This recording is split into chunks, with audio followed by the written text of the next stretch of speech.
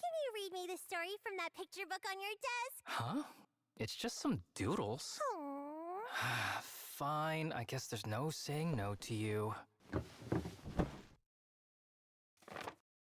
孤独の意味考えたこと一度もなくて足元から伸びる影いつも一つだけ幸せなんて今までだって降り注がなかった空見上げたとしても鉛色の雲仲間外れて知っているからただ身を潜めて気にしないふりけれど心の底願いが生まれ鎖を断ち切る力を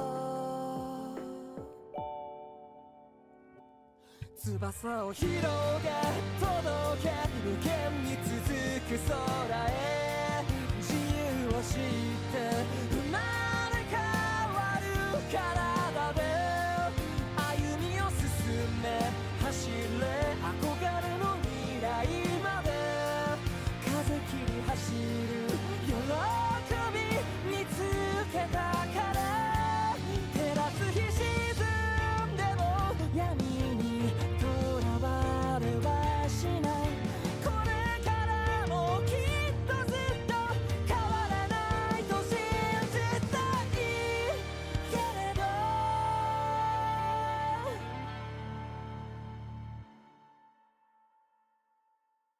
翼は崩れ消えて底のない暗闇へ引きずるくらい鎖に絡め取られそれでも今度こそは掴み取るよ光を大切な人が待ってるからたどり着けるあの場所まで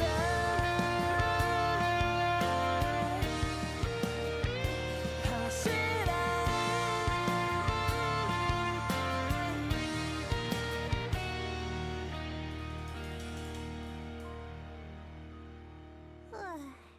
Kitty, don't be scared, Wildflower. Everyone loves you.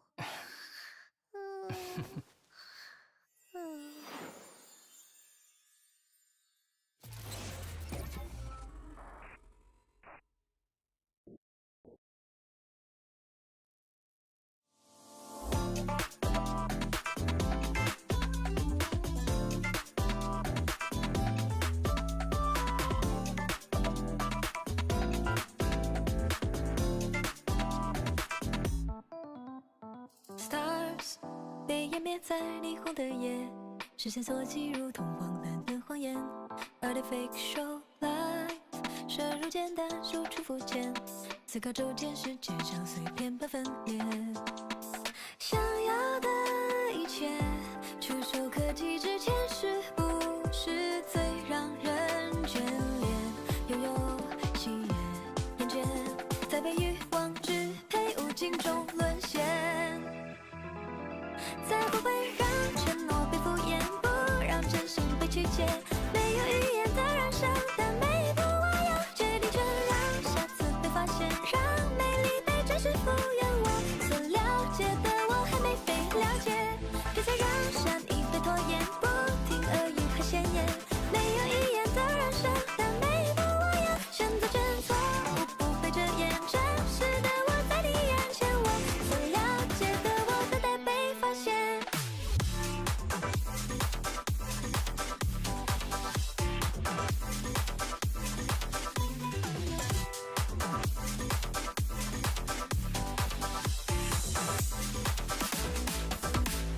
词不达意料无心，一言语之中有几个字算是发自内心。My muse 暗恋挣扎无处安放，疯癫浮夸灵感已消失在名利场，失去的一切措手不及之前。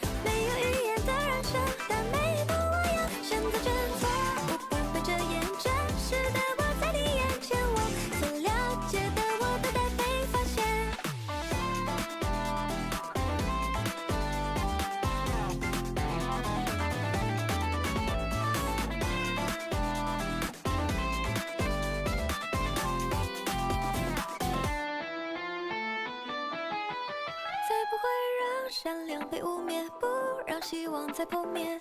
难以预言的未来，但每一步我自己体验，让瑕疵被发现，让美丽被真实复原。我所了解的我还没被了解，别再让善意被拖延，不听恶语和闲言，没有语言的人生，但每一步我要选择真错误，不被遮掩，真实的我在你眼前，心里有个声音期待着蜕变，我所了解的我会被你了解。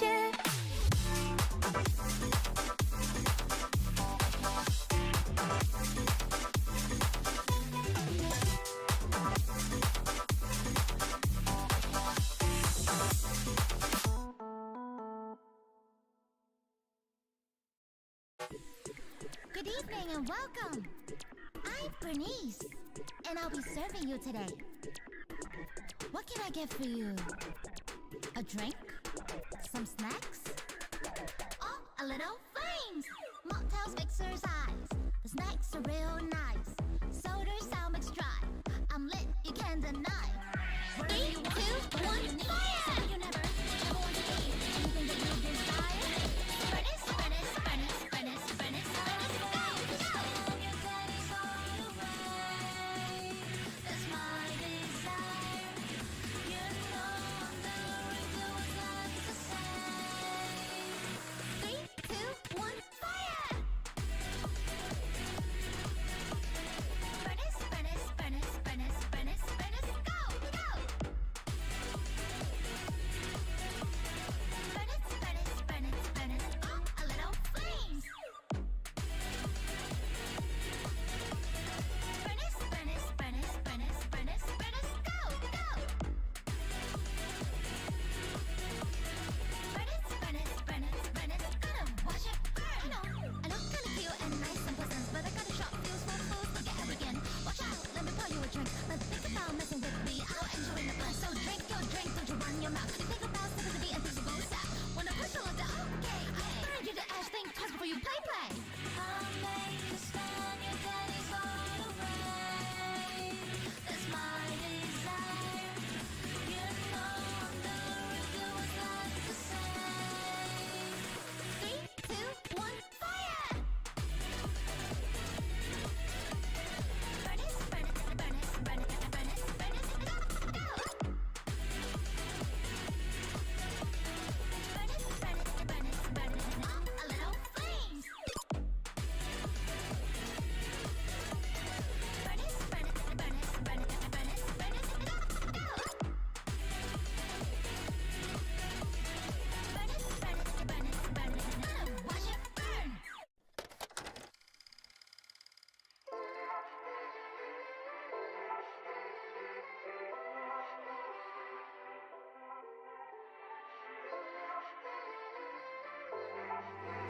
Oh, villains and but a thing. Blink off and I'll show them why I'm king.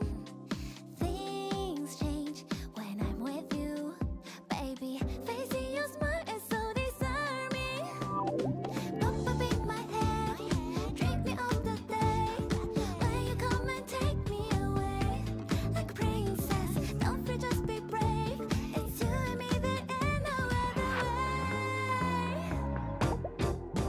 Jump a bit, I feel like roller coaster going up and down because I know I'm lost. My yearning heart was stolen by you. Will pop a blush, my spark like blooming flower when I think of you because I know I'm lost. My yearning heart was stolen by you.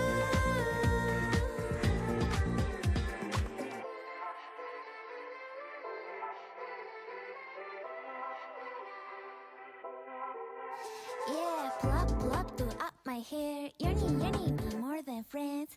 Boy, the play pick up poo, pick a little bamboo's gonna lead my way to you. Baby, since the last time we spoke, it's been so long. I miss you. I'm local, but hope you don't know. Pop up in my head, drink me of the day. Oh no. When you come and take me away, the princess, don't fret, just be brave. It's you and me there and no other way.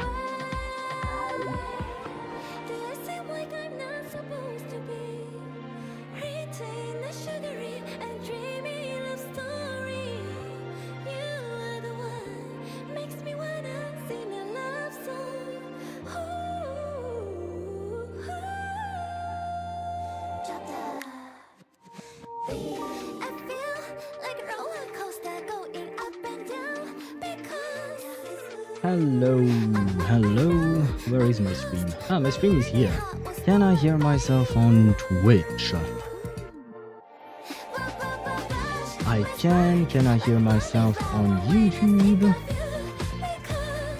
I can as well, which means that everything is working more or less fine, I believe. Let me check. Yeah, you are fine. Let me activate my flashbang. Yes, that is the next step. Because I had not activated it. Let me put it here. My webcam. Why is the cable so short? Ah, there we go. And then activate the flashbang. Come on. Wait, what? But it was working yesterday. Oh my god. Ah, well. Well, shit. Doo-ba-doo-ba-doo. The webcam is not working. That's great. Why is it not working though? Activate. Default device. Osmanthus wine tastes the same as I remember. Give me a second, guys. I will be right there. It was working earlier today, so I genuinely don't know why it's not working now. That's just perfect. Let me check. Do I have the... What is this? It's a Razer thingy. Razer Synapse. Because I'm fairly certain it worked. Oh my god. I had so many things to do to try and make sure that everything would work today, and yet it seems that I have failed. You know what? In the meantime, I can appear like this. There we go. Hello. I do apologize for the delay. I am a bit late. Give me a second. I will try to figure out what the hell is going on with my webcam, because I tested everything and it was working earlier today. I have not touched OBS since the since the last time I tested, which was like 5 hours ago. So there is no reason for it not to work today. But it is what it is. Let me grab my chat and say hello to chat first and foremost. Hello Ktosh, hello Swevy, how are you guys doing? I hope you guys are doing well. Welcome to the stream that is half working. At the very least, you should have audio, right? At the very least, you have the audio. You don't have the... what do you call that? The video just yet. I'm hoping that I will be able to make the webcam work. Oh, wow. Wait, it flashed. Ah. It flashed my eyes. I was setting up the model is very reactive now. Was it not as reactive before? Maybe it was because of my poor GPU. It could be that. Just give me a sec. I will read all of your messages, I promise. I mean, you know me, I always try to read everything and to reply to everything. It's just that I'm trying to figure out how this thing works, or rather, why it is not working at present.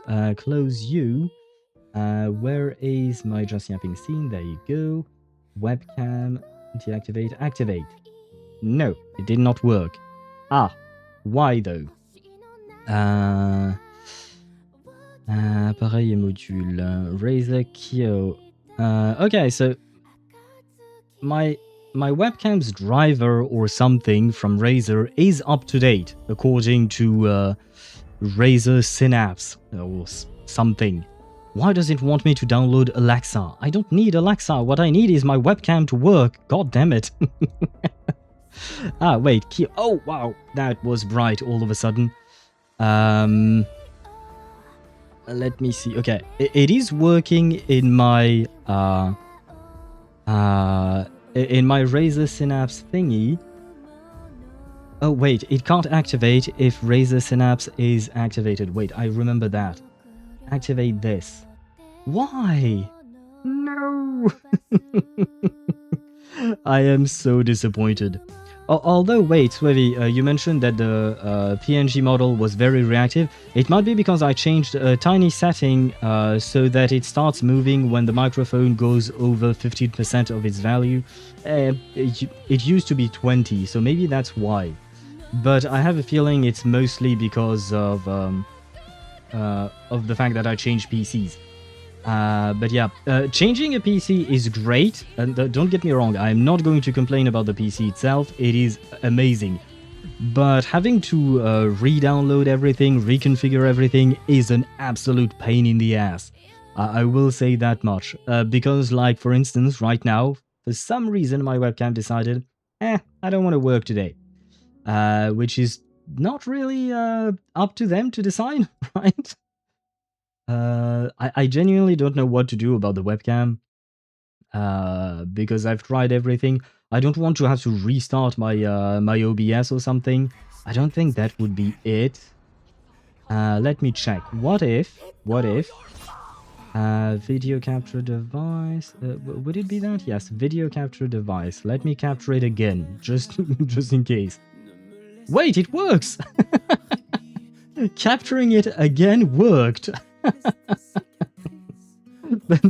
Wow. Okay, well, I made it work, guys. So that's great. Just give me a second, I will make it appear on stream in just a moment. I genuinely don't know why it didn't work before. Let me see. Nope, I won't copy this. The webcam is here. Can I not paste filters? Really? Ah well, I suppose I will be slightly less saturated than I used to be. Very well, very well. It is what it is, I suppose. Okay, you can go away. You can go here. Oh, but that means I have to redo every scene and add my webcam to every scene, I think. More or less. Yeah, yeah, I'll probably have to do that. Well, this is going to be a pain.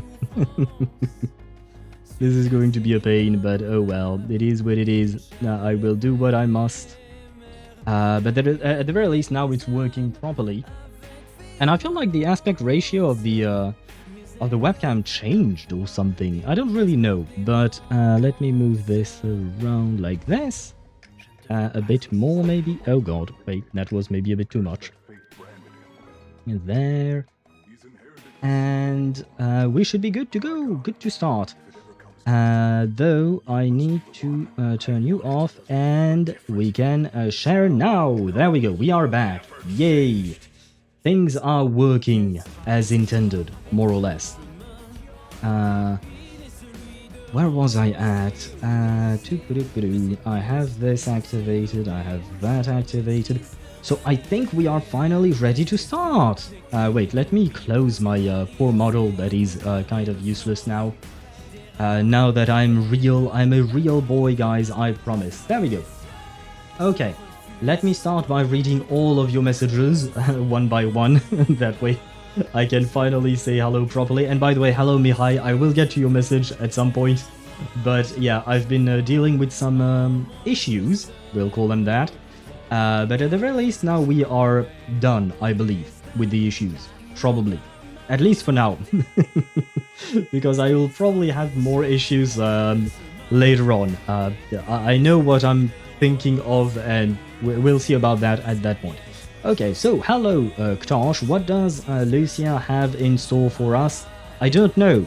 That's the point of my question. And I suppose we will get an answer to that later today, once we actually get in the game.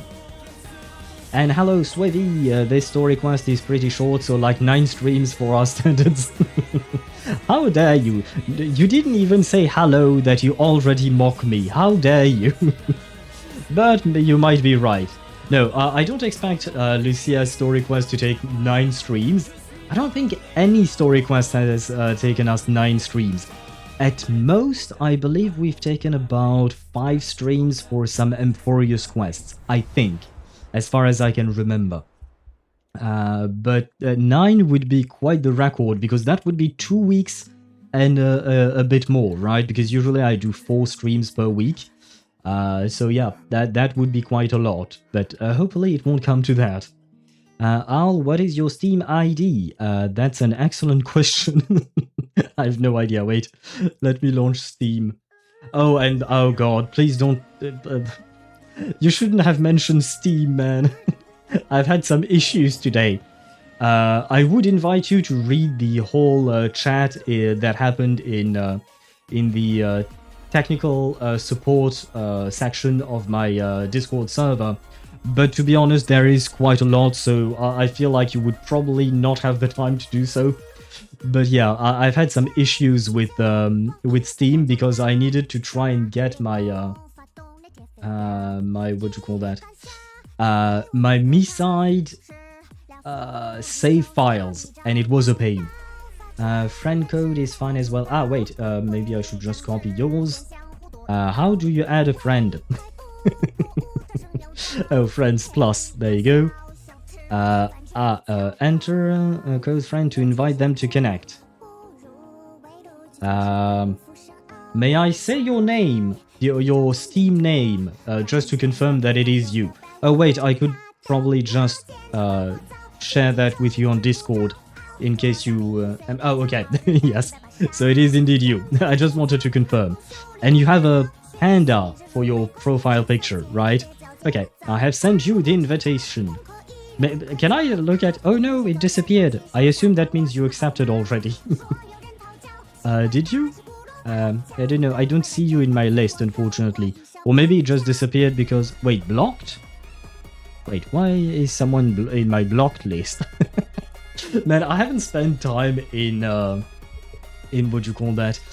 In Steam for a long time until I recently, you know, played MiSide. So yeah, I don't remember how Steam works. And on top of that, they did change a few things, I will say that much. But wait, to get back to our messages, where was I at? I have given... Well, I've sent you the invite, so I believe we should be good on that front. Did Uncle die? No, I did not, but I have to admit, I did take a bit of time in the shower. I just was enjoying the hot water, right? I was just enjoying the hot water and I was like, oh, this is so relaxing. I want to stay in here forever. Well, maybe not forever, but you know. So I have to admit, it is partially my fault that I was late. And, well, no, it is entirely my fault. I don't think there was any other kind of event that prevented me from being on time today. So I guess it's entirely my fault. I have been capped at resin for like 4 hours now, and I still have to do the update. I hate my life. Goddamn. Wait, how much of an... I mean, okay, yeah, no, today's update was fairly big. I will say that. It is fairly big.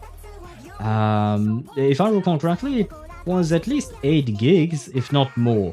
And with your internet connection, I suppose, Ktosh, it is quite difficult. But you know what? Wait, speaking of internet connection, I have good news. Because I had to reinstall everything, all of my softwares on this new computer, I actually changed a few things. Number one, I learned that the limit on Twitch, despite the fact that Twitch tells you that the limit is 6,000 kilobits per second, you can actually go up to 8. So I decided, why not try it? Because apparently everybody does it. And it's something I never knew. Another thing I didn't know, and it's actually very specific to you, Ktosh, because you've said many times that you've had some issues with my Twitch stream because you couldn't change the quality of the stream. Well, apparently Twitch rolled out a change, and now all I have to do is tick a box and I can do the transcoding myself. I won't bore you with the details, but basically from now on you should always have the ability to change the quality of the stream. And let me check, it should be active right now. Yeah, we have 1080p 60 fps, 720p 60, 480 30, 360 30, and 160 30 fps. So yeah, and this should be activated all the time, because now I'm not relying on Twitch to do its job. I'm doing it for them, basically. And apparently this update rolled out a few months ago, but I wasn't aware of it. And to be honest, after I started streaming last year, I kind of set up everything and then I never touched anything again. Because I was like, okay, this works. Except when I had some issues, then I went back and changed things. But other than that, yeah, I kind of left things as they were. The model is very reactive now. Yeah, the model is very attractive now. Model didn't change. But maybe it's that 2 kilobits per second that I added that made a difference. Who knows? I'm at 71 pity for Nefer. Good luck for your Nefer polls. I am still considering whether or not I should poll for her. I don't really... I mean, I want to just because she's blue Yelan, but apparently I saw her kit and she won't work with Yelan. Sorry, she's not blue Yelan, she's green Yelan, because Yelan is blue Yelan. Anyway, point is, she does not work with Yelan, so I'm kind of disappointed with that, because, I mean, you have to play them together, right? You just have to, but you can't. Just like I couldn't do my blue-haired team with Ururon, Yelan, Candace, and Flint. I couldn't do that team because it quite simply doesn't work. And by the way, I will once again mention, I love this song. I love Lighter's song. It's so amazing. Anyway, not the point. But good luck to you, Mihai, on your polls for Nefer. I hope you do get her. Do you have Lauma? I keep asking that question to everyone because some people have sent me messages about Nefer and told me that they got her, and I'm like, do you have Lauma though? Because Lauma is kind of important for Nefer. Nefer is still working fine without Lauma, but it is kind of her best team. Kind of like, I would say kind of like Augusta and Yuno. You don't need to have Yuno in the team, but having Yuno in the team is pretty good, right? It's pretty good. Whereas I would say it's kind of the same. I'm not entirely sure on the math there, so don't quote me on that. Due to regional price differences, the gift you are trying to send cannot be sent to the recipient's region. What the fuck? Is that even a thing? I mean, I guess it is. Wow. I didn't know that was a thing. Can't they do the conversion or something? I don't know. How much is Baldur's Gate 3? That is what you mean by BG3, right? For you in euros? An excellent question. Let me check. So that is the game you mentioned, right? Holy shit, it's 60 bucks. 59.99 euros. Wow. I didn't see that one coming. And it's overwhelmingly positive reviews. 59.99, and then you have Baldur's Gate 3 Digital Deluxe Edition DLC. The fuck is that? I don't know what that is. I guess it's the Digital Deluxe Edition. I can apparently send digital gift cards, but you have to wait 3 days as I just added you. 60 euros, approximately 70 USD. Wait, and how much does it cost for you in USD then, in dollars? Is it cheaper for you, or is it cheaper for me? Because, I mean, the USD 60. So the price is inflated for Europe, or at least for France. The price is inflated because that means it should be less than 60 euros for me if I were to convert your price into euros, right? That's something. Sim doesn't let you send gift if the difference is superior to 10% apparently. And it is indeed superior to 10%. 10% would be 6 or 7 euros depending on which percent you're taking. If your base is 60 or 70, but yeah. I suppose, yeah, it is too much. Huh. Man, this is really complicated. But by the way, I still want to thank you for this. It is very generous of you. I really do appreciate it. You have gifted me a lot. I will say that much, because whether it was on ZZZ or the gifted subs on the channel, etc., you've gifted a lot here, and I really do appreciate it. I do want to insist on the fact that you do not have to.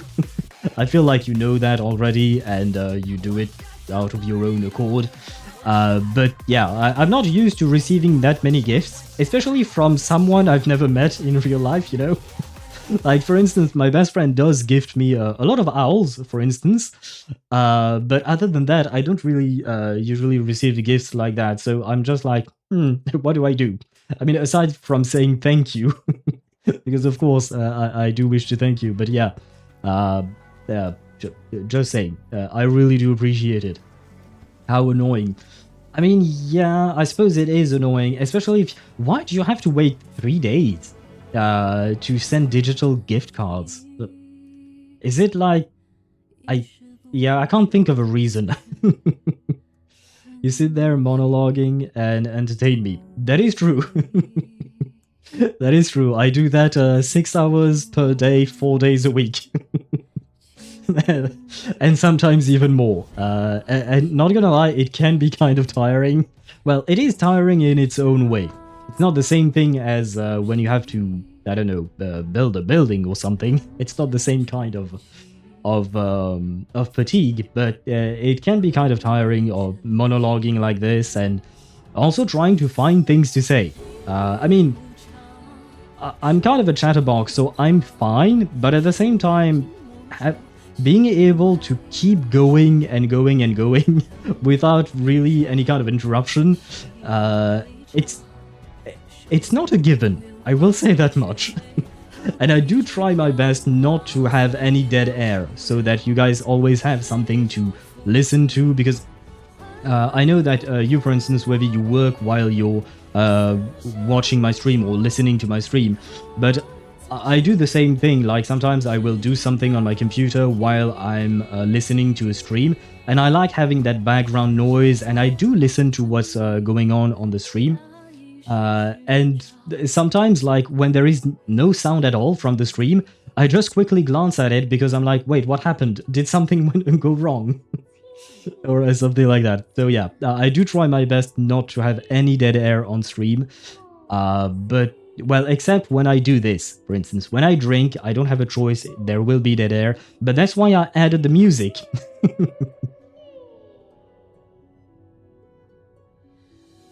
There we go. That's why I added the background music. But you know what, that is true, because you've mentioned for Baldur's Gate 3 that I was interested in the game. I am indeed interested. The only thing is, I don't know if I have the time to play it. But that's why I figured, whichever game you may want to give me, I figured I might as well try to stream it. That way, how would you call that? That way, I'm kind of forced to take the time to play it, right? I mean, I won't see it as being forced, but it's kind of different when I'm streaming than when I'm just playing the game on my own, right? And on top of that, from my understanding, Baldur's Gate 3 is a very... well, it's quite literally written on the page. Baldur's Gate 3 is a story-rich, party-based RPG set in the universe of Dungeons & Dragons. But what I mostly wanted to talk about was the story-rich part, meaning that there is a lot that you can do, and each playthrough can be quite different and stuff like that. So I do feel like it's a good game to stream, but at the same time, I don't know how to place it on the schedule. Because I feel like I would probably have to play it, like, maybe add a day of streaming on the schedule, but I can only do that once in a while. I can't do it all the time, because I've tried streaming 5 days a week, and unfortunately, my vocal cords did not like that. So, yeah, I have to think about it. And by the way, I missed a message from Ktosh earlier. I was thinking of getting Nefer, to be honest, but since... oh wait, no, I missed 2 messages from Ktosh, my bad. By the way, since I'm playing the Herta with the new Daniel now, and he buffs attack, should I replace Robin for Tribby? A good question, I'm not sure. I'll be honest with you, Ktosh, I'm not sure, because I feel like both of them are pretty much equivalent. Is the Herta's damage considered follow-up attack? Because if it is, then maybe Robin would still be better. But honestly, Robin and Tribby, they are kind of equivalent. You can play either one of them. You're not going to lose much with swapping from one to the other, in my opinion. Unless you're playing someone that is not attack scaling. Like, if you put Robin in Midamos' team, that is a loss. But here you were talking about the Herta, so it should be fine. Let me check on Pridewin. What do they say? Build-in teams, what do they recommend? They put Tribby in her best in slot. Robin, excellent choice for the Herta and her teams. Robin is a team-wide buffer, meaning both the Herta and her erudition partner are buffed and capable of dealing more damage. Okay, yeah, sure. And for Tribby, the Herta has tremendous self-buffs in her kit, which combined with her light cone and relics, make other similar buffs less effective. Tribby's res penetration and damage taken percent don't suffer from the downside, as the Herta usually has no access to them, making them far more effective multipliers to her. Okay, so I guess you can. From what I understand here, I guess it would kind of be an upgrade, maybe, to have Tribby instead of Robin. I don't think it's that much of a difference, but you should just try it. Try it and see how it fares. But honestly, if you don't have one of these characters, if you don't have Robin or if you don't have Tribby, just use the other one. They are more than viable. They are very good buffers. And then I missed the other message, which was, I was thinking of getting Nefer, to be honest, since I have Lauma on my third account. I don't remember, but to be honest, I don't feel like farming right now, so I might save for Vorka or Durin. Fair enough, fair enough. I mean, the combo Lauma plus Nefer is really good, right? But you don't have to have it, right? It's not an absolute must. So, overall, I would say that Nefer is not a must-pull. It's kind of rare to have must-pulls, I feel like, in this game. Unless you aim for very specific team comps, right? But other than that, I feel like, yeah, it's okay if you don't go for Nefer. It isn't, but I guess Anaxa does follow-ups. I mean, at the end of, like I said, at the end of the day, you can use either one. I feel like Crisis as probably prefer Tribby, generally speaking. Let me check Anaxa on Pridewin. Yeah, generally speaking, they do seem to prefer Tribby, but either is good. Either is still good. If you have another choice of game you can pick, it was really just meant to be a gift for the new PC. But looks like it'll be my birthday gift to you. Yeah, wait, it doesn't really make sense. How or why are you giving me a gift when it's your birthday next Saturday? That doesn't really make sense. Oh, but wait, I have good news about that. Well, good news. It's just because I don't know if you'll be able to be on my stream on Saturday, because I assume you might do something, see friends or something like that, right? So my stream is probably not going to be your priority when it's your birthday, right?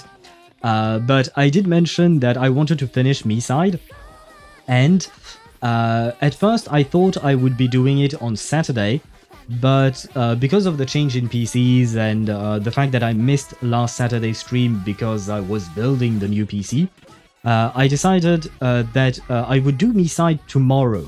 So that means, in theory, if you can be on stream tomorrow, you will see me shit my pants again. There you go. Especially because, yeah, basically I had to find my save files. It was a whole mess for Me-Side.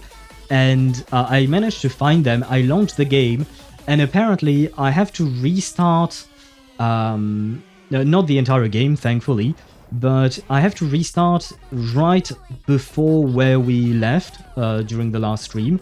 Where we left, we were in a strange scaffolding area in the sky, And right before that was the zone in a very dark room with the weeping angels puppets that when you don't look at them, they come down trying to chase you, right? And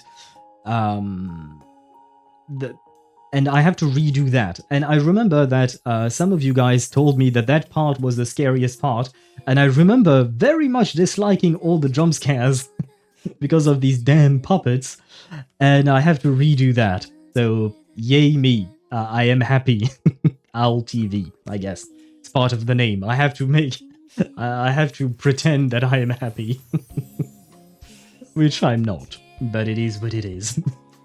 We will finish Me-side tomorrow, and which reminds me, I have decided to start streaming tomorrow earlier. We will start at 6 p.m. Central, 4 p.m. Central European Summer Time, so 2 hours earlier than the usual, just because I want to make sure that I can finish Me-side in one stream. I don't want to go back to that game ever again after we're done. So tomorrow we do everything we can, and after that I am done. And hello, Charo Master. Hello to you. Welcome to the stream. I hope you're doing well. And congratulations on your Nefer, because I remember. Yeah, you sent a message, but I didn't have time to reply. I will say that. William Afton is a serial killer who murders multiple children, most notably during the missing children incident in 1985. He is often called Purple Guy due to his appearance in some game minigames. The victims, the children's souls, are trapped inside the Freddy Fazbear animatronics, Freddy, Bonnie, Chica, Foxy, and other characters. The puppet, a character originally created by Henry, also helps to put the children's souls into the animatronics. Ken Glover 67 played text-to-speech. Okay. I'm not really sure what I'm supposed to say to that. Thanks for the information, I suppose. I guess we learned something new, probably. But yeah, I am very confused. And I don't remember what I was saying earlier, so I guess I'll move on to the next message. I might drop in the start to confirm delivery of funds, but most of my plans will be evening. But wait, when I start my stream, what time is it for you? Because that I don't remember. I think it's like... There is, what, a 6-hour difference between the two of us? I think I'm 6 hours earlier than you, so that means noon? On Saturday, it's 10 a.m. Oh, okay. Okay. Oh, yeah, and you were mentioning that your plans were in the evening for you, which makes... Sorry, I'm getting turned around because when I end... Well... Yeah, you know what? You do you. If you can drop by the stream, of course, I always appreciate your presence here. Especially because you often, you lurk, but you come out of lurking just to say one kind of... Do they call them zingers or something like that? But like, you make one joke and then you go back to lurking, which really makes me laugh, so... I really do appreciate you being here. So if you can unhinge shit, yeah, you can also call it that. So if you can be here, that's awesome. If you can't because you have other plans, I understand your life is not tied around my stream. And I really hope you have a lot of fun on Saturday. And wait, how old that? I think you'll be 26? 27? 26. I don't remember. But at least you're not in your 30s yet. So congratulations to you on that. Not that being in your 30s is bad or anything, but 24. Wait, you'll be 24 next Saturday?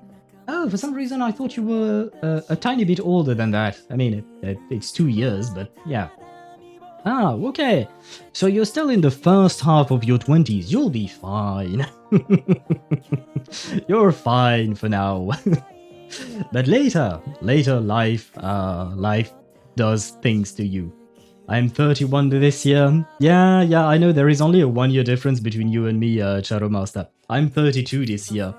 I've already been 32 for a few months now.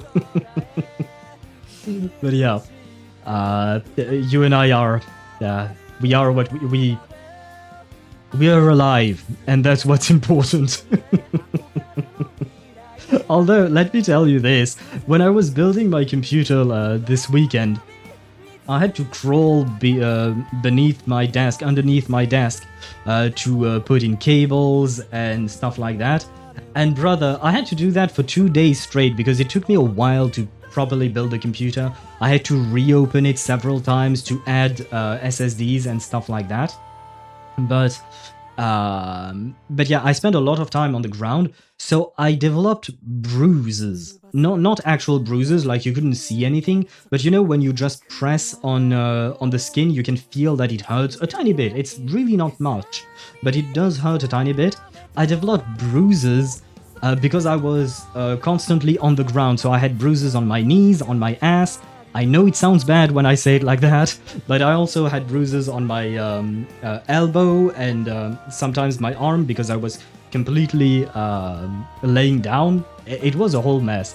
And I feel like if I weren't as old as I am today, I might not have had those bruises. Maybe. But wait, I missed a message from Charo earlier. I must say that I never expected to get her early, didn't really want her earlier, but when I checked her out, I really enjoyed the gameplay, so I pulled for her telling Genshin that I want her. Genshin was like, say no more, and gave me an early. Congratulations. I won't congratulate you on those puns, but I will congratulate you on your Nefer. And don't worry, I've seen I Win to Lose Gaming's guide on Nefer, and you can't beat this guy in dad jokes. The guy makes dad jokes and puns in every single one of his videos. And he will try to make almost all that he can think of, right? So I'm used to them. But congrats on your Nefer. Her gameplay really does look interesting. I am very disappointed that you have to use her charge attack, which means that she's not really compatible with Yelan. Because I wanted to make my RGB team. Well, I'm still missing the R because we don't have a red Yelan yet. But it was the start, you know, it was the start of that thing. But unfortunately, we can't. So I don't really know if I want to pull for her or not. And by the way, did you get her weapon? Because Mihai mentioned that her weapon was very important for her. And I mean, in the guide that I watched, yeah, there weren't that many free-to-play options for Nefer. So, did you get her weapon as well? Is the question.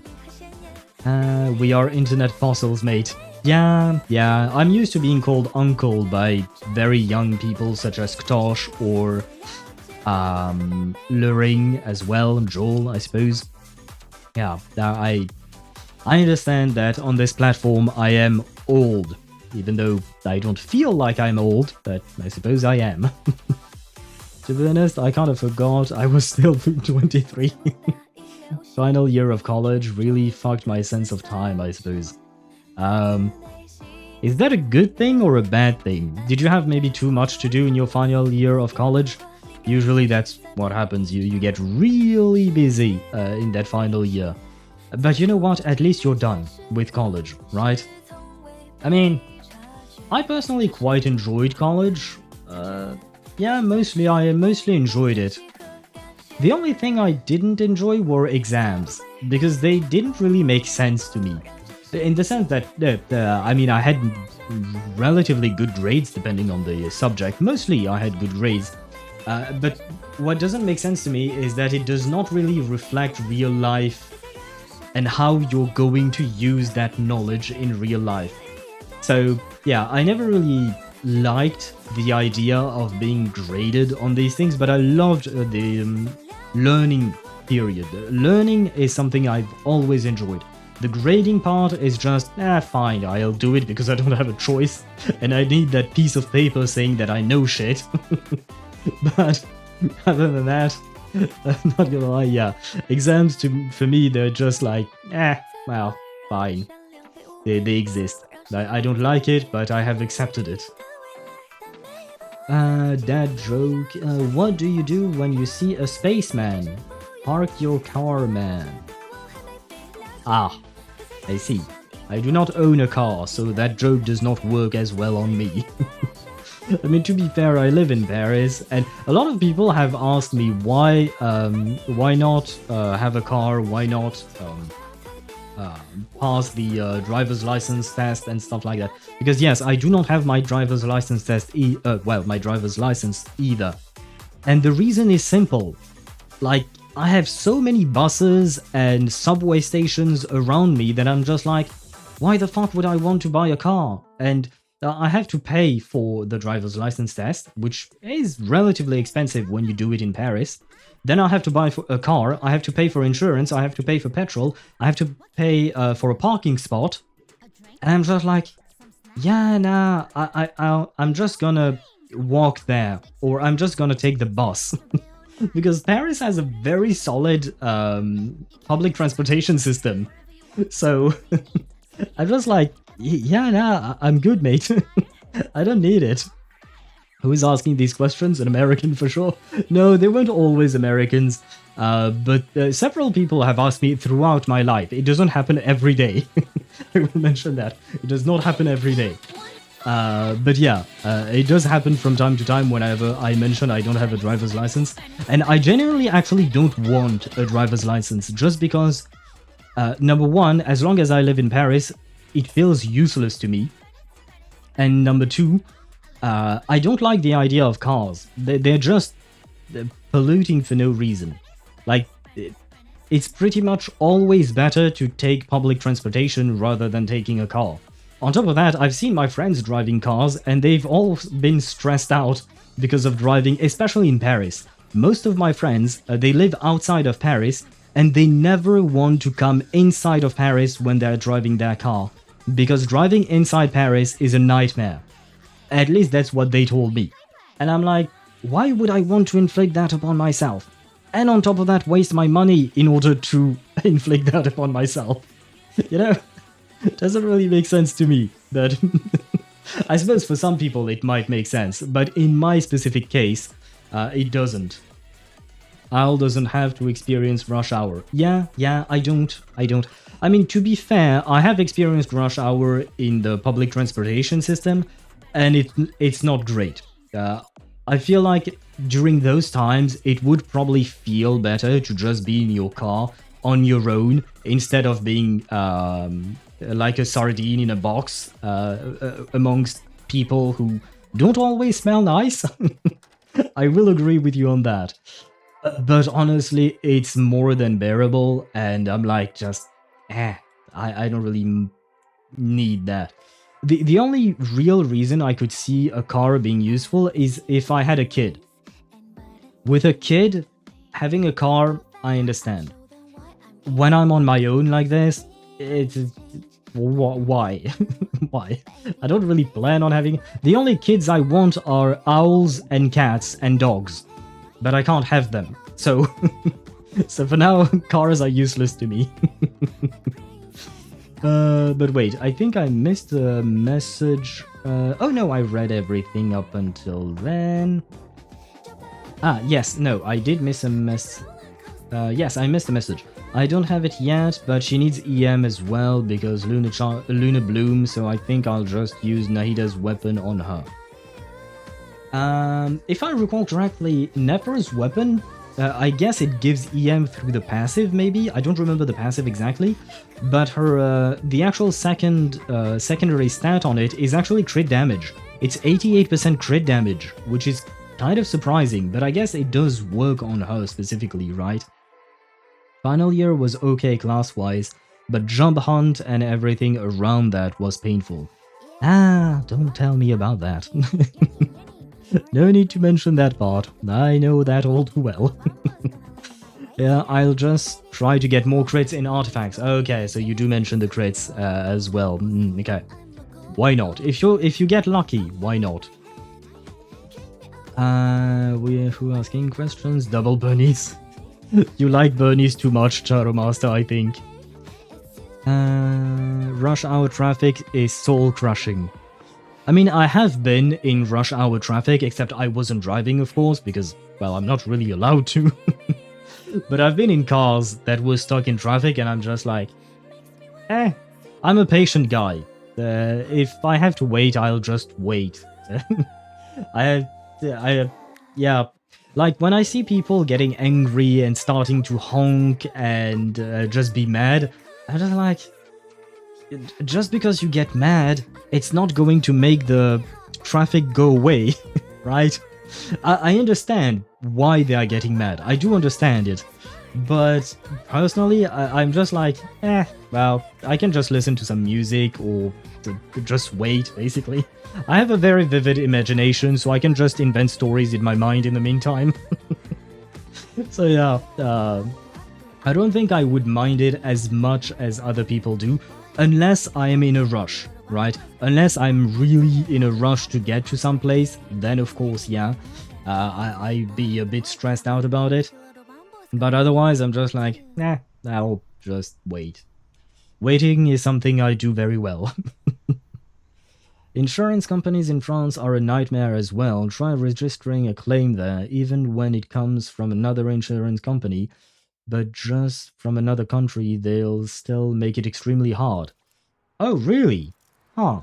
I have to admit, I've never had to file an insurance... Well, I mean, if I don't have a driver's license and I don't have a car, you can imagine that I wouldn't have to do that, right? I wouldn't have to make a claim, so I suppose it makes sense. So I never had to experience it. But honestly, I'm not fond of insurance companies in general. They tend to not be great. So it doesn't surprise me that you would have some issues with those. Even without having to commute, when I decide to go out around rush hour, the traffic is crazy. Is France no-fault insurance? I have no idea what that means. I mean, I have some kind of an inkling of what it means, but yeah, I'd rather not talk more about it. Or rather, well, if you guys can tell me what it is exactly, we can talk about it more, but I don't think I have a proper understanding of what it means. As for commuting when you don't... Yeah, but the public transportation in the US are not really as strong as what we have in the EU, right? Because from my understanding, your railway system is kind of trash. not to trash talk the US, but your railway system is kind of trash, and your cities are built to be able to use a car, right? Yeah, okay, yeah, US wasn't really designed for public transportation, yeah. Railways only for cargo, yeah, that's what I heard. So I guess that's why maybe traffic is even worse in the US. It's because everyone needs to use their car because they can't really use public transportation. I mean, they can, but it's kind of shit. So most people will prefer having a car, which means more people on the streets, or really on the road, I should say. So maybe traffic is worse in the US than it is in EU, at least in France. Because in France we have a, like, especially in Paris, we have a very, very solid transportation system. We have 14 subway lines that cover the entirety of Paris, basically, and the suburbs around Paris. We have 5 trans-regional trains, I think, 5 or 6. And then we have more trans-regional trains. And then we have God knows how many fucking bus lines. And then we have trams. Like, seriously, I consider myself very, very, very lucky to have been born in Paris and being able to live here, because shit is so easy to get to. Like, whenever my friends tell me, yeah, we want to go there, and usually they will take a car or something like that, I'm just like, yeah, I'll grab my my subway or my train and I can be there as well. It will take longer than if you were to take the car, but it is very doable. And I've been used to it for 32 years, so I'm just like, eh. Do you have friends not live in the city? Some of my friends don't live in Paris itself. So some of my friends live outside of Paris, like half an hour away of the city. Depends on which transportation mode you use. But because when I went to university, I went to 2 universities, but both of them were outside of Paris. So, and usually in universities, people come from all over the place, and a lot of my friends, well, pretty much everyone, I was pretty much the only one that lived in Paris, I guess. So yeah, my friends from university mostly live outside of Paris, and my friends from before university, they still live in Paris. Some of them. Some moved out of Paris. But it's also because staying in Paris costs. It costs a lot. So, like for instance, a friend of mine decided to buy a house, and I mean, she's a lawyer, she does well for herself, but she ain't buying a house inside of Paris. That's not the kind of thing you can hope for. Buying a house is extremely expensive, even more so in Paris. So you don't really think of that as a place to buy. But for renting, usually, yeah, people will rent inside of Paris. Ah, I see that ads are rolling out, which means I should probably start the game, because that means we've been yapping for an hour already. Let me, what would you call that? Quit Steam, because I don't really need to have that opened. There we go. Oh, I guess I don't really need to quit anything. I can have everything open at the same time now. Because this computer, by the way, guys, this computer is awesome. Honestly, like, it has changed my vision of life. Given how fast it is compared to my old computer. It's really goddamn fast. And next week we will be playing some Wuthering Waves. And I feel like I've been missing out on so much in terms of the details. Like, for instance, let's talk about Galbrena's midriff, her stomach area. Just the mere fact that now I have every settings at high in the game, I feel like her abs are more defined, like there is more details there than when I was on my old rig. I can't really do a comparison between the two because my old rig is kind of dead. It doesn't have any SSDs anymore, so it can't boot. Because I took all the SSDs and put them in the new rig. But yeah, welcome to the modern age, Al. Yes, now I see things differently. And even Zenless Zone Zero. Now I have population density at high, and it changes everything. Because there are so many more people in the city, it makes the city look more alive than it used to. I mean, I don't have to explain to you what population density means, but you get what I'm saying, right? We see more people and it's great. I love it. But yeah, changing computers, it was a pain. I don't want to do that again anytime soon. But I am very happy I did because this is great. This is awesome. And hello there, welcome to the stream. I hope you're doing well.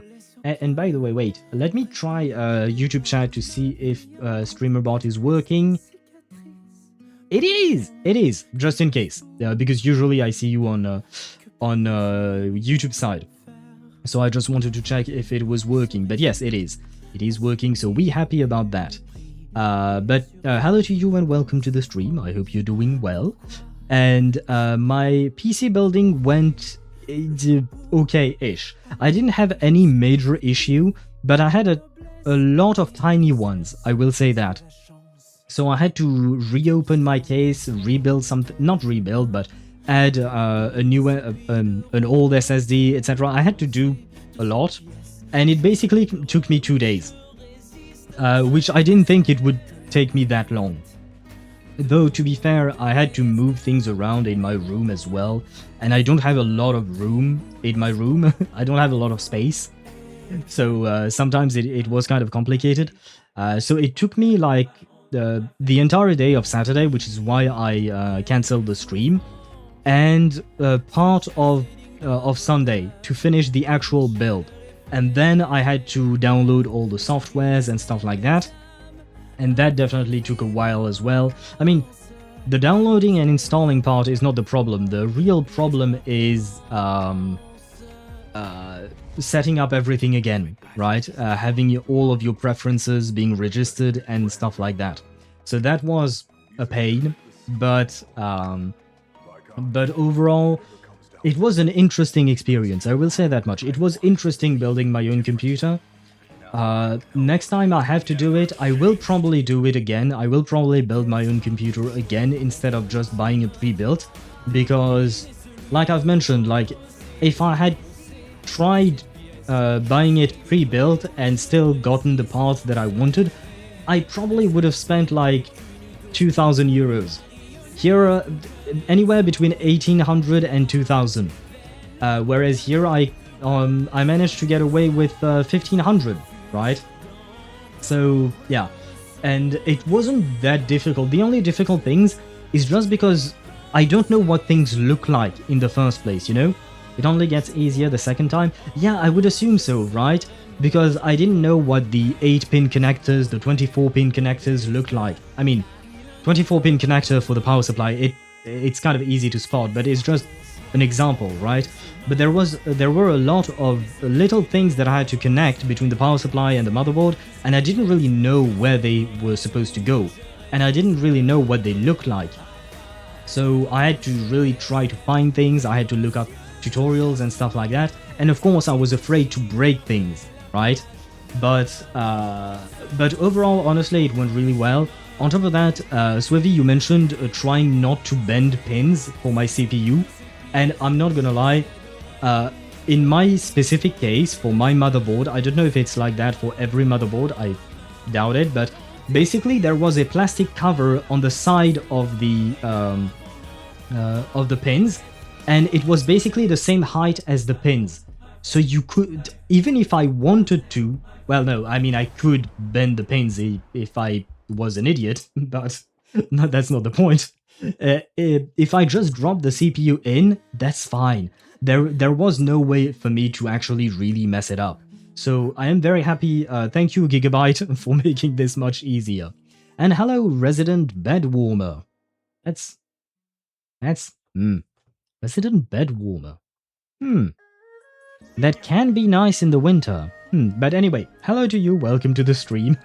I hope you're doing well. We were talking PC building, although we are going to switch scenes in just a second because I have launched Zenless Zone Zero and we are going to do Lucia's story. But first, I wish to read what Shadow Master mentioned. I work in a big insurance company in Poland and part of my tasks is registering claims. We try to guide clients to our website, but some of them don't really know how to do it there, so they file it through us. Unfortunately, you can file foreign claims only on the website, and I had a customer ask about a claim like that. I asked who damaged his car, and he said that some French guy did, okay. Then I asked if he has casco insurance. What is casco insurance? But he didn't have it, so I told him that he's going to have to wait a long time. Ah, shit. Poor dude. Oh god. Poor dude, but I mean, any kind of admin type shit to do always takes time, always is frustrating, right? Do you enjoy your work, Shadow Master? I'm not trying to be mean or disrespectful or anything. It's just like I said, I don't particularly like insurance companies, but we do need them, right? It makes sense to have them. But do you like your job? Do you like interacting with the customers and stuff like that? Unless you're me and switch to an AIO and bend your pins trying to mount the cooler. Oh god, I'm sorry that happened to you, man. But yeah, no, I specifically chose not to go with an AIO because I was afraid. And an AIO is so much more complicated to install. It's so much more complicated, so I was just like, nope, that shit ain't for me. I'm good, man, I'm good, I don't want to use that. I'll just do my my good old-fashioned air cooler, and it works like a charm. So yeah. Cycle. Good morning, good afternoon, and good evening. Good evening to you, Chip. How are you doing? Welcome to the stream. I hope you're doing well. First PC I built bent the whole right side and I had to force them back with the plastic tweezers. Oh god, are you talking about the CPU pins? Oh wow, that's okay. That because if you destroy them, because from my understanding, when you bend your pins, you can use tweezers to try and put them back vertically and straight, but you can also very easily break them, and once your pin is broken, that's it. That's it, your motherboard is gone. And you just have to buy a new one, basically, because replacing the socket itself is equivalent to buying a new board or something like that, if I'm not mistaken. So yeah, I hope you managed to do that, right? I hope you managed to put them back together, or put them back in their correct position. Bonsoir, comment ça va? Bonsoir à toi, je vais bien, merci. J'espère que tu vas bien aussi, Chip. I have a feeling you... Did you understand what I just said? Or was I speaking too fast? Maybe. Perhaps. Although I did mention some words that I've never taught you. But are you still using Duolingo to learn French? And hello... are these Japanese characters? I think they are Japanese characters in your name on YouTube. Hello to you. Could you tell me, the person who wrote Jufufu song, yeah. Yes, we heard Jufufu song, but could you tell me what to call you? Because I can't read your name. But hello to you and welcome to the stream. Speaking too fast, yes. I said bonsoir à toi aussi, j'espère que tu vas bien. Okay, let me redo that. Bonsoir à toi aussi, j'espère que tu vas bien. I was speaking semi-slow, I would say that. I'm still kind of confused on some words like the s'appelle and m'appelle. Yeah, yeah, I understand. The M apostrophe appel is to refer to yourself. How do I say that? If I were to translate it, like for instance, when I say je m'appelle, it means in English you would translate it as I am, because usually you would say your name after that. So for instance, I would say je m'appelle Happy Owl TV. Okay? So you would translate it as I am Happy Owl TV.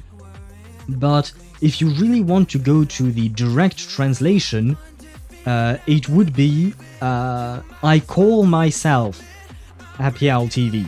The appel is to call, and the M apostrophe is myself, except it's contracted because reasons, right?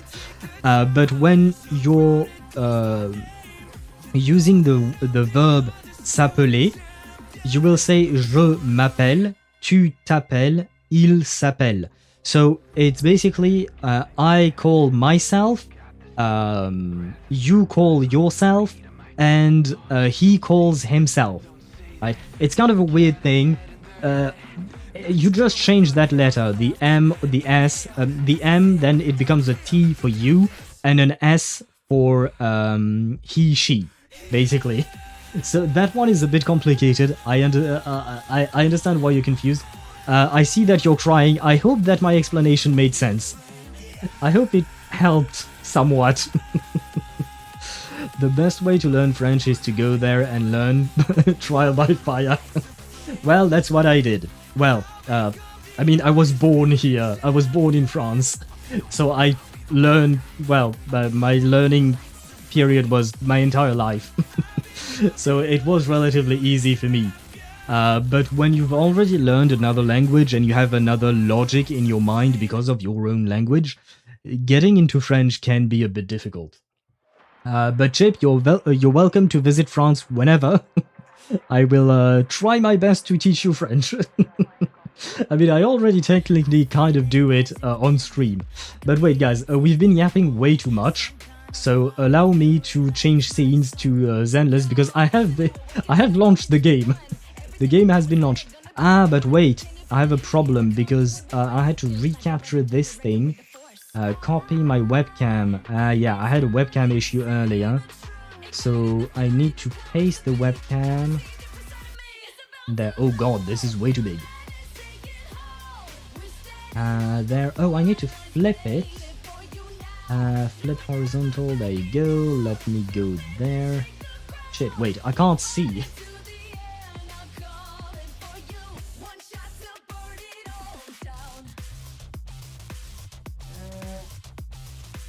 That looks about right in terms of size. I was looking at my secondary screen, by the way, so you guys know what I was doing. Okay, there you go, transition. No more songs, because we will be listening to what the ZZZ characters have to say, of course. Yeah, in terms of size, yeah, that should be more or less good, I think. Okay, so I guess I'll have to redo that for every single one of my scenes. Replace my my webcam. For some reason it didn't work earlier. Oh well, it is what it is. But you guys should be able to see the game. I do need to do something. Wait, video capture. Oh wait, you must be listening. Oh yeah, no. Wait. Yeah, okay. Now you're hearing me properly. I think maybe you heard me twice earlier because apparently my webcam decided it wanted to it wanted you to hear it instead of you just hearing my mic, but hopefully I managed to change that right away. Wait, need to do that. There we go. And do I need to do anything else? Yes, I need to test the sound of ZZZ compared to the sound of my voice. Because those are things I need to recalibrate, and it's easier to do it while I'm on stream, because that way you guys can tell me if you think the game is too loud or not. Let's see. Don't frighten me like that! What did you think of her voice? Oh, can we not? Oh wait, we can't hear voice lines in ZZZ, can we? This weather's perfect for a little exploring. Got a new ghost story to share? Voice loud down 2 levels. BGM sounds fine. Okay, so the background music is fine, but you want me to what do you call that? You want me to reduce the sound of the game, right? Let's see. Can I do it like this instead? Audio. Those were my settings? Oh, wow. I didn't think those were my settings. I didn't check that before. So I guess background was fine. Volume was a bit too loud, so maybe that like this. Let's see. What does this do? Character. Don't frighten me like that! What did you think of that? Fufu's here! This weather's perfect for a little exploring. I'll protect you from any danger. Ooh, we really harmonize. I personally feel like it's good, but I need you guys' input. All good on my side? Okay, very well. Good? Okay, great. I will have to do this for every game, I'm sorry. I apologize in advance. But I need to redo it, unfortunately. Because not all the games saved my configuration, my settings, for some reason. So, and I kind of gave up on trying to find some save files or not, so yeah. But wait, Shadowmaster, I missed a message. Oh no, I also missed a message. Oh god, I missed so many messages. Let me go back and read all of your messages, guys. I'm at the unit where in how to use present tenses. Yeah, we have we have several tenses in present, past, and future. Good luck with that. There is nothing I can do for you. I mean, I can help you try and understand some things if you're not understanding some things, of course. But there is no easy way. Verbs in French, you just have to brute force it and just learn everything by heart. There are some rules to help you out, of course, but it is kind of annoying. That's what I did to at uni here in a French course. It was a mistake to act like the O levels I did as French would help after forgetting everything. Wait, I'm not sure I understand. So you're not French, but you went to a French university, or did you take a French course in your university wherever you are? I'm a bit confused about that. So, the base type of insurance is the TPL insurance. I don't know what that means. What is TPL? So, it's when you do damages to someone else's car. In Poland, it's compulsory for every registered car. Basically, if it has registration plate, it has to have TPL insurance. You can also have casco insurance, which you can use when you damage your car or just want to repair it faster. Casco insurance has its own claims history, which is used to calculate your premium. If that client had it, he could use it, making his premium higher for the next year unless we manage to get the money back from the perpetrator's TPL and delete the claim from client's casco insurance because of that. So wait. So that means the guy had his car not destroyed, but damaged by someone else, but his premium will go up if your company is unable to recuperate the money from the guy who did it. But how is it the customer's fault? The guy who pays the what do you call that? The premium. How is it his fault? So why is he being punished if you guys can't take the money from the perpetrator? And I mean, I know it's not you who chose that it would work that way, but I don't find it very logical. You know, it kind of feels like you're punishing the wrong guy. Did your mic's quality got better? No, I don't think so. There was one thing I had to change in my microphone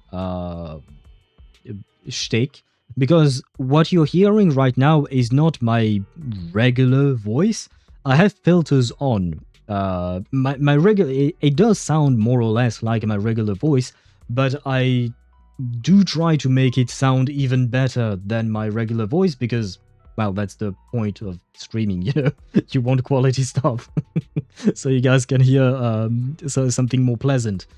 And on top of that, the microphone sometimes will pick up some things, some sounds very specifically, so filters are kind of a must. But the fact is that there was one filter that I had to... It is actually a plugin that I had to add to OBS, and because of that, it did not retain my old settings that I had previously, so I had to redo it, and I did it today, and I didn't remember what were my exact settings back then, so I just tried it out and tried to make it sound the way it was, and that's how it worked out. But other than that specific plugin, I didn't really change anything, so maybe. Salut, tu vas bien? Je vais me remettre à Reverse 1999, c'est le bon moment. Oui, pourquoi pas. Alors déjà, bonjour, effectivement. Je vais bien et je te remercie de me demander, mais j'espère que toi aussi tu vas bien. Oui, on est à l'approche de la 3.0 pour Reverse 1999. Donc, ça peut être un bon moment. Ça dépend un peu des personnages que tu as déjà sur ton compte, parce que les deux prochains personnages qui vont sortir en 3.0 sont des personnages Blood Tithe et Dynamo. Donc si tu as Lucie ou Nautica par exemple, tu pourrais essayer d'obtenir l'un des deux personnages qui va arriver en 3.0 et ça te sera probablement très utile. Donc à mes yeux, il n'y a pas de bon ou de mauvais moment, juste viens quand tu peux. Tu joues quand tu peux, quoi.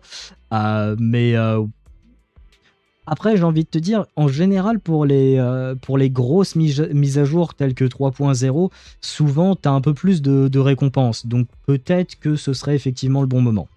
Et navré d'entendre que tu as la grippe, ou de lire que tu as la grippe. J'espère que tu iras mieux rapidement. Je te souhaite un prompt rétablissement, comme on dit.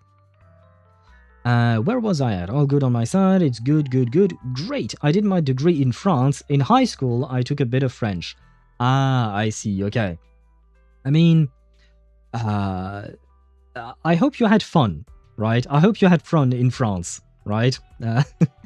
I hope you were welcomed here, because I know a lot of foreigners have strange views. Not strange, but they can have a negative view on France based on the specific experiences they've had.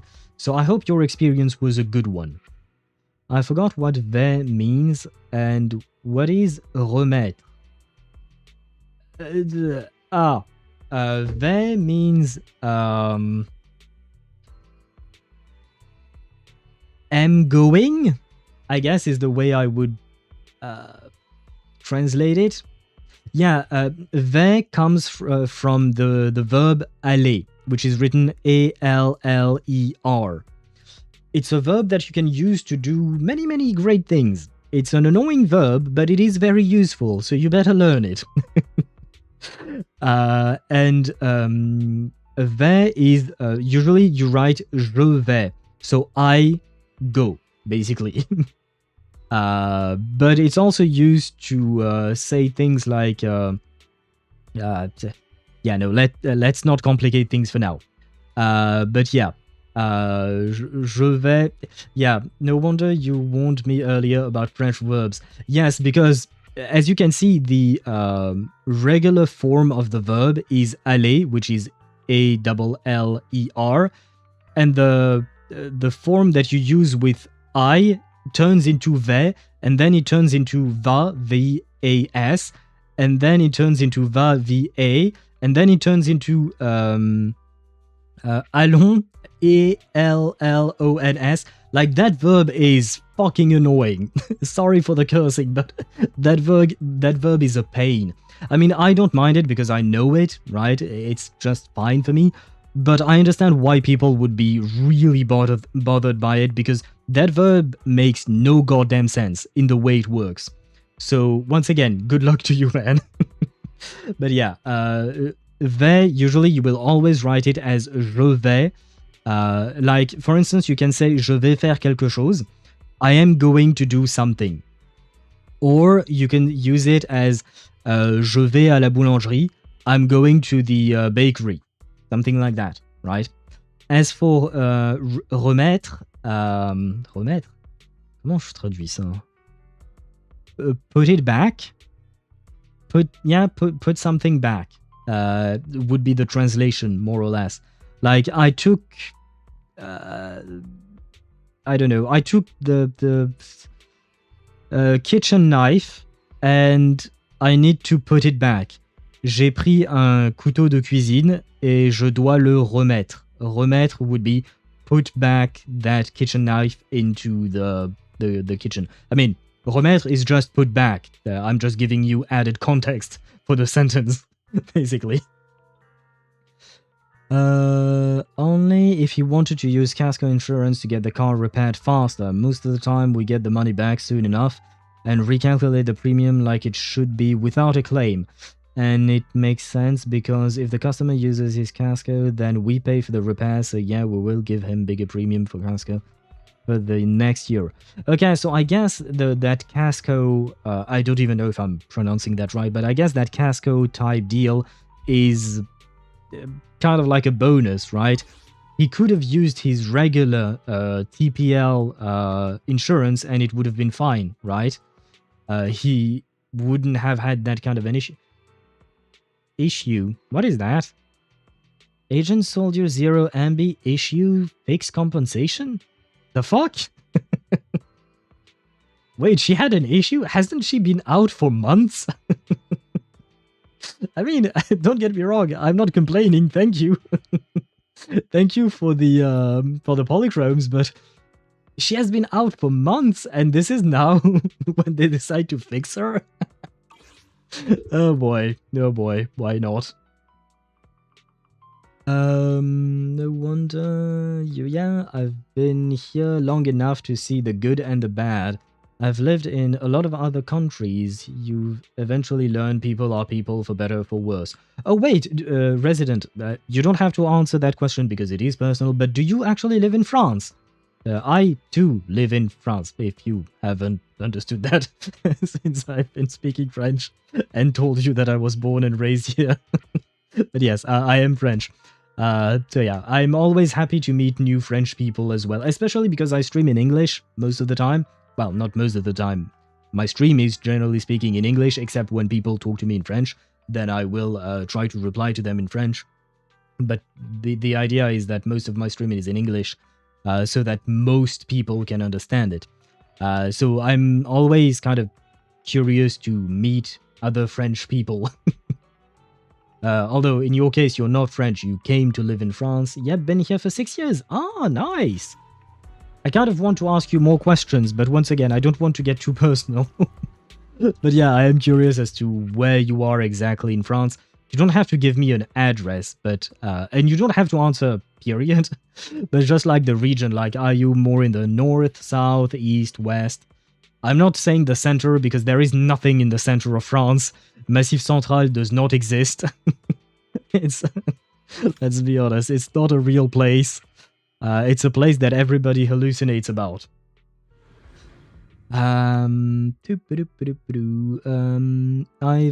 always was able to read French really nicely, but I was never able to learn it.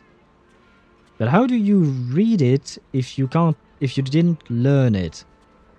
I'm confused. Or do you mean like you can read the sounds and you can pronounce the words, but you don't know what they mean? Is that what you mean, Shadow Master?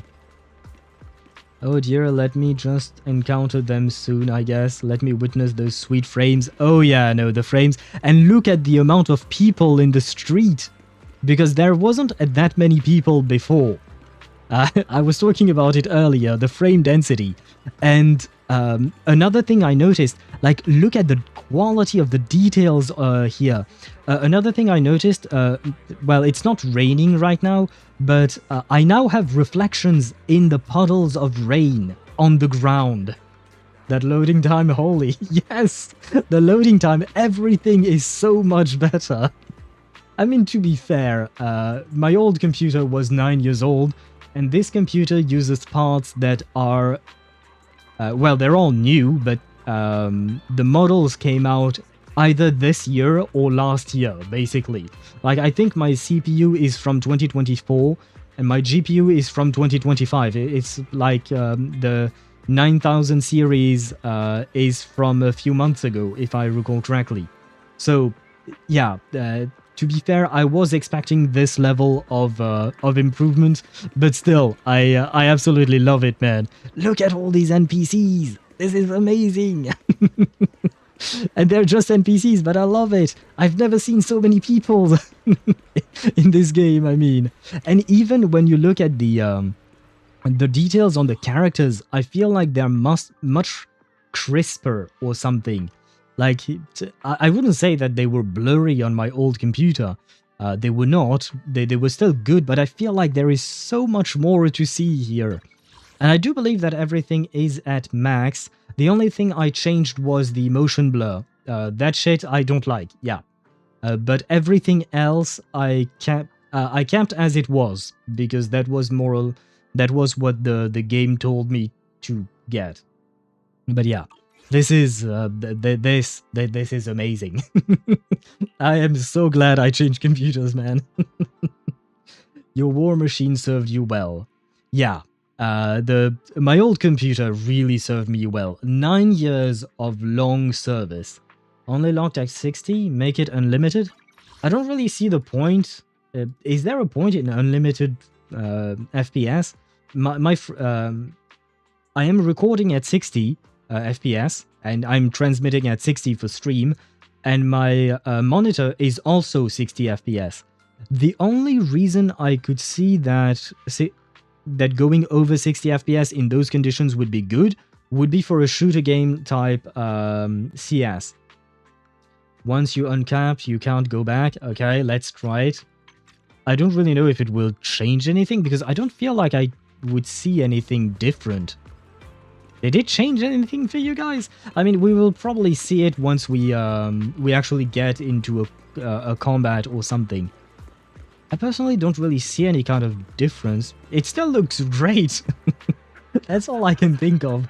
It just looks great compared to before, or compared to my old computer. Owl can see the fat cat balls in HD. Wait, let me find a cat. This is not a cat. Well, usually there is a cat around here, but he's not here anymore for some reason. Let me find a cat. Wait, is this a cat? Show me them balls! Wait. Oh, you! I remember you, melancholic lady. No, the cat does not want to show me his balls. I'm disappointed. There you go. You have... no, you can't see it. Wait. Well, it's kind of hard. Oh, wait, no, I have another idea. There you go, guys. Just for you. Cat balls in HD. Oh, wow, he really sits on them.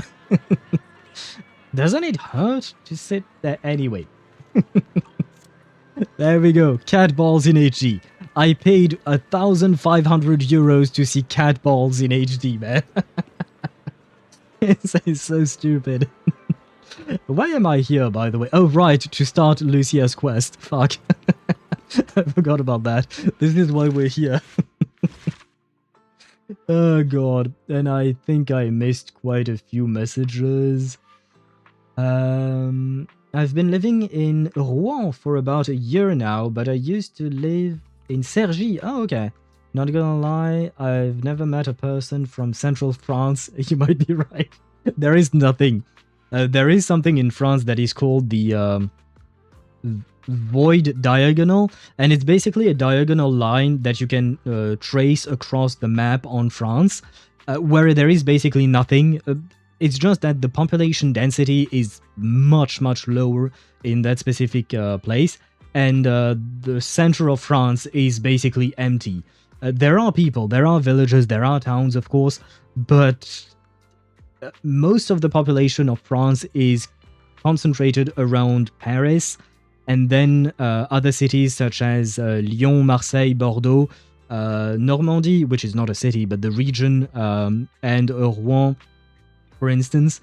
Yeah, that's where people are, to the borders of France. In the middle, there is just mountains and Volvic. Volvic is a brand of bottled water, and they source their water from the Massif Central area. That's the only thing I can think of about the Massif Central. Is there FSR option on anti-aliasing? Good question. Wait, misclicked. Good question. I didn't check that out. Anti-aliasing? No, we have TAA and SMAA. I never really understood what the difference was between the two of these. Do you guys know which one I should pick? Sensei is on a 60 Hz monitor. He won't notice anything, but not gonna lie, first time I used a 240 Hz monitor, I was addicted. Really? I mean, maybe one day I will buy a 240 Hz monitor. It's just that I'm fine at 60. I'm just like, it's good. Just pick and assume the bottom ones are the maxed out. PAA is better, SMAA gets really blurry. Chip, I'm sorry, but if it gets blurry, let me try it out just to see what it does. Is there a difference? I don't see a difference. Is there a difference? Can't really tell. Could you guys tell if there was a difference? Yeah, there was a difference, but I don't know which one is better. Not gonna lie. I'm not used to anti-aliasing. Oh wait, so does that mean you play the game... Wait, do you... No, you don't play ZZZ, do you? So you would play like this. Yeah, I can see the difference when it's not on at all. I don't know which one I prefer though. If I recall correctly, they are very high on some options. There are very high. Oh wait, let me check. Enable, sure, why not? I can leave it at that. High.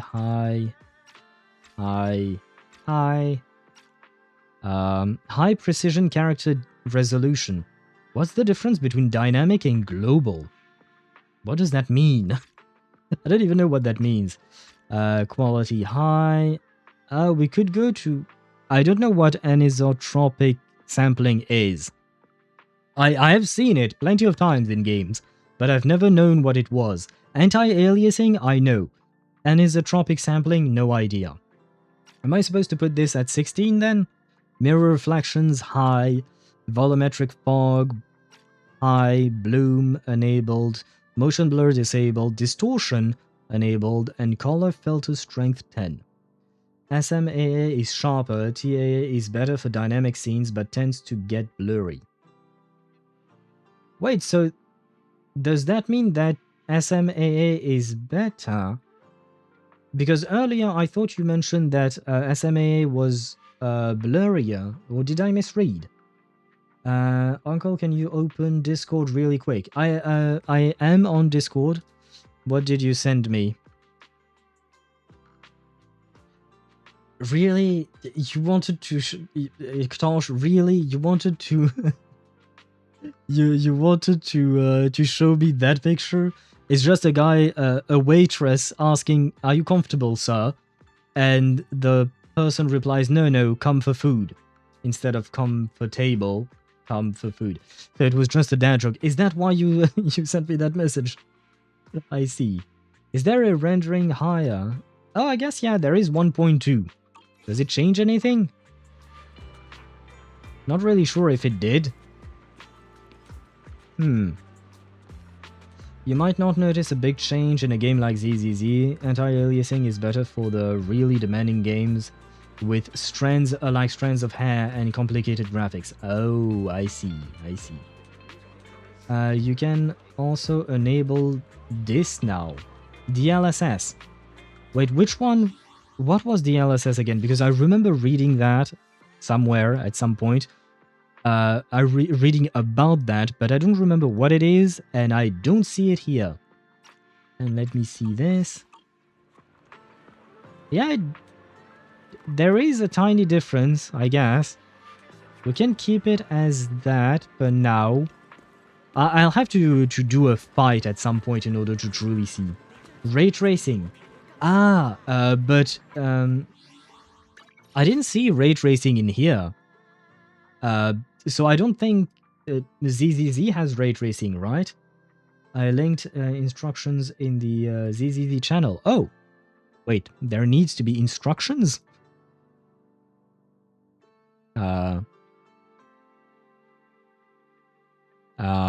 Wait. There is nothing in the ZZZ channel except for some art that Deidara sent, which is very cute. And it's about... Oh, it's about Lucia having a goat baby with with Wise. Maybe you haven't linked it yet. Could be. Because I don't think I've seen ray tracing in ZZZ. I know that there is no ray tracing... I mean, there is ray tracing in Wuthering Waves, but it depends on which graphics card you have. It depends on which GPU you have. And apparently for the 9000 series, it wasn't available yet. Keep scrolling back.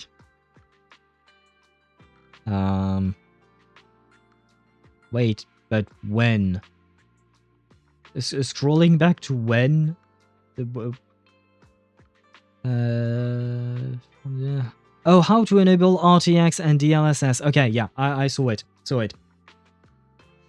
Wait. Let me see. Is it complicated? Oh, I have to go into the game's files? Copy it? Wait, what? Rename it DX12? use D3, D12. And then launch the game. Why is it so complicated to apply that for your game? Like, oh, is this to force the game to show the option? Ah, I see. I mean, I don't know if I should, and to be honest, I don't want to try it right now, especially because we are already 1 hour and 47 minutes into the stream, and I still haven't started the goddamn quest. But the thing is, earlier today, I tried just creating a shortcut to show option. Not sure if your card supports it. Ah, okay. I don't know, but for your own reference, it's there. Okay, I see. Because yeah, ray tracing is specifically meant for NVIDIA cards, but some would you call that? Some AMD cards can do it as well. I do believe that my card should be able to do it. Let me check. What is the name of my card? RX 9060. Ray tracing.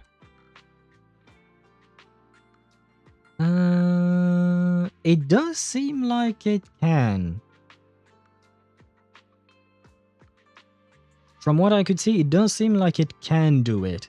But, for instance, I remember reading it on the Wuwa subreddit. I don't know if it's still the case, but they were mentioning a couple of months back that the way Wuthering Waves works is that it whitelists some GPUs to allow them to enable ray tracing or not. And the 9000 series was so new that they hadn't enabled, they hadn't whitelisted it on their side. So Kuro had to do the change so that we could change our settings in game and see the actual settings. So yeah. And yeah, what I was going to mention is that I enabled ray tracing in the Black Myth Wukong benchmark test I did, and it slashed my FPS in half. And it didn't even look good. I will say that much. Like, it made the water look really bad. So I don't know if that is specific to Black Myth Wukong or not, but when I did the benchmark, because Chip mentioned it, it didn't really look good for starters, and it just removed 60 FPS, because I was around between 120 and 140 FPS during the benchmark without ray tracing, and with ray tracing I went down to 60, between 55 and 60, and that was low ray tracing, very low ray tracing. When I tried high ray tracing, I went down to 29-30 FPS. So I kind of gave up, especially because it didn't look better, it looked worse. And it was constantly stuttering.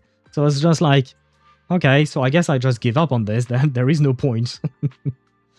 PAA uses info from previous frames to smooth out stuff and is good for dynamic scenes but tends to get blurry. SMAA is sharper but it has problems with transparent textures. Ah. I have to find something transparent, I am curious.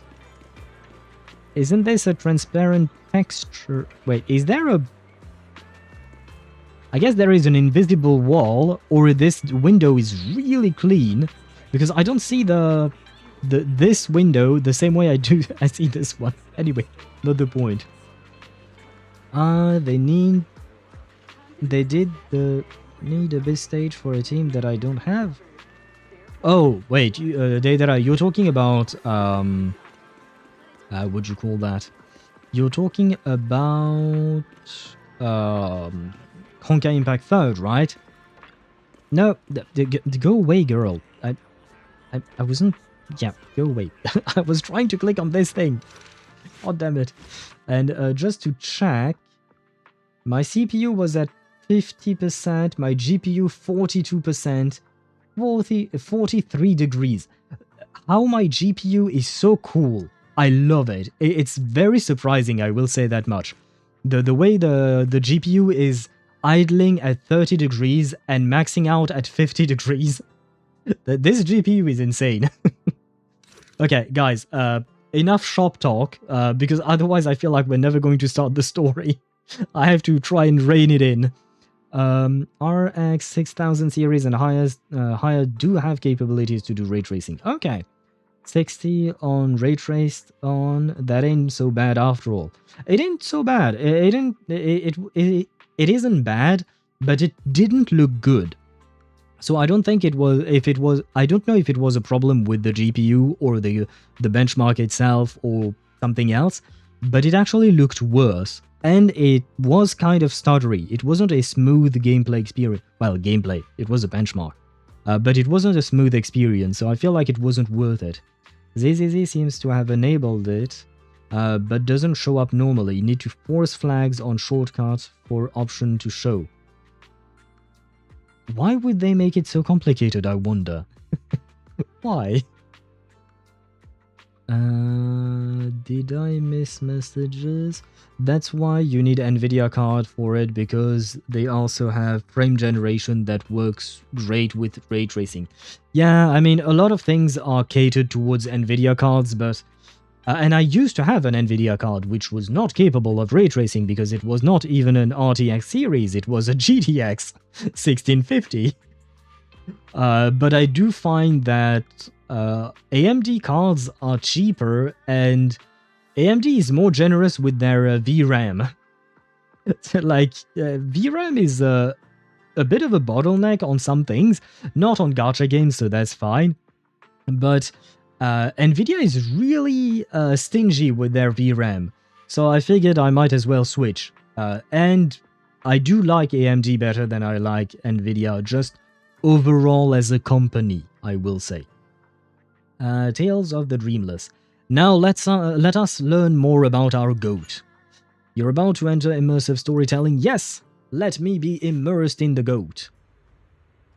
Wise, Lucia said she needed to see you, but knowing her schedule, she probably won't be here for a while. Then I'll take the chance to get some sleep. Then Belle, you should get some... Oh, you know what?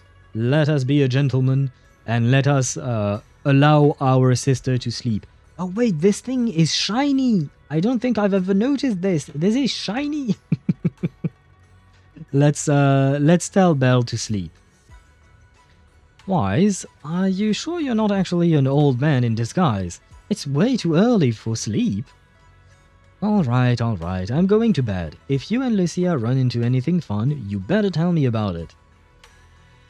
Sure enough, before long, someone came knocking on the room's window. At this hour, it could only be...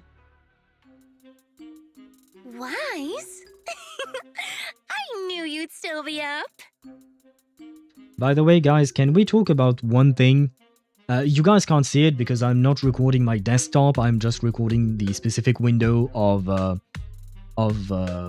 ZZZ. But can we? Because when switching from my old PC to the new, I switched from Windows 10 to Windows 11.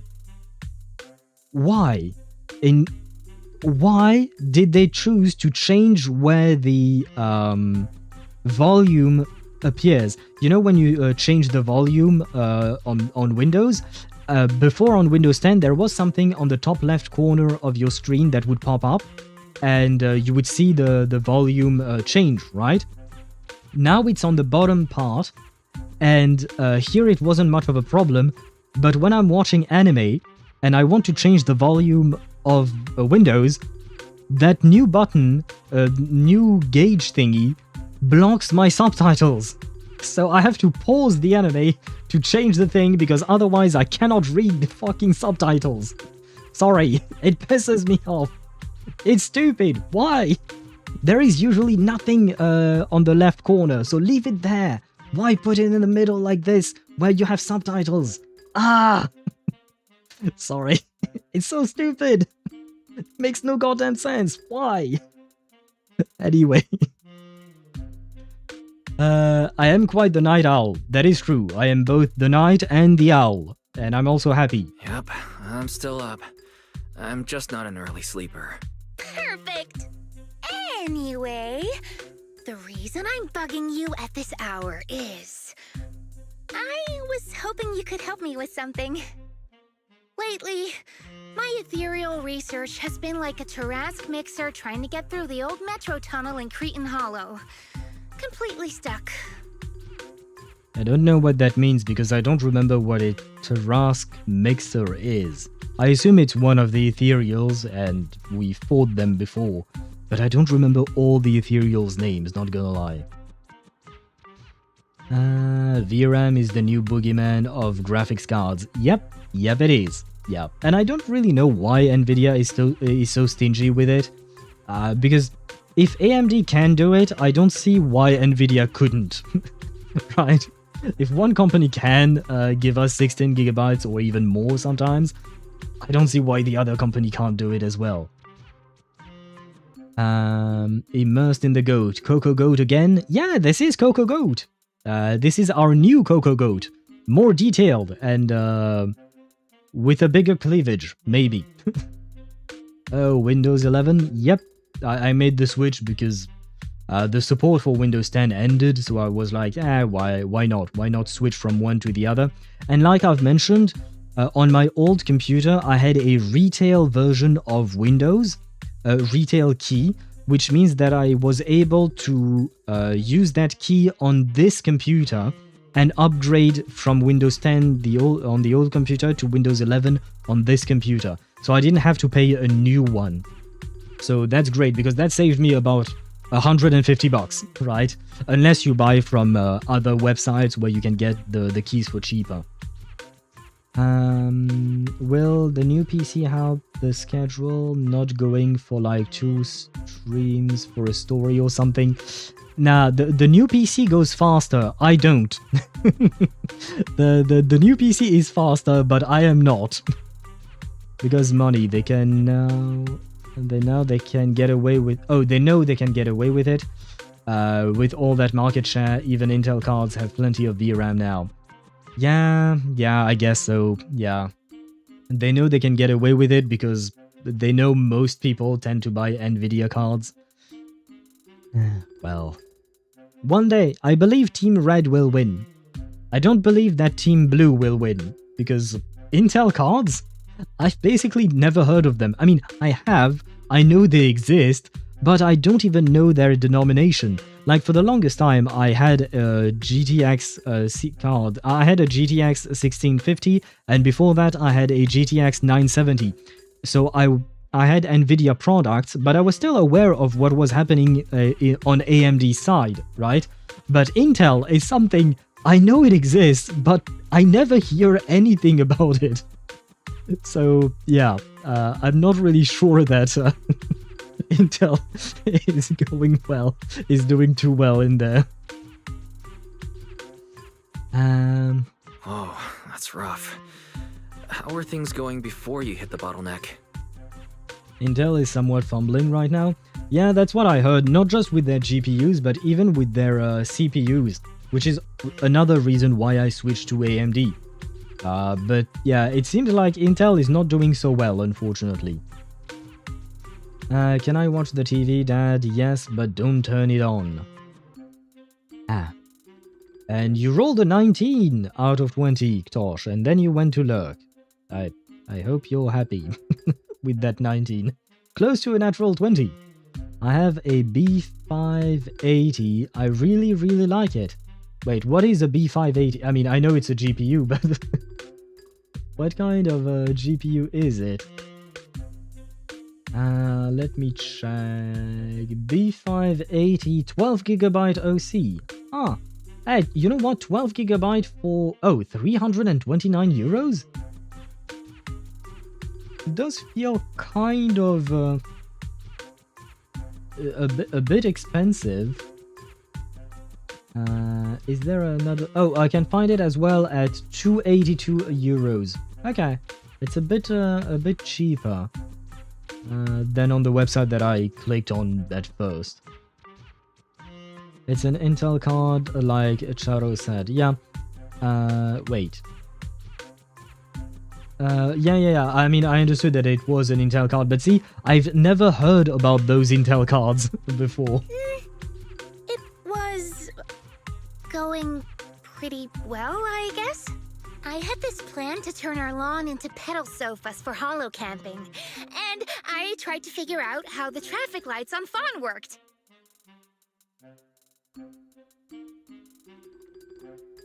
What? Oh, do you happen to know, if you tie both ends of a Spectre's cloak into a knot, how does it keep floating? I have a feeling I'm going to be very confused with this girl. No offense to you, Lucia. You look lovely. I'm sure you were lovely in the main quest, but yeah, it's better not to ask questions. I think this is where I should turn my brain off and not ask questions. Ah, shit. I guess Wise has to ask questions. Wait, Lucia. Where are all these research ideas even coming from? Drugs. She's doing a shit ton of drugs. What do you mean, where? From the hollows, of course. Just walk on in, run into a couple of Ethereals, and boom! Research inspiration! Ah, shit. Now we have ads on Twitch. Great. I've yapped with you guys so much that we have the second round of ads because it's at the 2-hour mark. I will wait before we continue as usual. But that gives me the time to read, to yap more, basically. That just gives me time to yap more. Well, even VRAM has its clock speed as well, so even if you have more of it but lower clock speeds, it's the same as when you have less VRAM but higher clock speed. Fair enough, yes. But I suppose you have to try and find you have to strike a good balance between the two of them. And it kind of depends on what you use your VRAM for, right? So for instance, for games, you would probably want to have high clock speed because it would probably change a lot, right?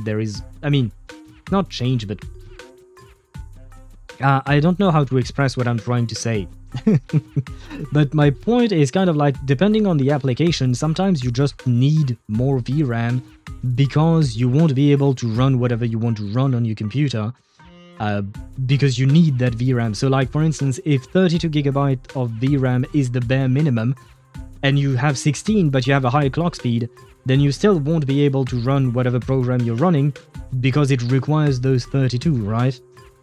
So you have to strike a balance, and then of course it depends on your budget and everything like that. Intel cards are getting into the fray with their Battle Mage cards. Battle Mage. Is that what the B stands for in B580? It stands for Battle Mage. Is that it, really? Why not?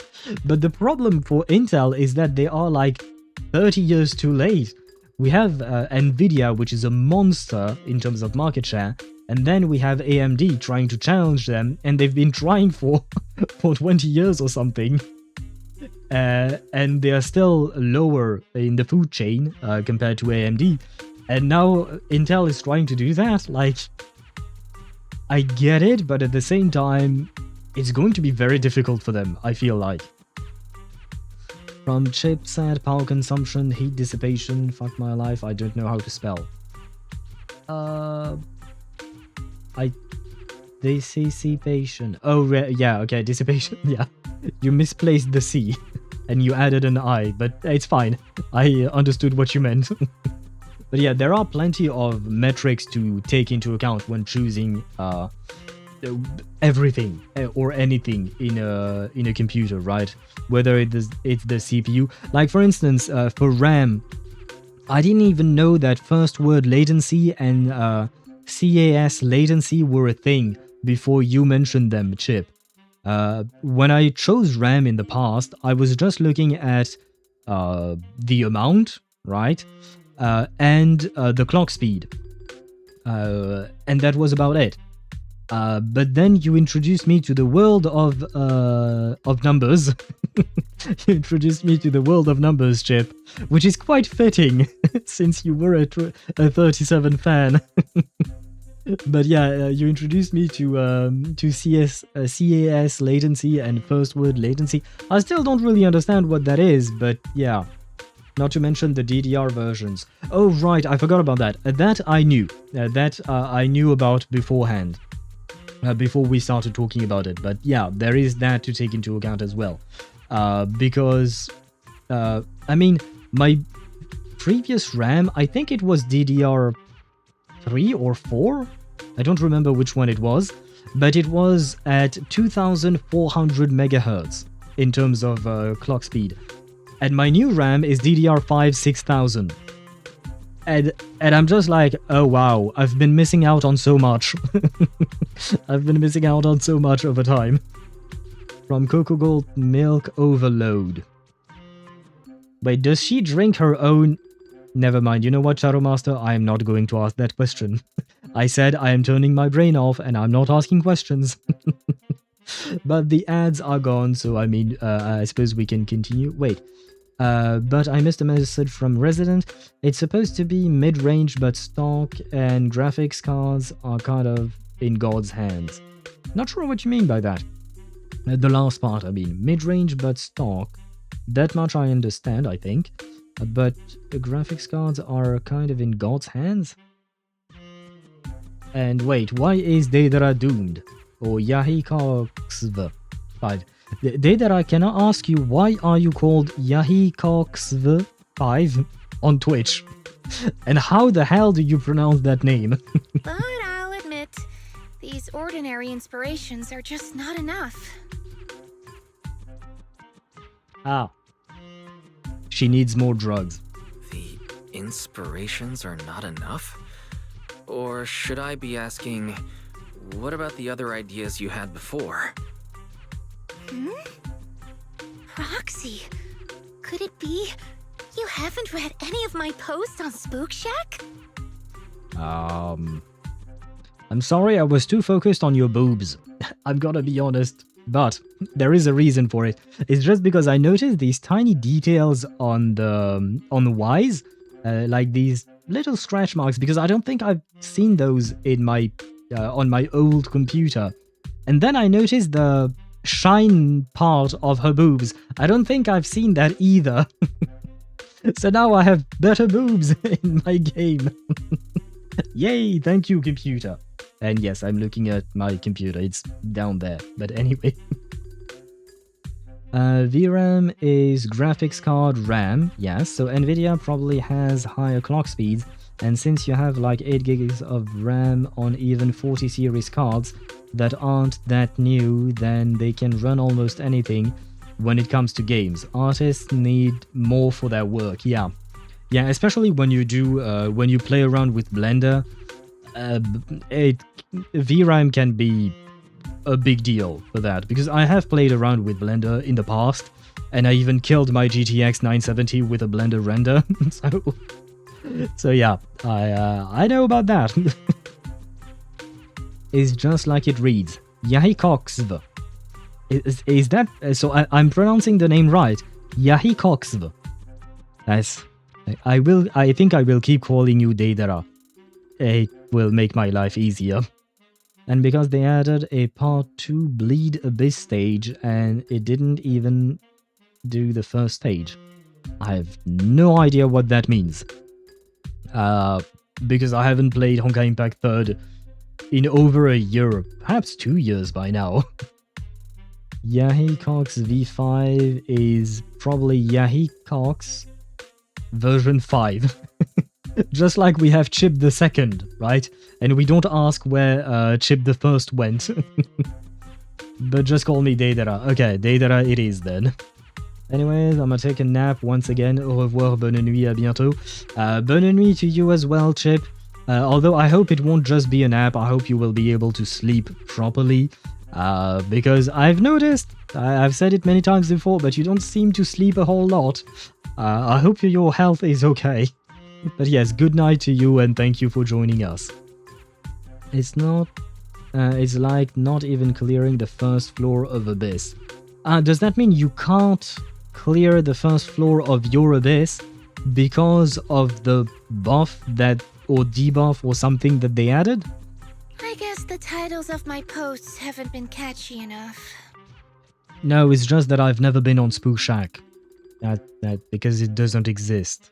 But yeah. I mean, maybe it is. Maybe I could have seen her post in the... you know, there is a menu where you can see posts and commissions and stuff like that. Is Spook Shack part of that thing? Because I never go into that thing.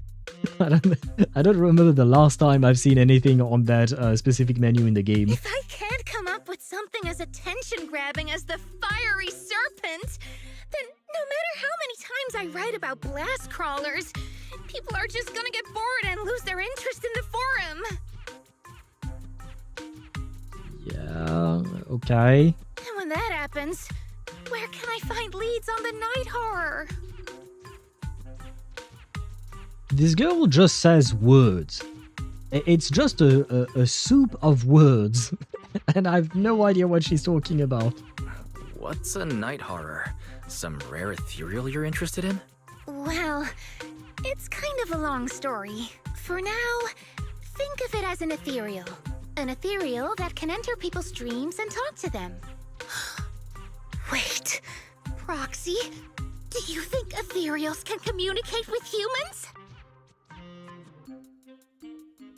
Haven't we seen an ethereal that was somewhat intelligent? I think we have, haven't we? Maybe they may be able to, yeah, why not? I suppose it's not impossible. If we could really communicate... No, I'm not using an Arlon sofa. What now? Wise, why are you using words I don't understand? I know what you mean, Proxy. I don't. Normally, I'd say this is just baseless speculation and leave it at that. But right now, I've got the perfect research subject in mind. Let's head out now. Before diving into the hollow, we have to make a stop at Fluffy. At what now? I feel like I'm asking this question so many times. Why do you want to visit Fluffy first? Oh, I'm going to buy a toy. You're buying a toy? Since when did you have a pet? Not yet, actually. But I know Chestnut's gonna be the goodest pup. Chestnut? I see. You're thinking of using the toy to get the puppy's attention. I have a feeling it's not a puppy. Wait, then why can't we do it after we're finished with our business in the hollow? Because it's an ethereal.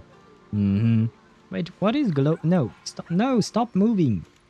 What is glowing in her back? This thing. What is that thing? Oh, she has a little bell. Okay, why not? But what is the glowing thingy in her back? Is this some kind of a vision? Is she a vision holder? Is she really Ganyu from from Genshin? Oh, we have more cats here. Okay. Oh, yeah. Okay, this is Fluffy. I see. Hey there. Welcome in. Looking for something special today? I have to admit, I did not remember your voice at all. If I want a little doggy to come up to me on her own, what should I get? Honestly, you don't need to buy anything to get close to a pup. Yeah, but she's actually talking about an ethereal, so... well... Genuine kindness, some patience, and a little passion. That's all it takes to win a puppy's heart. It's true! Kindness, patience, and passion. Yeah, no dog would say no to that. I'm convinced. I mean, she's not wrong. No. I'm not saying I don't believe it. It's just... Chestnut's a very particular little pup. Come on. Come out with it. Just say it. It is not a dog puppy. I understand. No, you don't. I've met lots of special needs pups. Some were abandoned, some have been on their own since they were born. If you want to gain their trust, it will take a longer time. Let me think. What about this? A brand new line of treats for puppies. I packed it with all sorts of delicious jerky. They're super yummy. No pup can resist it. Wait, what do Ethereals eat? Do they even eat? I guess they consume people, right? Or something like that. Ugliest Melusine. You know what, Swevy? You kind of read my mind because I thought something similar. So yeah, I'm not really really fond of Karen's design. It is what it is. I didn't want to mention it because she seems nice enough, but yeah, not really fond of that.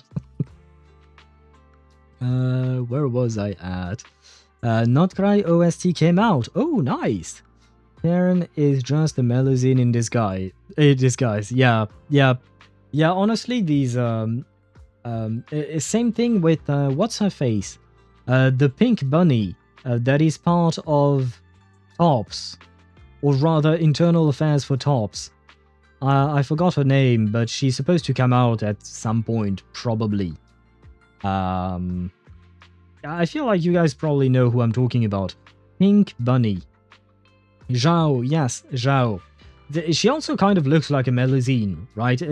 Basically, mini Thyrans that are full-on Thyrany, they kind of look like Melusines, basically, right?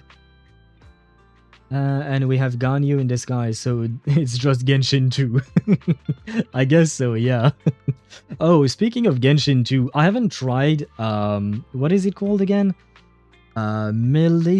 Miliastra Wonderland, their new game mode. I haven't tried it yet. I don't know if I will. I mean, I probably will at some point, but I don't know if I will really dedicate time to it. But I've seen some videos on it, and it really does feel like Genshin 2. Like they just took Genshin's skin and applied it to a whole different game, basically. Because it really seems very, very different. It's nice? Okay. And my other question about that is, I assume it is not cross-server, right? I assume, like, for instance, I am on EU, so I would only be able to play with EU people, right? Because usually we don't have cross-server things in Hoyo games, as far as I know. Lucia is so quirky. Yeah, she is. She is very much so. But I do wonder why. I mean, maybe it has something to do with the fact that she's kind of homeless, from my understanding. And usually when you end up homeless, it comes with the fact that something went wrong in your life. Although she mentioned being part of a tribe at some point.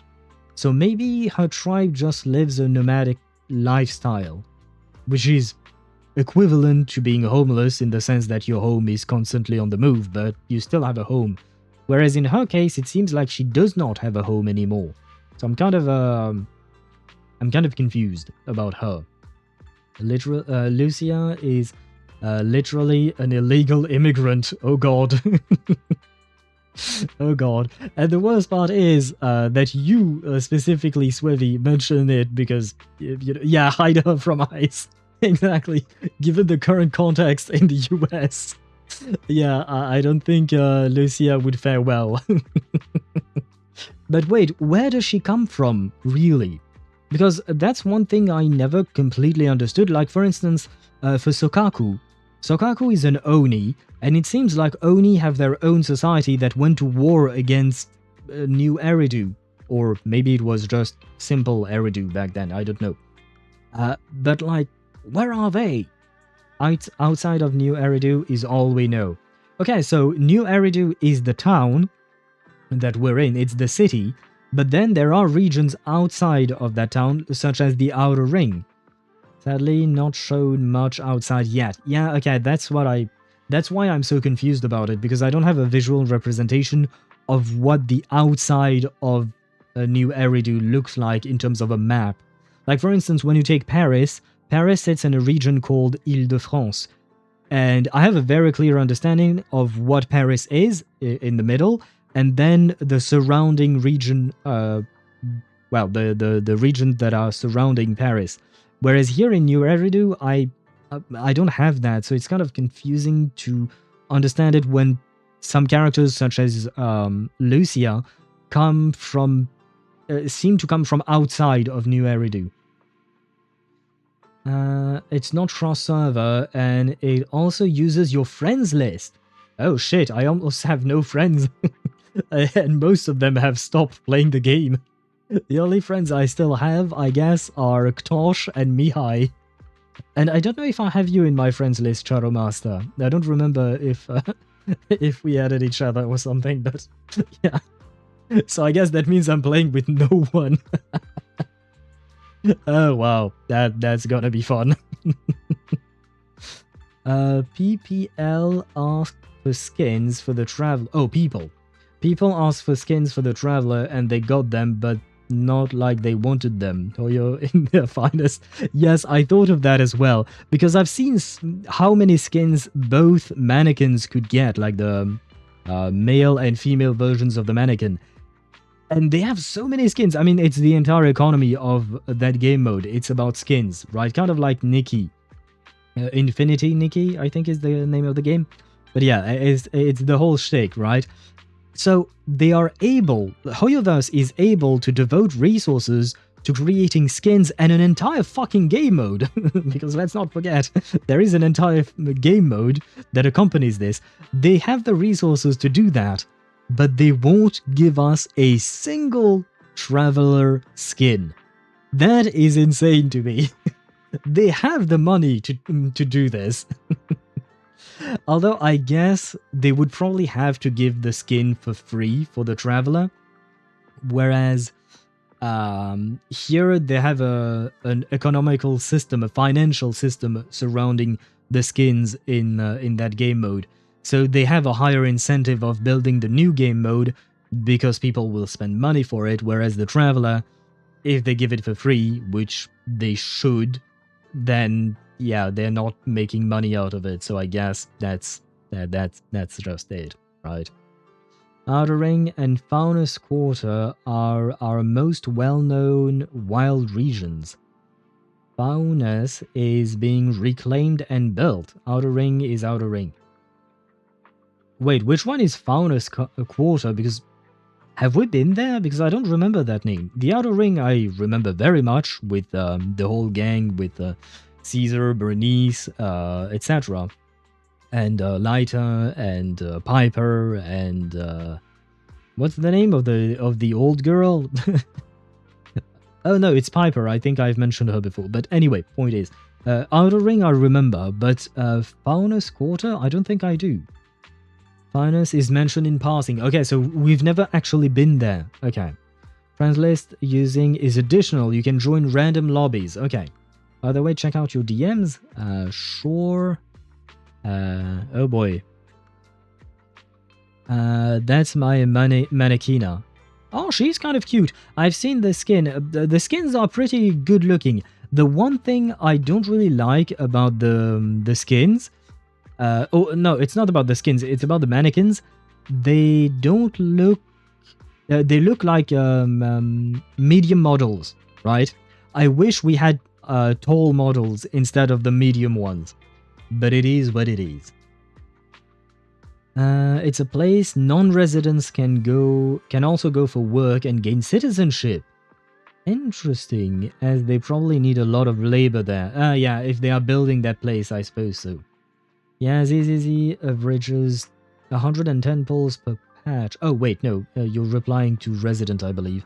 I'm fairly new to ZZZ, but managed to Lucia skin through F2P. I'm never going back to Genshin simply for how stingy they are with primos.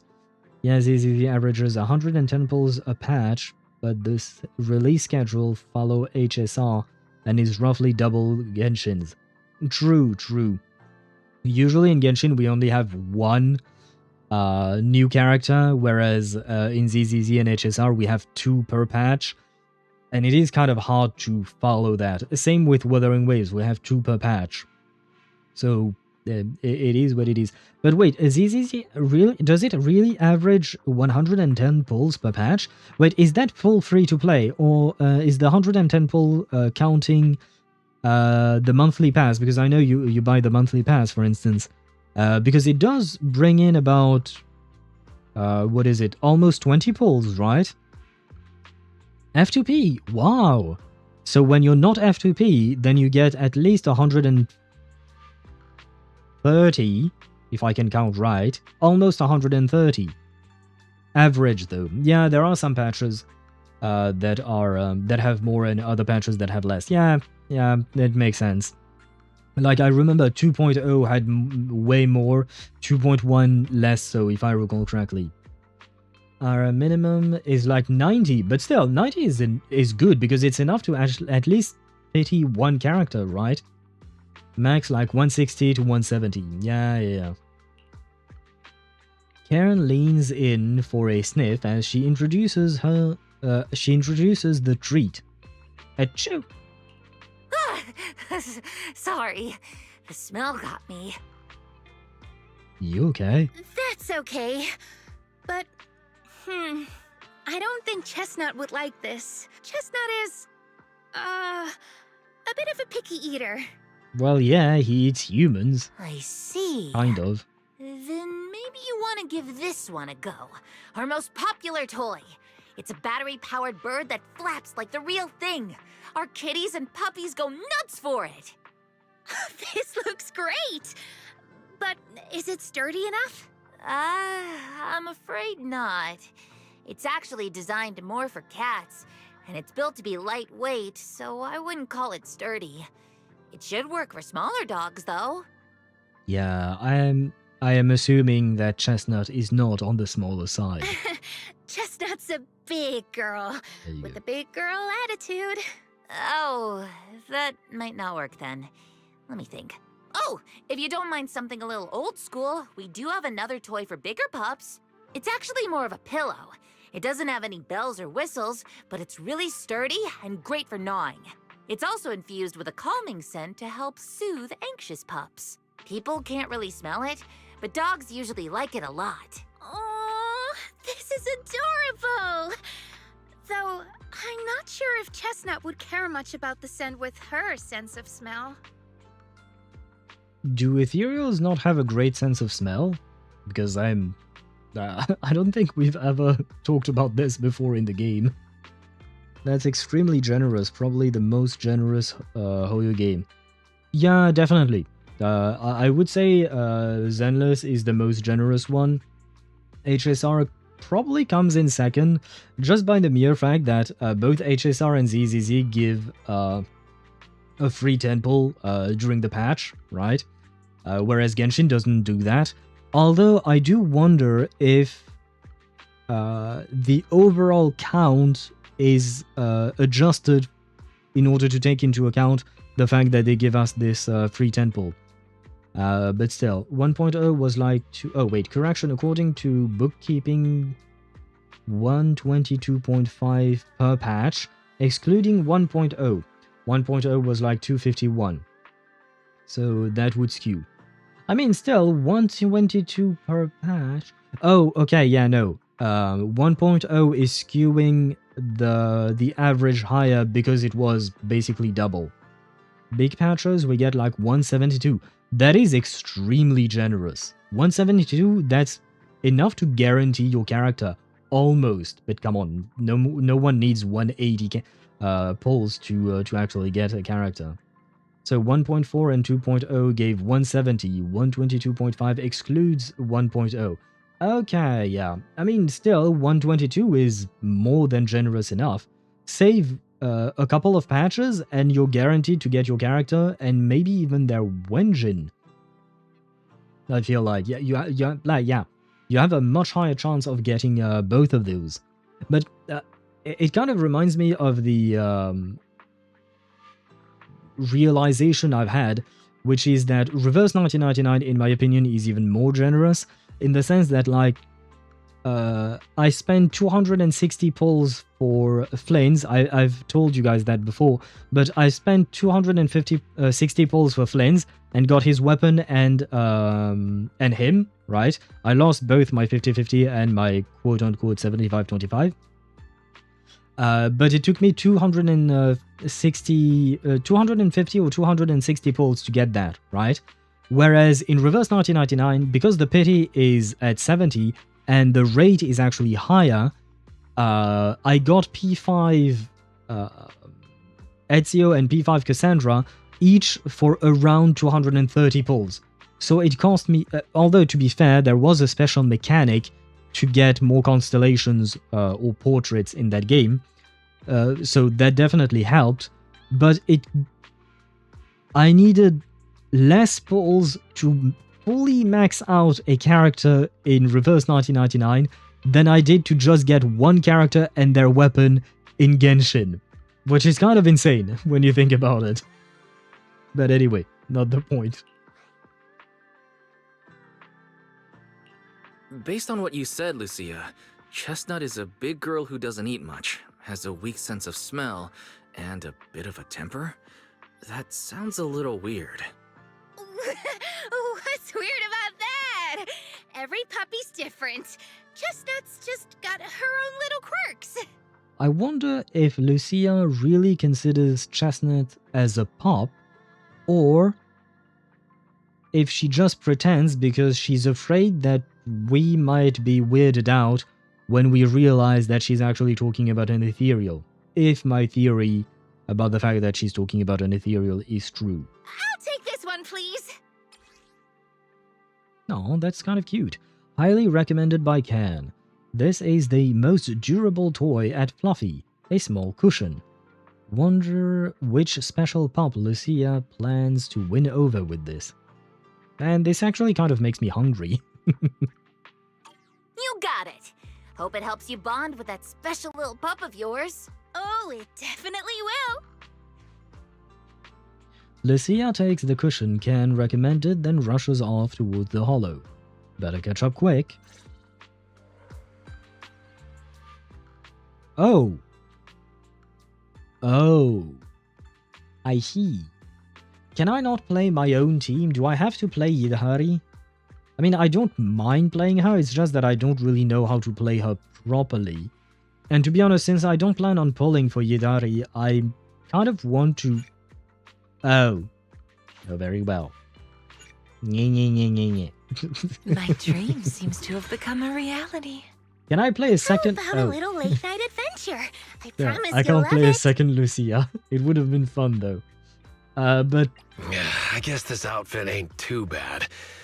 The blue bandages are kinda annoying, though. Never mind. Yes, I am disappointed indeed. I wish I could have selected a different team. I wanted to play with my Yixuan team with Lucia, which would make sense because she's in the story, right? But that way I could train to play properly with that team, because I feel like I don't have a proper grasp on the mechanics of that team. I feel like I'm doing something wrong, but anyway. Point is, I can't. The problem is, I don't know who to select as a third agent, because my Manato is level 1, and he's the only one that makes sense with this team. Shove Shufufu in. Fufu, not Shufufu. Jufufu. Very well. Fufu's here. We're up, Hui. Can I not change the order of the characters either? Well, I suppose Lucia before Yidari makes sense, and yeah, okay, why not? We can go with that. You can remove the trial mode. No, I can't. Usually, on the bottom left corner, there is a thingy to do what you mentioned, Ninja, but here there is not. And by the way, hello to you. Sorry, I read the second message before I read the first one. But hello to you and welcome to the stream. Hi Al, how is ZZZ story? We are doing Lucia's story specifically today. And so far it's very confusing because she keeps talking about weird shit. That's how I'll put it. It is good, it is interesting, and I like her as a character, but she's very strange to me. I will say that much. Yes, I think they explain how she works. I mean, Lucia, from my understanding, you just press EX, do one normal attack, and then switch off. Yidhari... I don't remember, but I think I will be able to remember once I actually get into it. I think. Oh, Yidhari, okay. But by the way, why is she here? Because As far as I know, there is only Wise and Lucia in the story, so why are they giving us Yidhari? I mean, why not? I'm not complaining, but just confused. Posted bookkeeping spread in ZZZ channel. Okay, I'll take a look at that later on, because I like numbers, so thank you, Swivy. They gotta sell the octopus lady. I'm afraid, octopus lady, she in the main story, she was actually quite interesting as a character, but I'm afraid I'm waiting for big robot dude. I'm waiting for Ban Yue. He's the one I need in my life. Flames' normal attack is called Pochtoi Demon Spear. It's funny for me because Pochta is just post. He yeets his spear towards the enemy in his charged attack, so practically sends it to you. Wait, so Pochta? Yeah, no, Pochta. That's just the post office or something like that. Why would his normal attack be called that? I'm kind of confused about that. Normalize calling Wenjin's lunchboxes. Why lunchboxes though?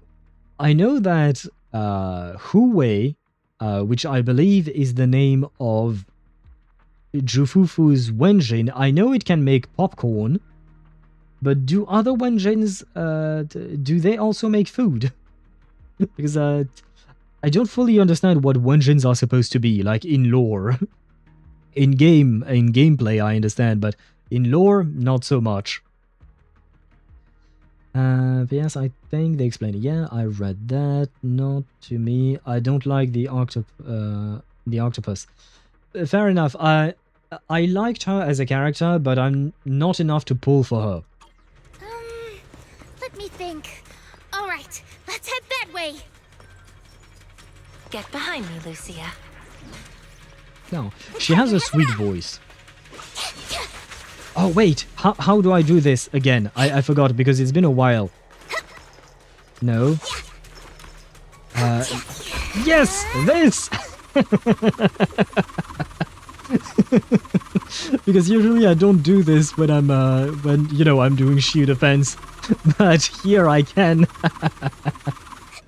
No. Huh? Isn't that? Oh, it was a dog-like Strange. creature, I suppose. This place was nice and quiet last time I was here. Nice and quiet? You mean there weren't this many Ethereals here before? Not exactly. But the Ethereals here were always pretty chill. They hardly ever gather like this. What do you mean by chill? Worry. Oh. Thank goodness you guys are here. I guess we went a bit too fast. But yeah, sorry. I was very happy to be able to spin with Fufu. I love that ability. It's completely useless because no one ever uses it in combat. There is no point. That is a major loss of DPS, whatever. I don't know why they put it in game, but it is amazing. I love the Kurukuru. Oh god. Alright, I got Lucia's Wenjin last Thursday and she destroyed Shield Defense. Congrats! Nice! Did I try Lucia in Shield Defense or was it? I think I tried her in... what do you call that? The other one, Deadly Assault. She didn't destroy it, but... I mean, she didn't do much. Each one was the one doing the damage. But it worked quite well. I was kinda... I really liked... playing with Lucia, much more so than when I was playing with Pan Yin-Hu. No offense to Pan Yin-Hu, but his gameplay wasn't it for me. And hello, Blazing Dragon 2K, welcome to the stream. Did you get Lucia? Yes, I did. Yes, we did get Lucia because I lost my 50-50 on trying to get M1 Evelyn, and I was guaranteed. But yes, I did get her. I built her. She is at 20k HP, which is not enough. I'm supposed to try and aim for 23k, I think. 24k being maxing out her buff. But I don't have a Wenjin, and my disk drives are shit. I'm gonna be honest, my disk drives are shit. So there is that. But yes, I do have her. Do you have her as well? I hope you did, if you wanted her, of course. So you're not into tentacle hentai. I suppose the ninja is not into tentacle hentai indeed. I mean, I'm not into it either, and yet I do like Yidari as a character. Her personality. Her design, I don't like. Like, her tentacles, they feel weird to me because I feel like they shouldn't be able to exist in the back of her, well, in her back. Like, the tentacles themselves are way too big for the amount of space they take in her back. Like, in terms of, like, what do you call that? In terms of, like, biology and physics, I mean, we actually noticed it, but her tentacles are clipping through each other. And that's just because it doesn't make sense. And hello to you, Sparta. Welcome to the stream. All I see is Epilepsy Simulator with all the effects. Welcome to gacha games, I guess. I mean, I guess not just gacha games, but a lot of games are like that. In terms of physiology, you are welcome. Sparta_4 played text-to-speech. Yeah, can we really talk? What I was mostly thinking about was not about how the body would work, but mostly just how the physics would work of that body, because like I mentioned, you know, the actual physics of things, the fact that the tentacles clip through each other, that's not physiology, that's physics that breaks the world. In real life, yeah, my hand can't clip through my other hand, right? But yeah, just like my hand can't clip through my table or something like that. But anyway, the point is, her design doesn't make sense to me. I mean, she's an anime character, so she doesn't need to make sense. But still, it feels weird. It can if there is a hole in it. A hole in the table or a hole in my hand? A hole in the table, right? That way my hand passes through the table. Because if there is a hole big enough for the table to go through my hand, then I feel like I no longer have a hand. Where was I at? Yep. Oh, and by the way, hello to you, Sparta. I don't remember if I said that, but hello to you and welcome to the stream. I hope you're doing well. And yup, Blazing Dragon has her at M6W2. Oh, wait. Oh, no, with your M6W2 Ish1. Oh, wow, okay, yeah. I thought for a second that you M6'd Lucia. But M6 Ish1, I suppose she must go crazy, right? She's already quite strong. I have her at M0W0. I don't have her Wenjin, unfortunately. But she's already pretty decent, although, once again, my build is kind of shitty, but it is what it is. But still. I'm top 0.76% in Deadly Assault. Brother, you're far better off than I am. I'm not even looking at the rankings. I'm just aiming to get more than 20k points, that's it. Are you NA? Nope, I am on EU servers because I am a dirty French person. Yeah, no, unfortunately I'm not on NA. Yidari is for exotic enjoyers, which is why you like her, Deidara, I assume, right? You liked her until she pulled the tentacles out of her ass. Kind of, yes. You're kind of right about that, Shadow Master. I was this close to being killed. That sneaky little hottie totally set me up. Huh? Which hottie are you talking about? Among the pack of Ethereals that surrounded you, I didn't see any. Oh, maybe you didn't see it. There was a smaller hottie, just about waist high. That one right there. It lured me all the way here and got me ambushed by all those Ethereals. Never heard of anything like that before. An Ethereal pulling tricks on people? How did it trick you? It ran ahead like it wanted me to chase it, you know? That's pretty weird. It's not that weird. You young folks shouldn't underestimate how crafty those things can be. No, I mean, you are pretty weird, mister. What? In the Hollow, most people run away from Ethereals. Oh. That little hot tea from earlier, if you want to dodge it, it'd be easier than a Thanatos dodging a blast crawler. Why did you even chase it? I didn't chase it. Look, I was minding my own business in the Hollow, and that hottie ran at me out of the blue, with a whole pack of Ethereals behind it to ambush me. Now that's interesting. I've only heard of symbiotic Ethereals in Hollow Zero being able to command other Ethereals. Oh, they don't exist in other Hollows? Oh, interesting. I don't think I knew that. Wait. Warframe is eating my time again. New update. Valis undermined. Still waiting on the old peace expansion. Yeah. I understand the idea, but I don't know the specifics, since, you know, I've told you I haven't played Warframe in ages. But I hope you have fun with the game. I certainly had fun when I used to play it. I can't even get 9 stars. Oh. Oh, Al, can we be friends in ZZZ then? Sure, why not? I don't really know what friends do in ZZZ. Does that do anything? In ZZZ? Because in Genshin you can co-op, in HSR you can borrow characters, but in ZZZ what does it do? Sure, Swevy used the command to show you my, what do you call that? Show you my UID, so if you want to add me through there, feel free to do so, I will accept it. You can play some Bangbu events. True, I forgot about those. Yeah, the Fall Guys type of events, right? Oh, and even yeah, okay, anyway, I don't remember the names of those things, but yeah. In HSR you can play the minigames, that's about it.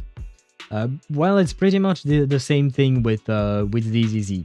Playing minigames and borrow characters in HSR, but you can't do that in ZZZ as far as I know. Do you use Anchor? Yeah, it's been a while since I've been on their website, but yes, I do. If you NA, you can add me. Unfortunately, I am not on NA, I am on EU.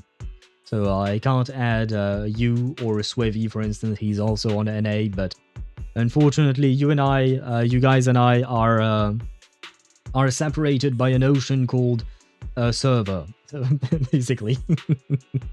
And you can chat with friends. True. I mean, to be honest, I don't really chat in games, usually. I mean, if someone sends me a message, I will reply to it, of course.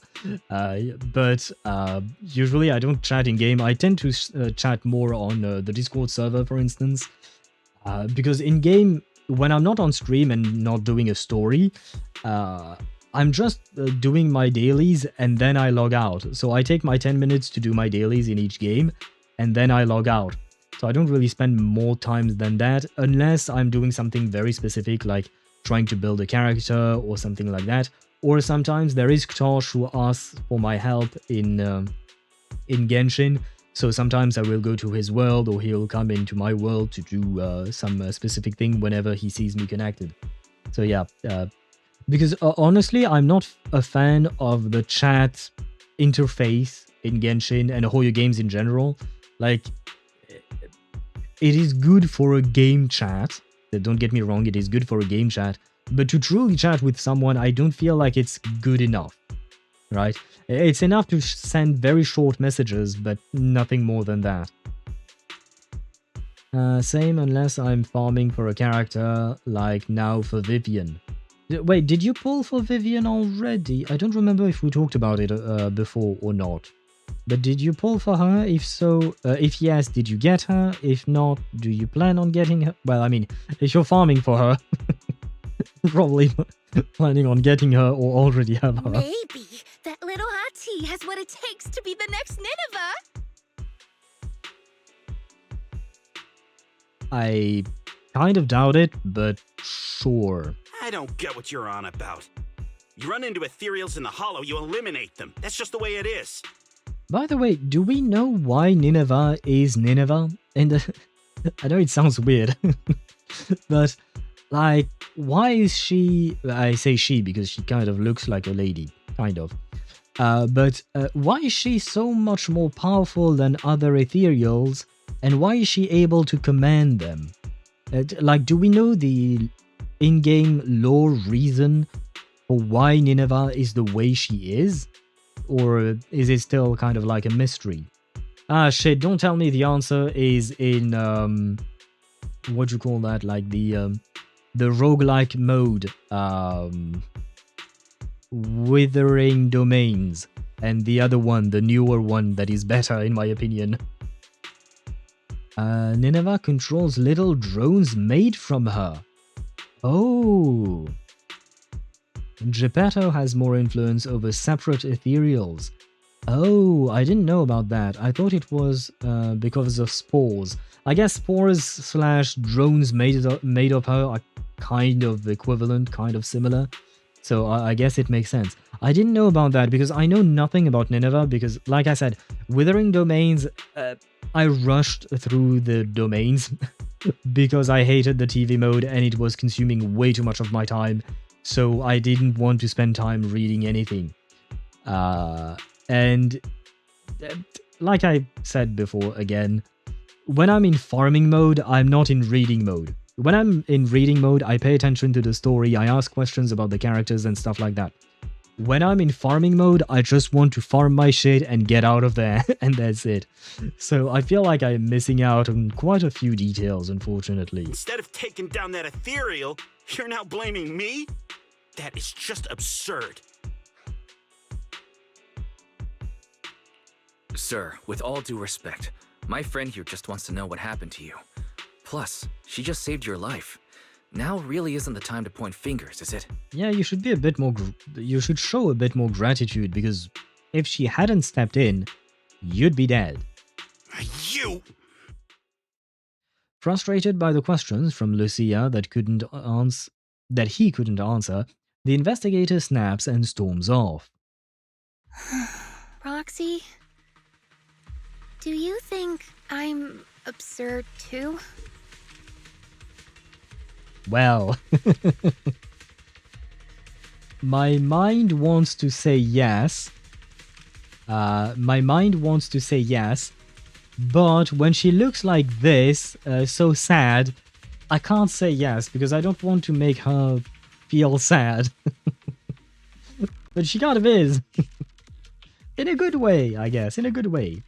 You don't have to do TV mode in Withering Domain anymore. I mean, maybe it was part of an event or something, but I know that there were points where I was forced to do TV mode, unfortunately. Even though I had deactivated some options and stuff, I do remember that. But there were points where I had to do it, and it was a pain. It was really a pain. Nineveh actually refers to the swarm that is her. Oh, so it's not just the big girl, it's everything that surrounds her as well. Okay, I didn't know about that. The big anal plug-looking thing is the queen. I mean, I guess you could say that she kind of looks like an anal plug. Kind of. Although she's a big one. You better have a massive asshole to use her. God damn it. Makes you feel better. I read enough to cover you twice over. No, this is not a flex. I mean, you do it in Honkai Star Rail and in Genshin as well, but do you play ZZZ, Sparta? Because that much I don't remember. Oh wait, I'm in the wrong window. Not what I meant to do. There we go. I'm already used to how unique you are. I'm sure you have got your reasons. Okay, that is a tactful way of saying it. You've always been a little absurd, haven't you? Sorry, that was a bad joke. What I mean is, Ethereals are dangerous, sure, but people can be too. I don't think you're wrong for being cautious. I knew it! Wise, we're totally in sync. Like how Ahriman and Spectre always find each other in the dark. Still don't know what you're talking about, but I'm happy you're happy. Plus, that investigator earlier was quite the weird one. I mean, That's the first time I've ever heard anyone accuse Chestnut of hurting someone. Hold on. Who's Chestnut? You don't mean that Hati the investigator was talking about, right? Of course she does. Yeah! Chestnut is a good girl.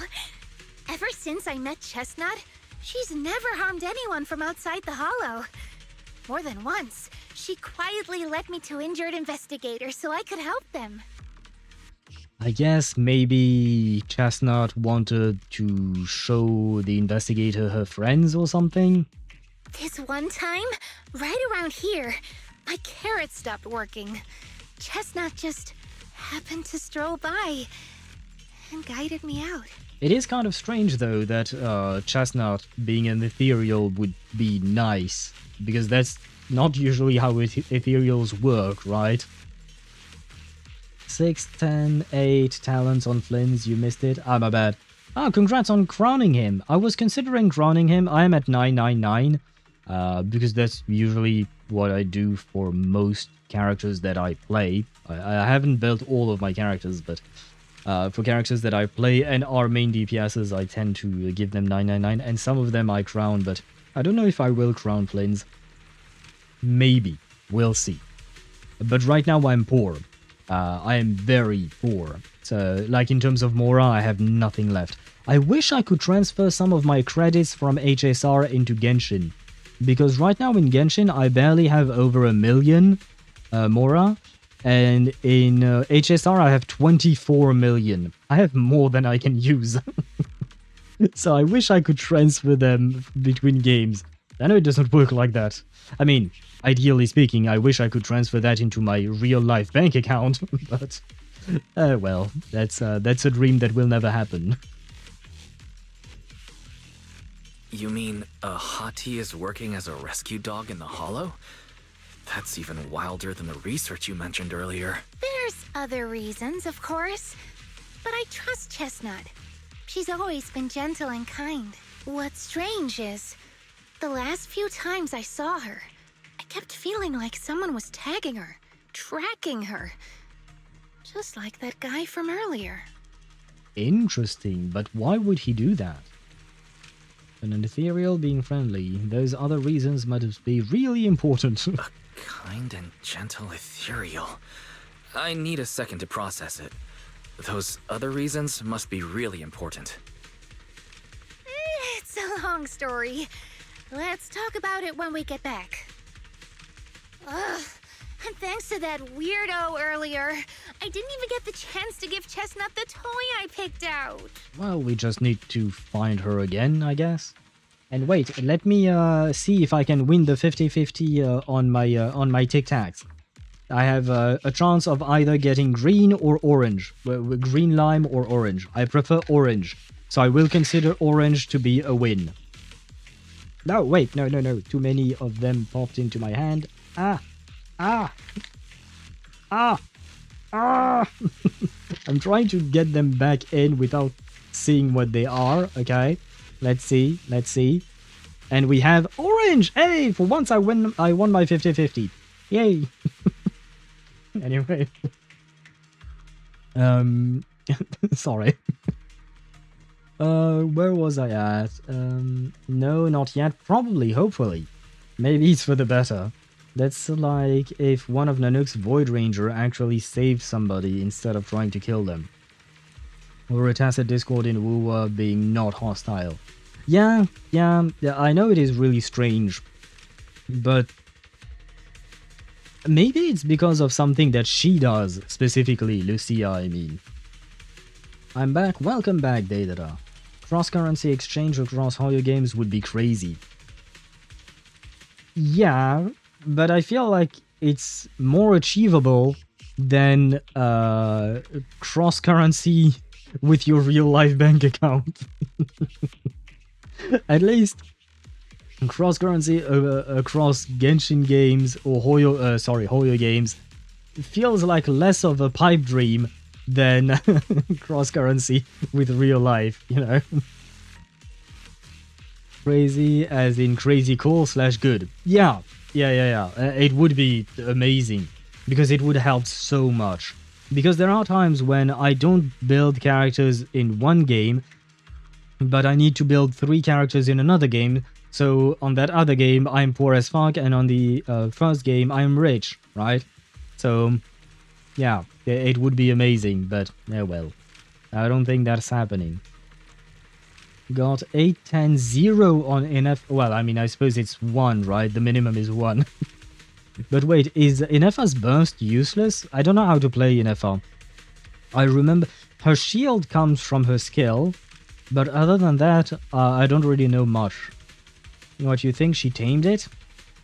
I don't know if it is taming or if she used her pictomancy to do something. I don't have a proper idea of what she may have done. Let's look around a bit more.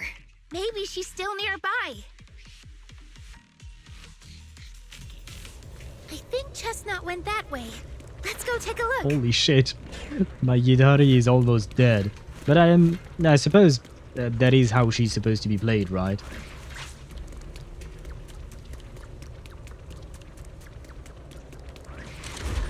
Oh. You guys are alive. I see.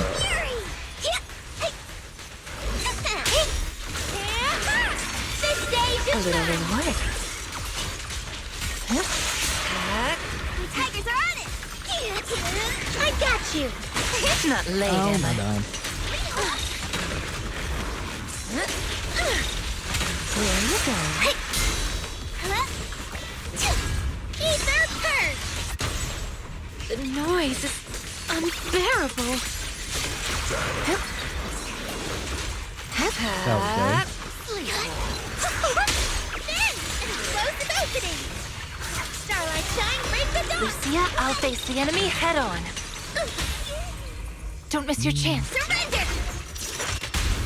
Take this! Yeah. The tiger has arrived! Yay! Chestnut!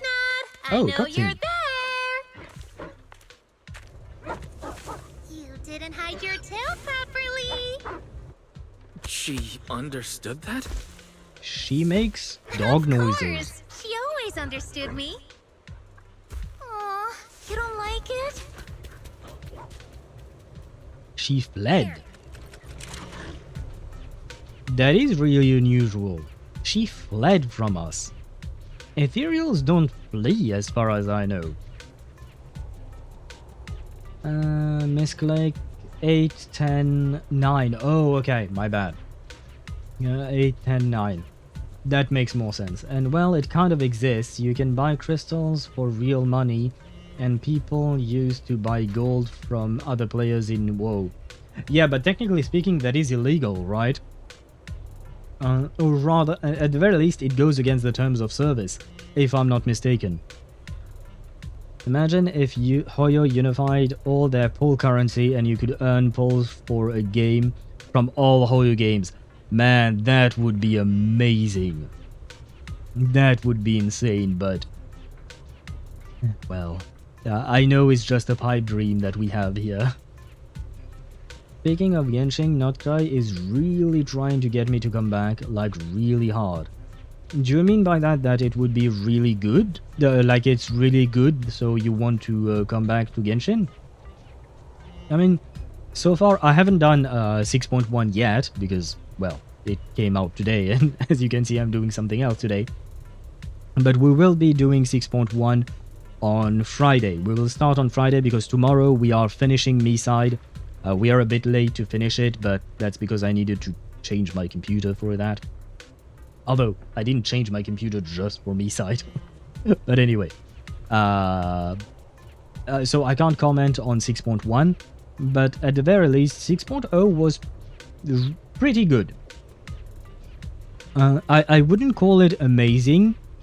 Like, it didn't give me the Fontaine vibe that I had back then, but I still really enjoyed it, and I think I enjoyed it more than I enjoyed Natlan so far, at the very least.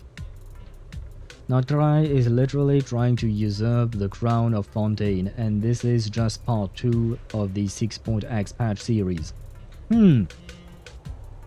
Like I said, for me, 6.0 wasn't on par with Fontaine, for me specifically.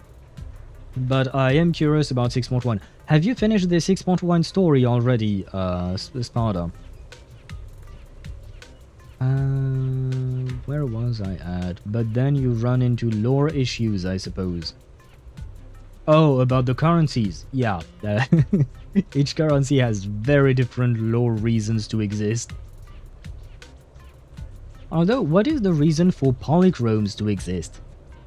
Like, primogems... Well, credits is easy. Primogems I don't actually remember, but polychromes I don't think I've ever known.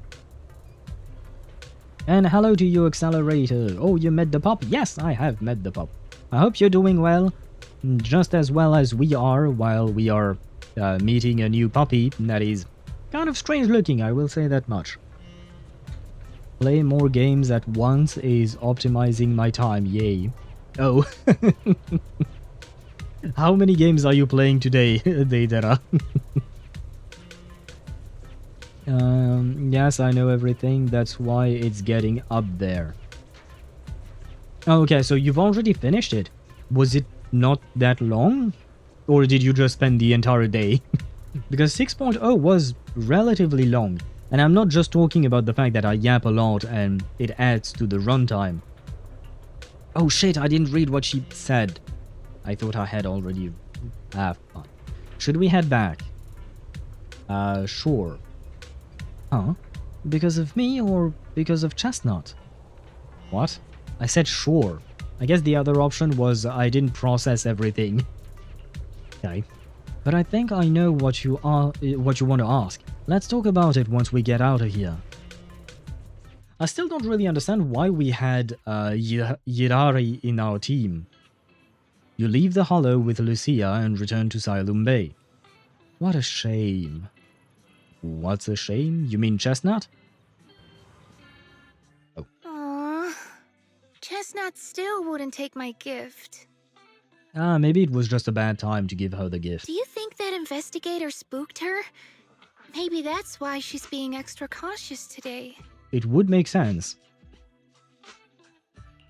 Well, we can always head back to Lemnian Hollow next time and look for her again. Okay. I hope we get to see Chestnut next time. Oh, right. I promised to tell you why I trust Chestnut, didn't I? Well...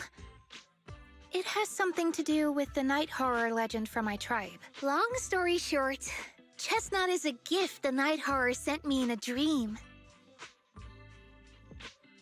So did she... No. No, because it wouldn't be. I was going to ask, did she draw Chestnut into existence? Like she can do it with other Ethereals? But that wouldn't be the case because her Ethereals are just more like projections with a physical, tangible body, but they are not permanent, they only last for a few seconds.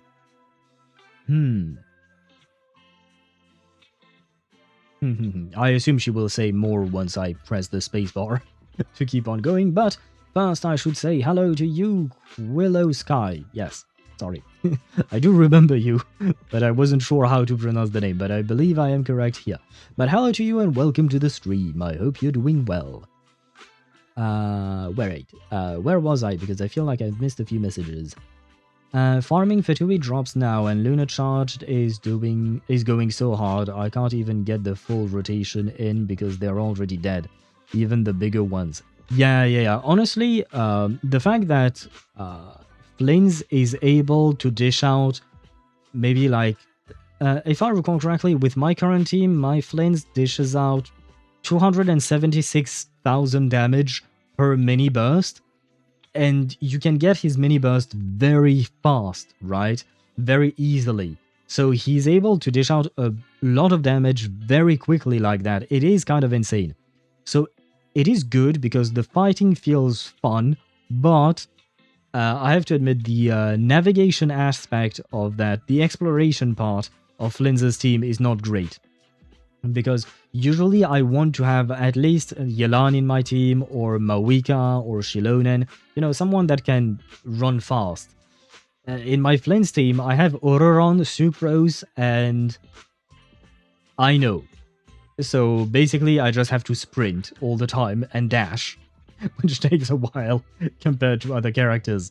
So it is kind of annoying, but it is what it is. On top of that, I don't even have a shielder/healer, so I've been eating sweet madams quite a lot. Two at the same time. Ah, wait, I feel like you've done better than that, Deidara. I basically just watch the lore. I'm not playing yet. But Notcry is really trying to get me to come back. I have to force myself through... I just have to force myself through Natlan. I mean, can't you just skip Natlan? Is there not a quick function to access the Notcry region before that? I'm not sure. I don't know. I'm asking the question. But hopefully there is, right? Hopefully there is. Otherwise, yeah, you just have to force yourself through Natlan. I mean, I personally didn't have to force myself, but like I don't have the highest of opinions on Natlan. It's not the worst region either, but it's clearly not the best for me. Flens deserves the DPS given just how much of an aura farmer he is. Yeah, it makes sense given his aura farming capabilities, but I will still complain about one major point in Flens' kit. If you remove the other Notcry character from your team, so it can either be Inefa or Aino, if you remove them from Flens' team, Flens is as useful as a paperweight. I have not owned a single paperweight in my entire life. So, that should tell you something. Because Flens loses 300% of his damage just because he doesn't have the Notcry racism buffs, basically. I hate that. Because that means I am forced to play Aino at the moment. I mean, had I pulled for Inefa, I would have played Inefa. I have less of a gripe playing Inefa than I have playing Aino, but since I don't have Inefa, I have to play Aino, so I hate the fact that I'm forced to play that one single character and I have no alternatives. And it's not about the character's kit, it's just about where the character comes from. Now I understand that Notcry is new, so we don't have that many characters that come from there, but still, I really dislike the idea of forcing us to play two characters from the same nation. It's just a pain. And I was also kind of salty about it with Mawika. Although in Mawika's case, I feel like it works okay-ish. She's still usable without other Natlan characters. It's just Natlan characters make her much easier, much more comfortable to play with. Sorry. But in Flens' case, he simply does not work, because he doesn't get that second instance of damage in his mini burst, and without that, his damage becomes pathetic. There is no point in playing him without a second Notcry character. So I am so disappointed I can't play my blue-haired team. I really wanted to play my blue-haired team. I built Candace just for that. And in the end, I couldn't play Candace. So now I have a level 9... no, she's level 80, but she's built and she's useless to me. Because that was the only thing, the only team I could think of playing Candace in. And I can't. So that pisses me off. I don't even get the to Flynn's XD, Inefa skill. Oh, Inefa skill, Shilonen skill, Farina skill and burst, Shilonen burst, and they dead. They are dead before I can use Flynn's. Does Inefa deal that much damage? I mean, I know Farina deals quite a bit of damage. Shilonen, on the other hand, not so much. But does the Inefa lunar charge damage, is it that high? I like that mechanic personally, given just how absurd moon wheels are. It's still kind of hilarious that there is just a straight up second tier of vision. I mean, if you're talking about lore, I'm like, why not? In terms of lore, I don't mind. I mean, lore is lore, story is story. It doesn't really affect anything. There are things I may like, things I may not like, but this thing I'm just okay with. But in terms of gameplay, it is kind of scummy because it forces you to pull for the newest and shiniest character. You can't just play Flynn's with old characters. You have to play him with the newest characters, otherwise he does not work. And in my opinion, a character should be able to stand on its own. Like, if you have premium support that boosts the character's damage, that's one thing. But that's not the case here, and you should still be able to use the character semi-well without these boosts. But here, he's absolutely useless. I mean, I could basically play my Diluc and it would be the same shit. And Diluc is a 1.0 character. Although I would need Diluc's entire team to deal enough damage. At least he would need to vape, probably. And to be fair, Flynn's needs to do electrocharged, otherwise his electro damage is pointless. So I guess it is kind of equivalent, right? HSR is in the same boat, just saying. Yeah, but HSR has more issues than just that. Because it's not just about having Amphorious characters. In my opinion, the HSR problem is not about having Amphorious characters. It's about just plain old power creep. But that's not the same thing. In my opinion, it is different. And in my opinion, HSR has a worse problem than Genshin. So that's a whole other can of worms. I sent a friend request, I go far more for Vivian, now have fun with the story. Thank you very much, and have fun farming for Vivian. I hope you obtain good pieces for her if you're farming disk drives, because, brother, I have tried to get some disk drives and mine are shit. So I wish you good luck to you on that. I will accept the friend request once I'm outside of the menu. My Farina is a support with 4-piece noblesse, so yeah, in FAs, Lunar Charge goes crazy. Interesting. I didn't know about that. I mean, I knew she dealt more damage than regular Electro Charge, but that's not exactly that hard to do. But I didn't know it would go that hard. It's the last day of Honkai Impact 3rd version 8.3, so tomorrow is 8.4. God damn, that is a long-running game, I will say that much. At least Phaethon doesn't require Amphorious characters to charge ultimate. True, but he is kind of difficult. Well, no. I will say one thing about Phaethon is that I semi-regret pulling for Ceridra. Because, I mean, I haven't really focused on it, but I still haven't figured out a good way of playing Ceridra in my Phaethon team, because she messes up my rotation and the way I am supposed to get to Phaethon's burst. Unless I go sustainless and I have Bronya in the team. Then I can get Phaethon's burst easily, well, easily, at a good enough speed to not mess up the number of stacks that Ceridra gets or gives to Phaethon. So I have to run sustainless. But ever since I started playing with what's his name, Dan Heng, she messes basically she messes everything up, and it is annoying. She's annoying to play with. I'm not really having fun. I am having fun seeing the double meteors with Phaethon, but I'm not having fun trying to min-max and manage Ceridra stacks on top of having to manage Phaethon stacks. I mean, Phaethon stacks are easy to manage, but Ceridra is much more of a pain than anything else. I still like the character in terms of story, lore, etc., but in terms of gameplay, she's a pain. At least for now. Until I figure out how to properly play her, I guess. I've heard things about Cyrene, Owl. I've heard things as well. I've heard things as well, but I will keep playing. I will pull for Cyrene regardless of her kit. Just because she's Cyrene, I really like her design, and I like her personality a lot.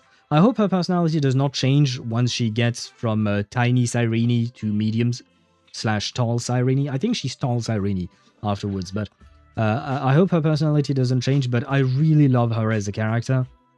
So I will pull regardless, but I have also heard things about her kit, and her kit sounds like a mess. I will say that much. I won't go into details, but it sounds really messy. It sounds like they went for something very complicated, and it is not really working out, in my opinion. Well, it kind of is. Kind of. Saridra, she needs E1 at low end. Yeah. But I don't like that kind of trend. They did it kind of the same with Aglaya. In my opinion, Aglaya with E1 is so much better than at E0. And also S1, but still.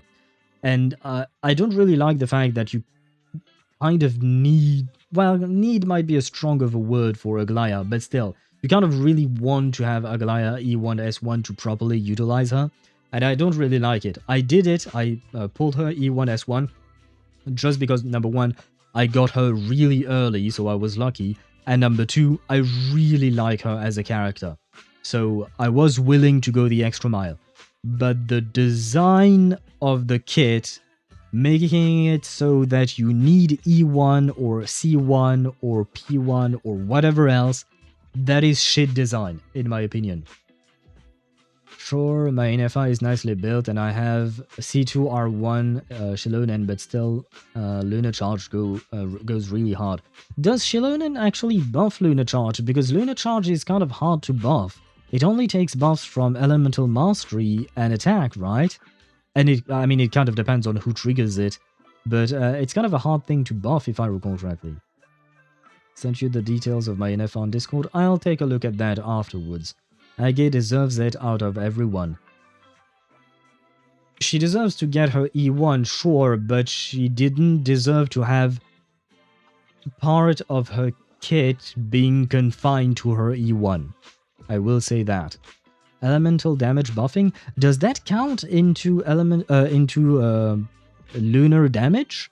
Because I thought it didn't. Huh. I could be wrong. Did it in Genshin as well? C1 Nuvi? I mean, yeah, I guess so.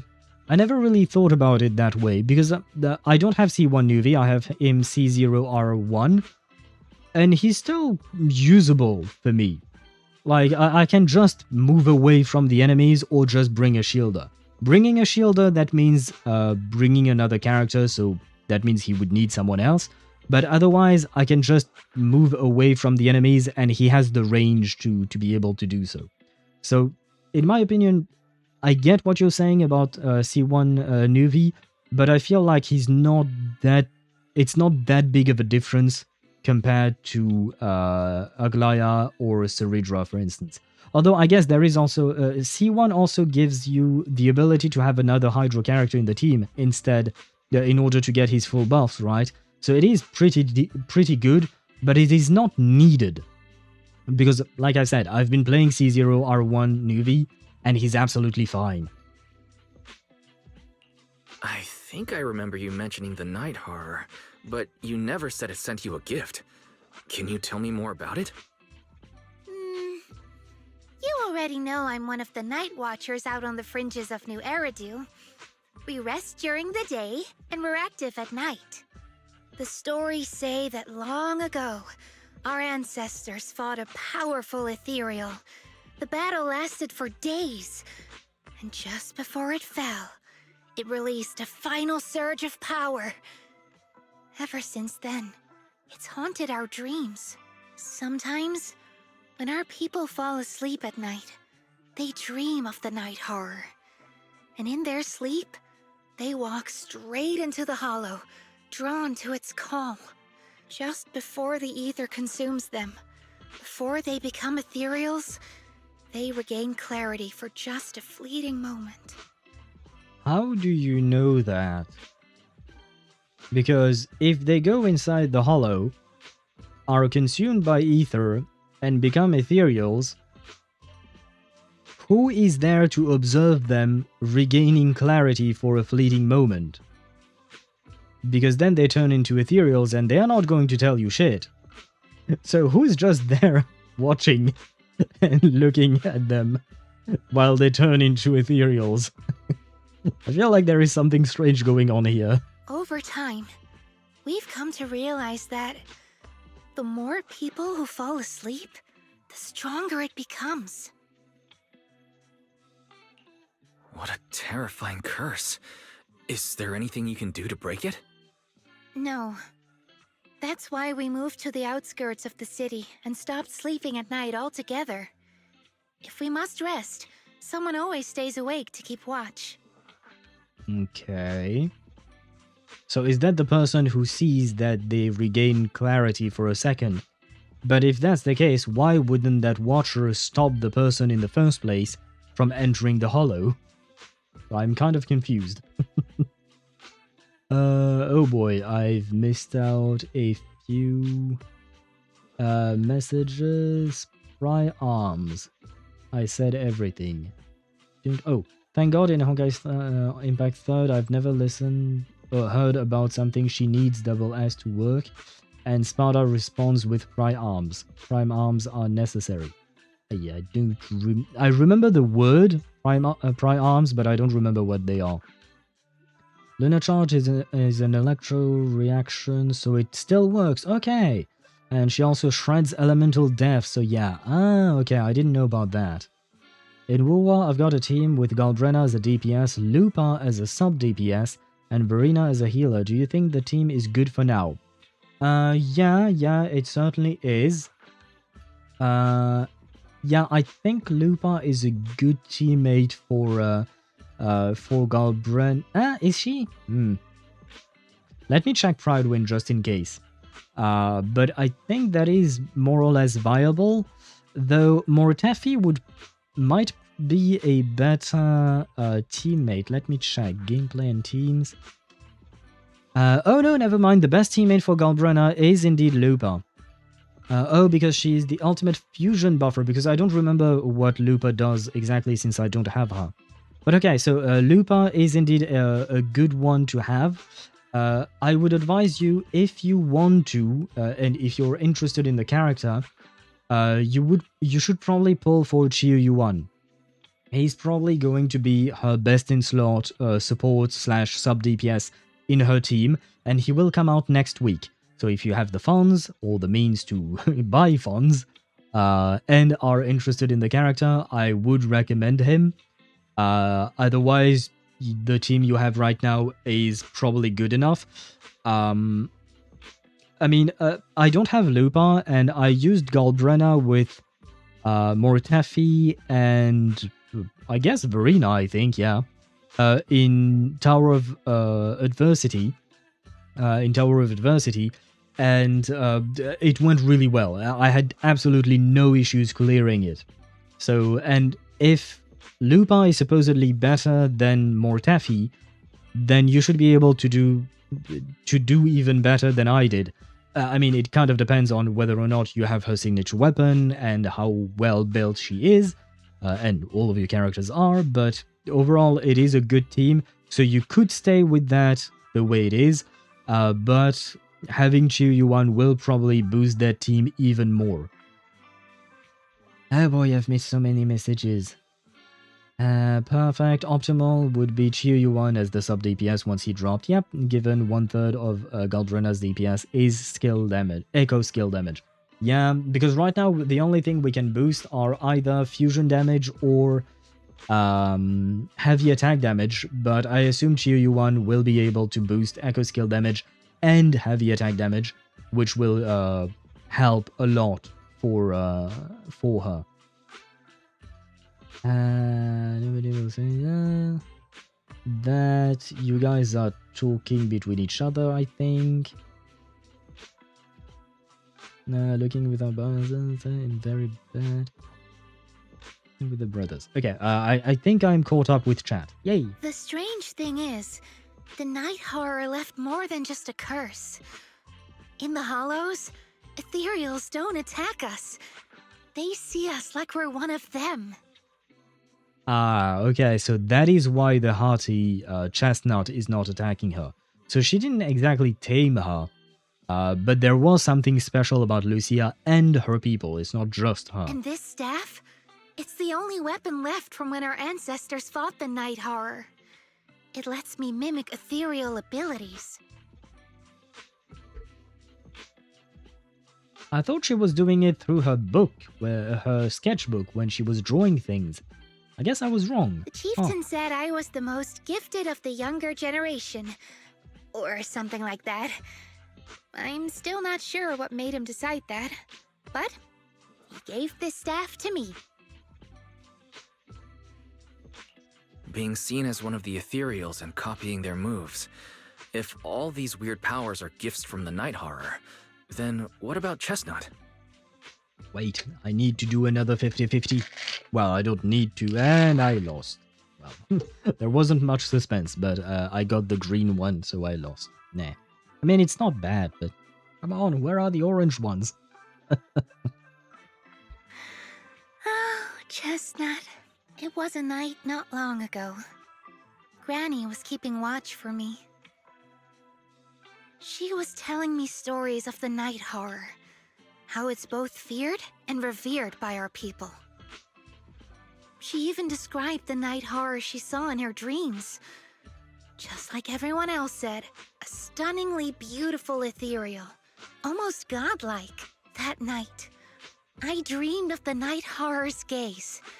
It was looking at me. And in front of me, there was a little hottie. It looked tired. Like it had been through a big fight.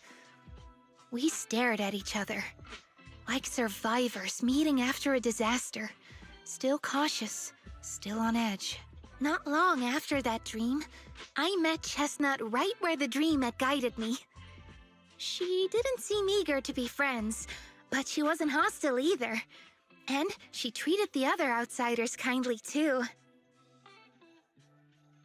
This is all very strange. I don't really know what to think about this. That's why I've always believed Chestnut is a gift.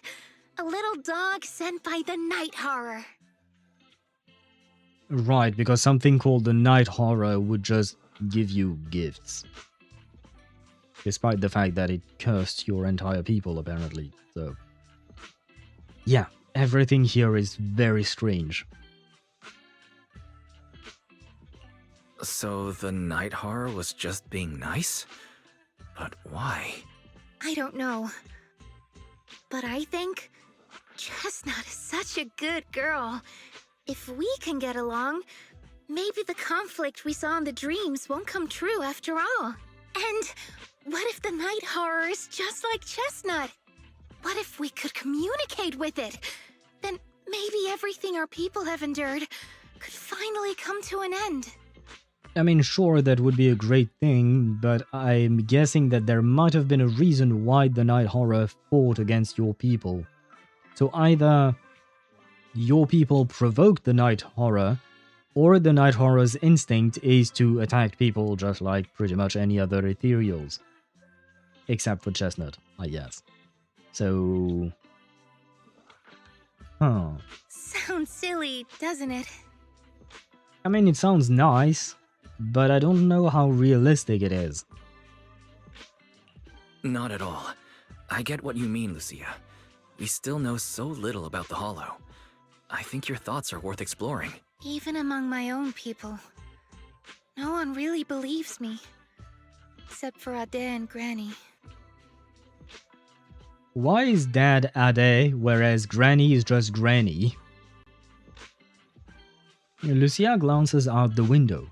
The night sky is beginning to fade, just a faint shimmer of dawn on the horizon. Can't believe it's already this late. Better make the most out of it now. You grabbing some breakfast?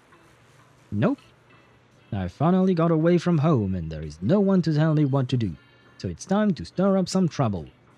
Today I'm gonna pull an all-morninger. That is not good for your health, girl. All-morninger? Yeah, haven't you heard? Staying up early in the morning can really mess up with your health. I used to think that it was just something only night watchers had to deal with.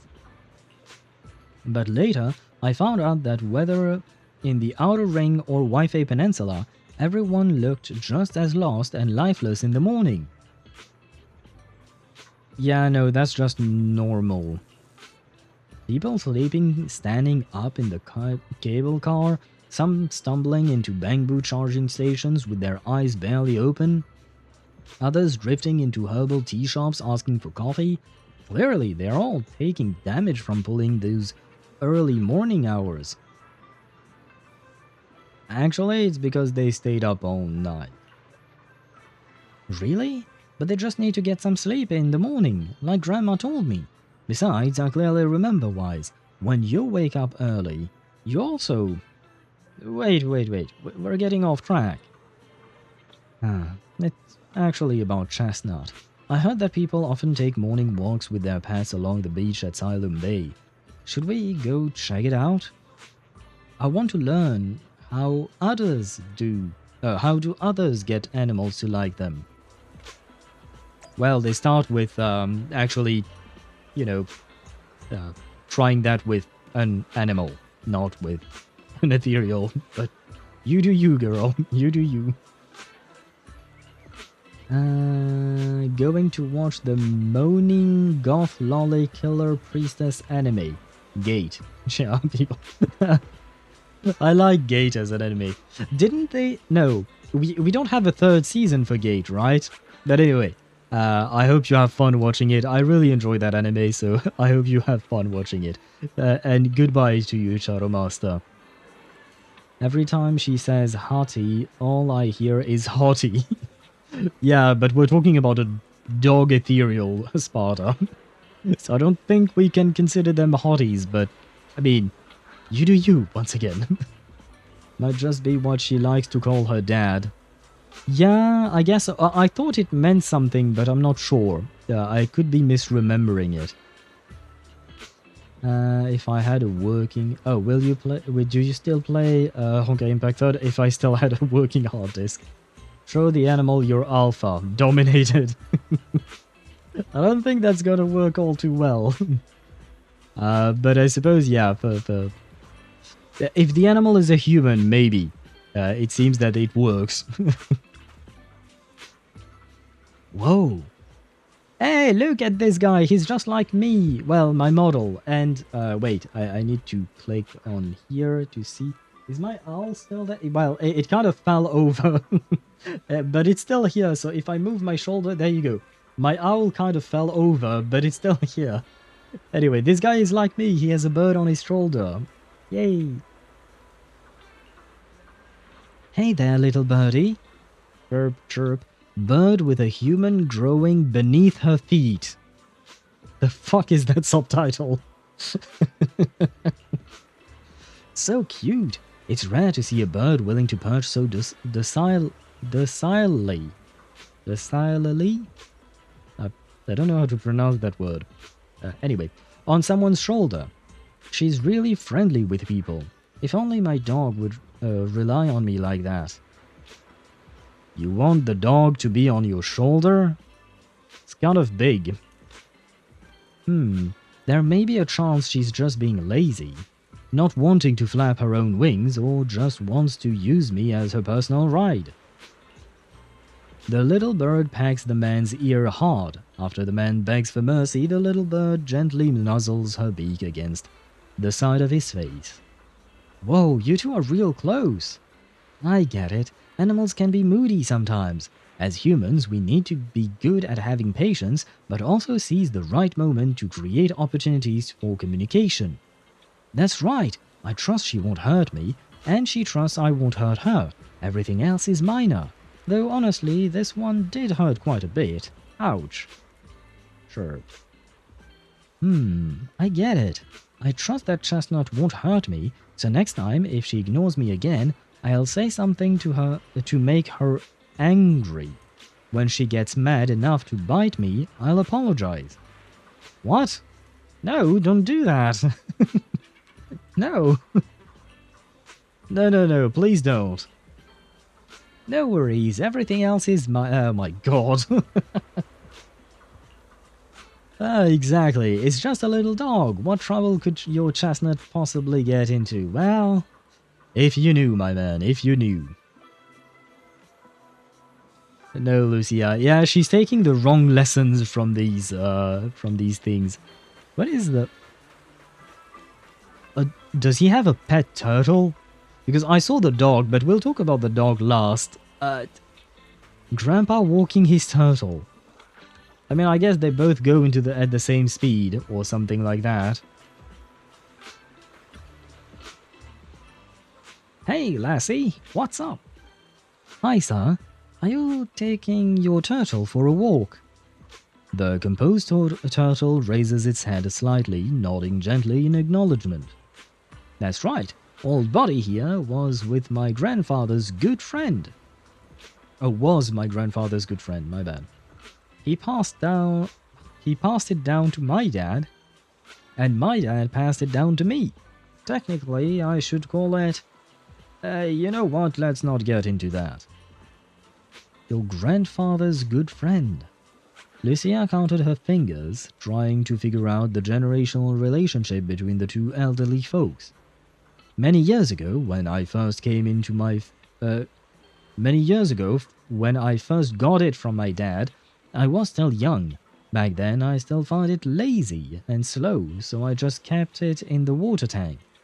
It seems to know I looked down on it, so it gave me the cold shoulder too. But over these past few years, I've grown old and can't walk much anymore.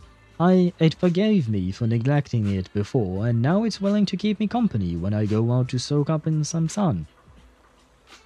That's nice. I wish I could have a quiet moment with my dog too, but I don't think she likes getting too close to me.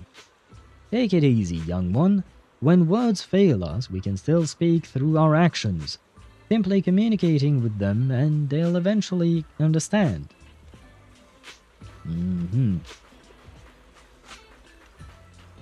And hello, dejected girl. Why are you dejected? Hello? Good morning? Bad morning, unfortunately. Woof, woof, woof, woof. Wild and lawless pup. Alright, I got it. So what do you want me to do now? Oh, God. That kind of has a day-night cycle. Good morning, good afternoon, and good evening. Hello? Yes? Why did you use the hello one? You've been here for a while.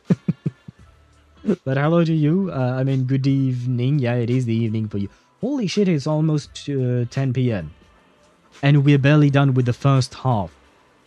Oh god, we need to go much faster. Sorry, what were you trying to say just now? I wanted to ask you and your dog, how you and your dog usually get along. Oh, it's simple. He screams at me. I obey. If I don't obey, he screams at me. And then I obey. He always manages to cause even bigger trouble, and all I have to do is follow his bark and call. Is her... Well, I mean, it doesn't really look like it, but is her dog like a husky or something? We are a heartless tyrant with endless energy and his poor slave. That's pretty much it. Wait, now why is the dragon dancing? What's the connection with the dragon? Toothless is a good dragon, if I recall correctly, isn't he? Oh, of course I've thought about doing something about it, like starting a grand rebellion, grabbing him and jumping into the sea, ending it all once and for all. Okay, maybe don't do that. But then I thought, I'm not even as good of a swimmer as he is. What if he swims back to shore and tricks someone else with that innocent act of his? Wouldn't I just be letting another poor soul fall victim? Compared to him, Chestnut is actually pretty friendly. Suddenly, a strange smile creeps across the girl's face, as if remembering something exciting. But hey! Humans live longer than dogs. In 10 years, when he gets old and has no energy left to bark and scream, and can't drag the whole table around the room just cause he's leashed to it, he won't be able to torture me anymore. So your solution is either to commit suicide or wait for your dog to die. Maybe you shouldn't have adopted the dog. When the time comes, we'll live together in love and perfect harmony. The tyrant is clearly displeased with this and runs away screaming. Probably not wanting it to trick any other poor innocent humans. The girl rushes after it without even managing to say goodbye. This example does not seem very helpful. All I need is maybe I could chase after Chestnut until she's all tuckered out, then stuff the pillow into her mouth. No, don't force the dog or ethereal into it, just let it do its thing. Lucia scribbles in her notebook, but ends up tearing out the whole page in the end. So that's how you interact with animals. I've still got a lot to learn. But I feel like Chestnut is also trying hard to get closer to me. Though she didn't accept my gift, she wasn't completely indifferent. Today was the closest she's ever gotten to me. But how do I gain her trust? How about try to keep believing in her? Sure. So you mean even though I saw Chestnut being hostile to that investigator tonight, I still gave her the pillow, so Chestnut was willing to get close because she thought I believed she was a good ethereal? That makes sense, just like what Gramps said earlier. Chestnut understood me. Yeah, but that investigator...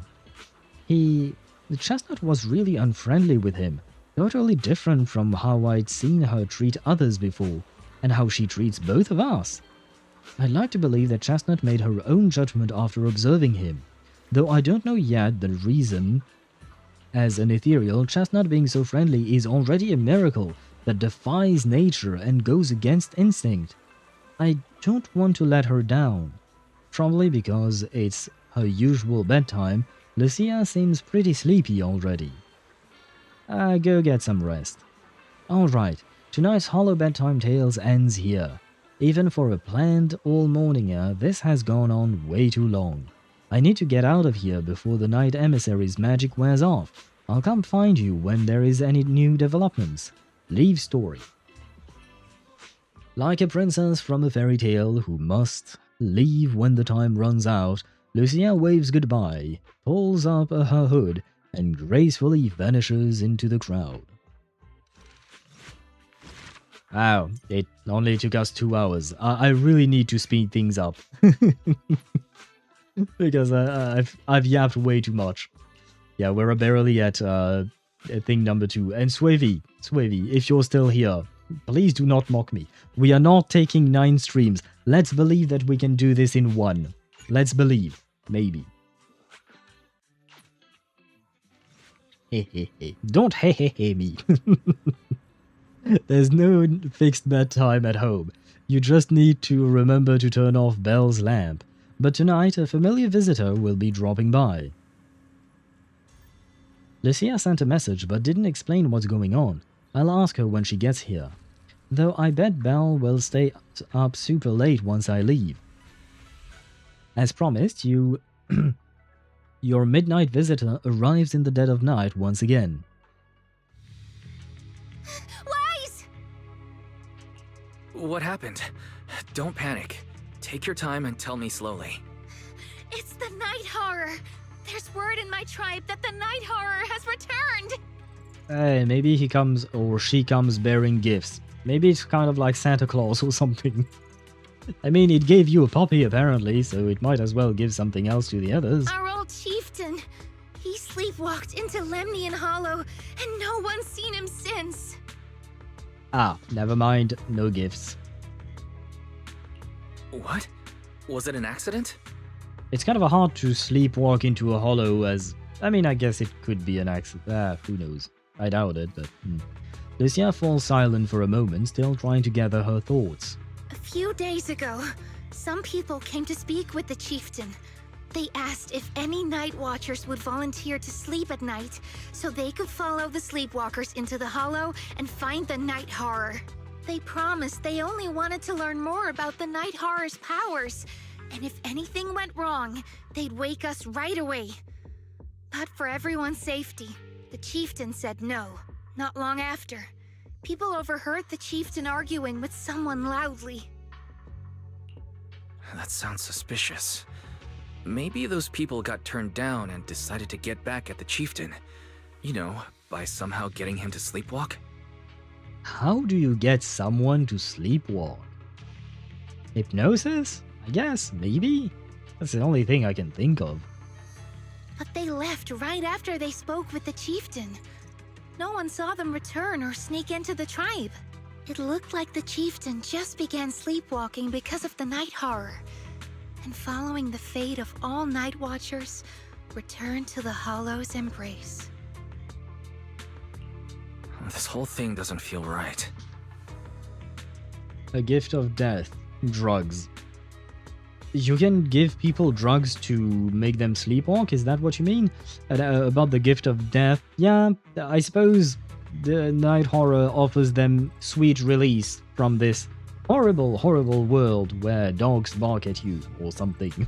I've been carrying the staff he gave me, and I still remember his words.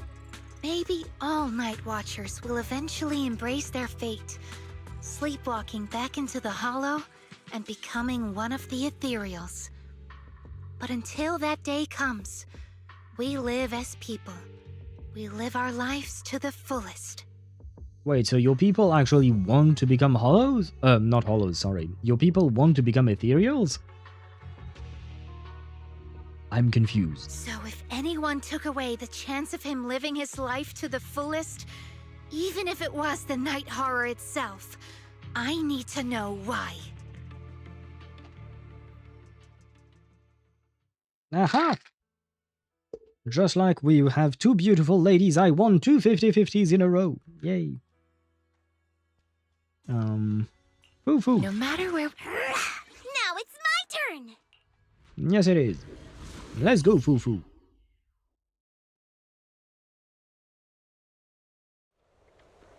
Ah, of course I have to read right as I have a tic-tac in my mouth. That is great. Let me put it somewhere it doesn't annoy me when I'm reading. This is the spot I was this is the spot I was told about earlier. But this area, why does it look so familiar? You've been here before? I think so. Let me think. Here... This seems to be near a path Chestnut often takes. I've run into her here a few times before. Weird. Is it really just a coincidence? Anyway, let's search around for any traces the chieftain might have left. Oh, that kind of scared me, but okay. Be here.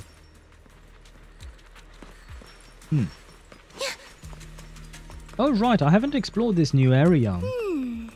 A crossroads. I see marks by the roadside. Let's check them out. I mean, the shoe print at least seemed to indicate that direction. Unremarkable vegetation. Thankfully, there are these plants that haven't been corrupted yet. All this fluffy, dense moss around here, it would take at least a month to grow to this thickness and height. There is no sign of broken or trampled branches on any of the plants either, and there is definitely been no one in that viney area. They're covered in tiny thorns. No way anyone would be able to get through there safely. Hollow botany? You know so much. This isn't the right way. Let's go look elsewhere. Very well. I've taken a look. There are indents from fiery serpent explosions, footprints left by Huskron, imprints from Farbauti's great shields, and marks carved when Arcavorus sat down his legs down nearby. I'll take your word for it, man. But no signs of humans. No neatly dressed investigators, no barefoot Hollow raiders, and certainly no shoe-wearing Ethereals. Nothing. Wait, Ethereals wear shoes sometimes? No, they just accept they might. Oh, in regards to the fact that they wanted to turn into Ethereals, or rather, that's what I said, but was wrong. Well, I believe you. Let's check out another spot. Yeah. Lucia carefully examines the footprints on the ground. Hard to believe we almost missed such obvious clues. Should be this way. Are you sure it's the chieftain? Well, to be optimistic, I think these look like footprints left by members of the Night Watcher's tribe searching for the chieftain after he went sleepwalking and disappeared. Besides, this area is usually deserted, yet there are multiple sets of footprints, all fresh and undisturbed by Ethereals. Even if it wasn't about the chieftain, we should still check it out. Very well. Very well. I assume a fight is coming. The Ethereals seem kinda riled up today. How could you even tell that? See the glow around their cores? It's shifting fast. Much faster. About 20% quicker than usual. Really? Slumber in the mist. Leave this part to me. Sleep well.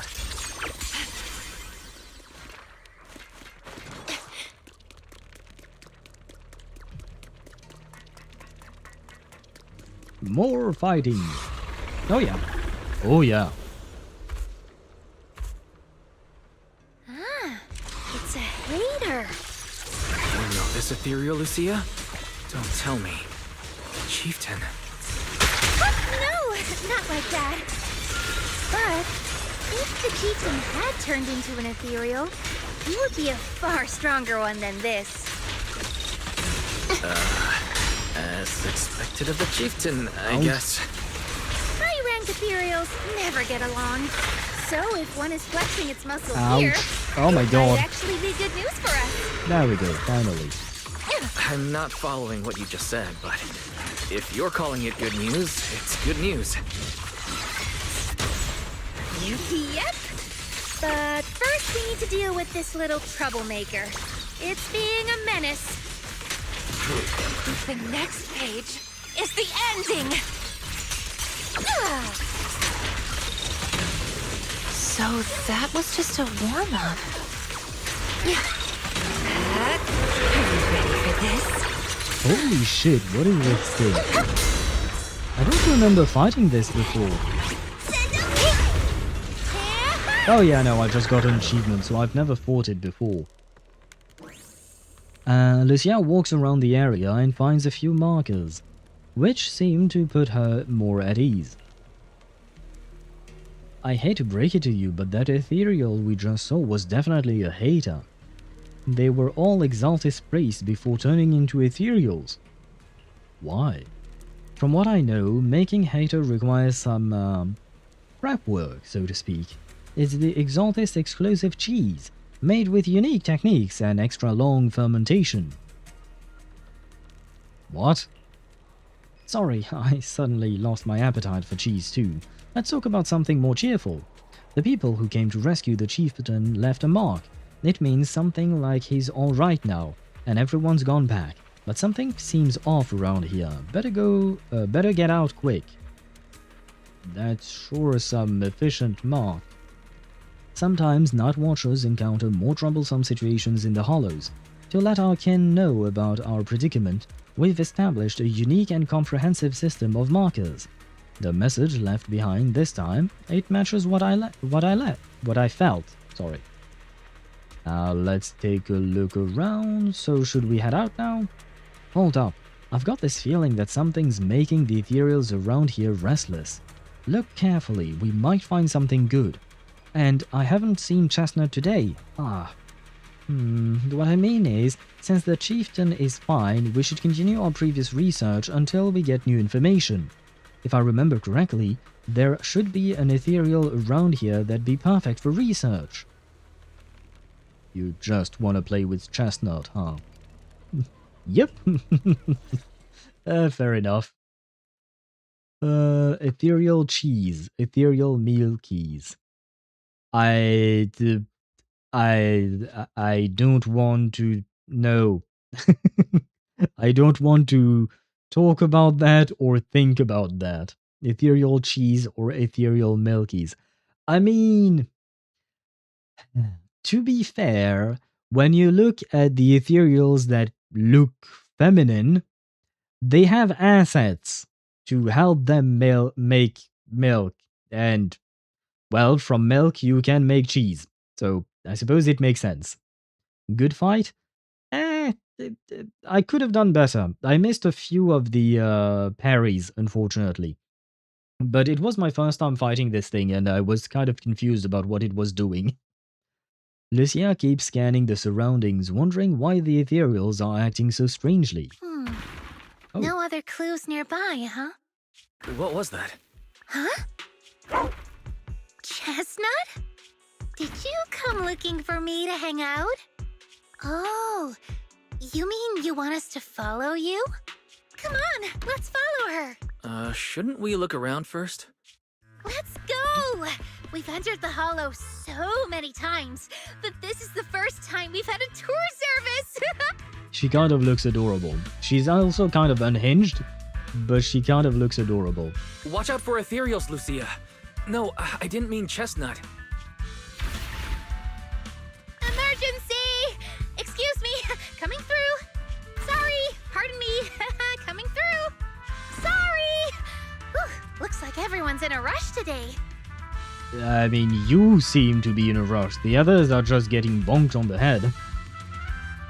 Why do you want to milk Ethereals? I left for a minute. Because... Well, I don't want to milk it. Wait. For starters, I don't want to milk Ethereals. It's just, yes, cheese. Because Lucia was talking about making Ethereals out of Exaltists, and then all of a sudden she started talking about special ingredients and cheese. So, yeah. I'm just confused. Make that green cheese. Does green cheese exist? Like, is it a thing? Like, for instance, there is blue cheese, which I personally don't like. But there is blue cheese. Well, technically it's mainly white, and there are blue spots on it, right? I have eaten green cheese, but the cheese itself, I mean, it was green, but it's just because it was mixed with some, I think it's called basil in English, but you know, just, what do you call that? An herb, right? It's just that. It's just an herb that was mixed into the cheese, and thus the cheese became green. And it was really good. And it was really expensive. Because, if I recall correctly, yeah, I think I was in a small village near Normandy. Well, in Normandy. It was a small village, and there was a cheesery? Is that a word? You know, but kind of like a bakery, but for cheese. It was a place that sold only cheese. In French we would call it a fromagerie, but I have no idea how to say that in English. Anyway, a place that sells cheese. But it was like artisanal cheese. It wasn't like what you would find in your supermarket or something like that. And it was really expensive, so I bought several slices, I guess. They were this thick, I think. And, well, to be fair to myself, back then I was in high school, so I didn't have that much money. But I did buy a few of them, one of them being the green cheese. The other ones I don't remember as much. But anyway, they were really delicious. Like, seriously. I think those were the best types of cheese that I've ever eaten in my life. And I wish I could go back there, I suppose. Or find cheeses that are that good. Although I would have to have the disposable income to buy said cheese, because, like I said, they were really expensive compared to what you buy in a supermarket. But anyway, I've used my cheese story to cheat through the ads, and now we can continue. Who would have thought I'd hit today's step goal inside the Hollow? Yeah, physical activity is good for you, Wise. Chestnut, what is it you're leading me to? Don't tell me this is all because another Ethereal tore up her pillow. Have we finally made it? Wait, that's... Kieran? And what's that beside him? Before Lucia could wake Kieran, more excited Ethereals come swarming in, and Chestnut seems to want to join the fight. Oh, Chestnut! Am I dreaming? A Hearty helping us fight against other Ethereals? Hey! What? And we also have Huwei helping as well. Watch out, Chestnut, here I come! See? I will say, I really love the noise that her Ethereal makes.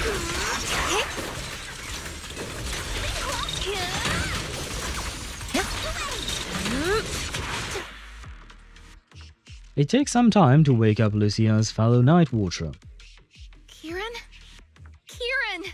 Are you okay? Hey, we got another goat! Lucia? Hello? What are you doing here? I heard about the chieftain. I came here to see if there were any clues. What about you? Did you also sleepwalk into this hollow? I don't really remember. I asked a friend to keep watch for me, but somehow I still ended up sleepwalking. Before you guys woke me up, I had no idea I was here. Sounds like you need a better friend. I thought Azure Lane was chill game, no, not an auto farm slave simulator. Is the farming in Azure Lane really that long? Because I remember the farming in Arknights was really long, but they changed it right after I stopped playing the game. I mean, to be fair, I played the game for like 2 days, but still, kind of too bad for me, I guess. But one of the main reasons why I stopped was because it took way too long to farm shit out every day. So, anyways, is Azure Lane like how long does it take to do your dailies in Azure Lane? That friend of yours, can he be trusted? Yeah, like I said, I feel like you probably need a better friend. I don't know. I saw him as a friend, but maybe he didn't see me the same way. I mean, wait, it's one thing to not consider someone your friend, it's another thing to neglect a person, whether you consider them a friend or not. It's one thing to neglect the person knowing that they might die. That's not just him not seeing you as a friend, that's him kind of attempting to murder you, in my opinion. He's always in an investigator outfit. Aha. Last time I ran into trouble in the Hollow, he was the one who saved me. Lucia knows. When things go south in the Hollow, we Night Watchers are always the first ones to be abandoned. Why? It's rare for anyone to turn back for us. Is there goat racism in this game for some reason? But why would you guys be the first ones to be abandoned? What's wrong with you? Well, sorry, I shouldn't have asked that like that. But what do people think is wrong with you, and thus justify their belief that they should abandon you when shit hits the fan? That was my full thought, but it didn't come out right. I did 3 stages on hard per day, 4 stages in another limited daily thingy, and 12 stages of farm for the event that is ending. And how long does it take in terms of like time? Because like it depends on the day, because some days are more busy depending on the events and stuff like that. But a regular day, usually for Reverse 1999, it takes me 5 minutes. Genshin, Honkai, and ZZZ about 10, I would say, more or less 10 minutes. Same with Wuthering Waves, 10 or less, usually less. Although no, these past couple of weeks it took more, because you have more to farm, since you're not just using wave plates to farm, you're just farming. The new domains are a bit weird. Sorry. And the thing that takes me the longest I would say is AFK Journey. It can take me up to anywhere between half an hour to an hour or an hour and a half. But I play AFK Journey while I'm eating my dinner after stream. Not for an hour and a half usually, because I kind of want to rush things and go to sleep. But yeah, I usually play that after stream just to unwind, and then I go to bed. So it kind of is okay that it is long, because it lasts just enough for me to eat and unwind and then go to sleep. It's kind of a perfect timing. But it is what takes me the most time, and I am kind of annoyed at that, but I also really enjoy the game, so I keep playing, I suppose. 3 hours? Oh, but you were playing something else. Because sometimes I do play 2 games at once, or even 3. There was a time where I played AFK Journey, Honkai Star Rail, and Reverse 1999 all at once, and it would usually take me longer per game, but overall a shorter amount of time. I don't know if what I said made sense, but it does impact how I play the game, right? What? Why? People treat you like that just because Ethereals don't try to attack you? 3 to 4 hours, I feel like that's way too much in terms of, sorry for the noise, the tic-tac box, it makes noise. But yeah, 3 or 4 hours of dailies, that's too much in my opinion. If it's a rare thing that only, like, you could do in the weekend or something like that, fine, why not? But if every day you need to dedicate 3 to 4 hours to a video game, I guess that's what I'm doing when I'm streaming, but I feel like it's different. I never liked auto battles, but in this one I gladly accepted. Yeah, no wonder, given how long it takes. Especially when the Ethereals come swarming, it really becomes apparent that we're Night Watchers. Yeah, but that does... I mean, I guess people are just idiots, abandoning you because... But then again... My bad. I guess it's not always intentional. Sometimes people genuinely can't tell. In the chaos, a Night Watcher in a helmet doesn't look that different from a frenzied maniac or a vicious striker. Really? That's crazy. But the way you said it was kind of funny. Sorry. In dangerous situations, people tend to turn on anyone they see as different. When panic hits, those so-called teammates usually choose to abandon us first. No. I guess, yeah. We do have goat racism. That is kind of sad. I mean, any kind of racism is sad, of course. People will always suck. Yeah, I suppose that's the conclusion we can reach, Accelerator. Which is a sad one, but it is what it is. And they always say things like, "You'll be fine. The Ethereals won't attack you. Just hide here. We'll come back for you when we can." But most of the time, no one comes back for us. Oh, I will come back for you guys, I promise. Well, kind of. I can't really fight, but I'll bring friends along. That's why, after that guy saved me, I really thought he was a true friend. I understand what you mean. But has he been acting strange lately? Strange? Well, lately, he's been asking a lot about the night horror. And really digging into things like how we communicate with Ethereals. Does that count? Communicate with Ethereals? Yeah, he saw me trip over a beholder engine once. It just looked at me and left me alone. Didn't attack me or anything. After that, he got it into his head that Night Watchers must be able to communicate with Ethereals. It has the power to calm them down. By the way, speaking of calming and communicating with Ethereals, isn't that your specialty, Lucia? Kieran points at Lucia's notebook and staff, looking confused. You mean those Ethereals I summoned? Oh, that wasn't me controlling them.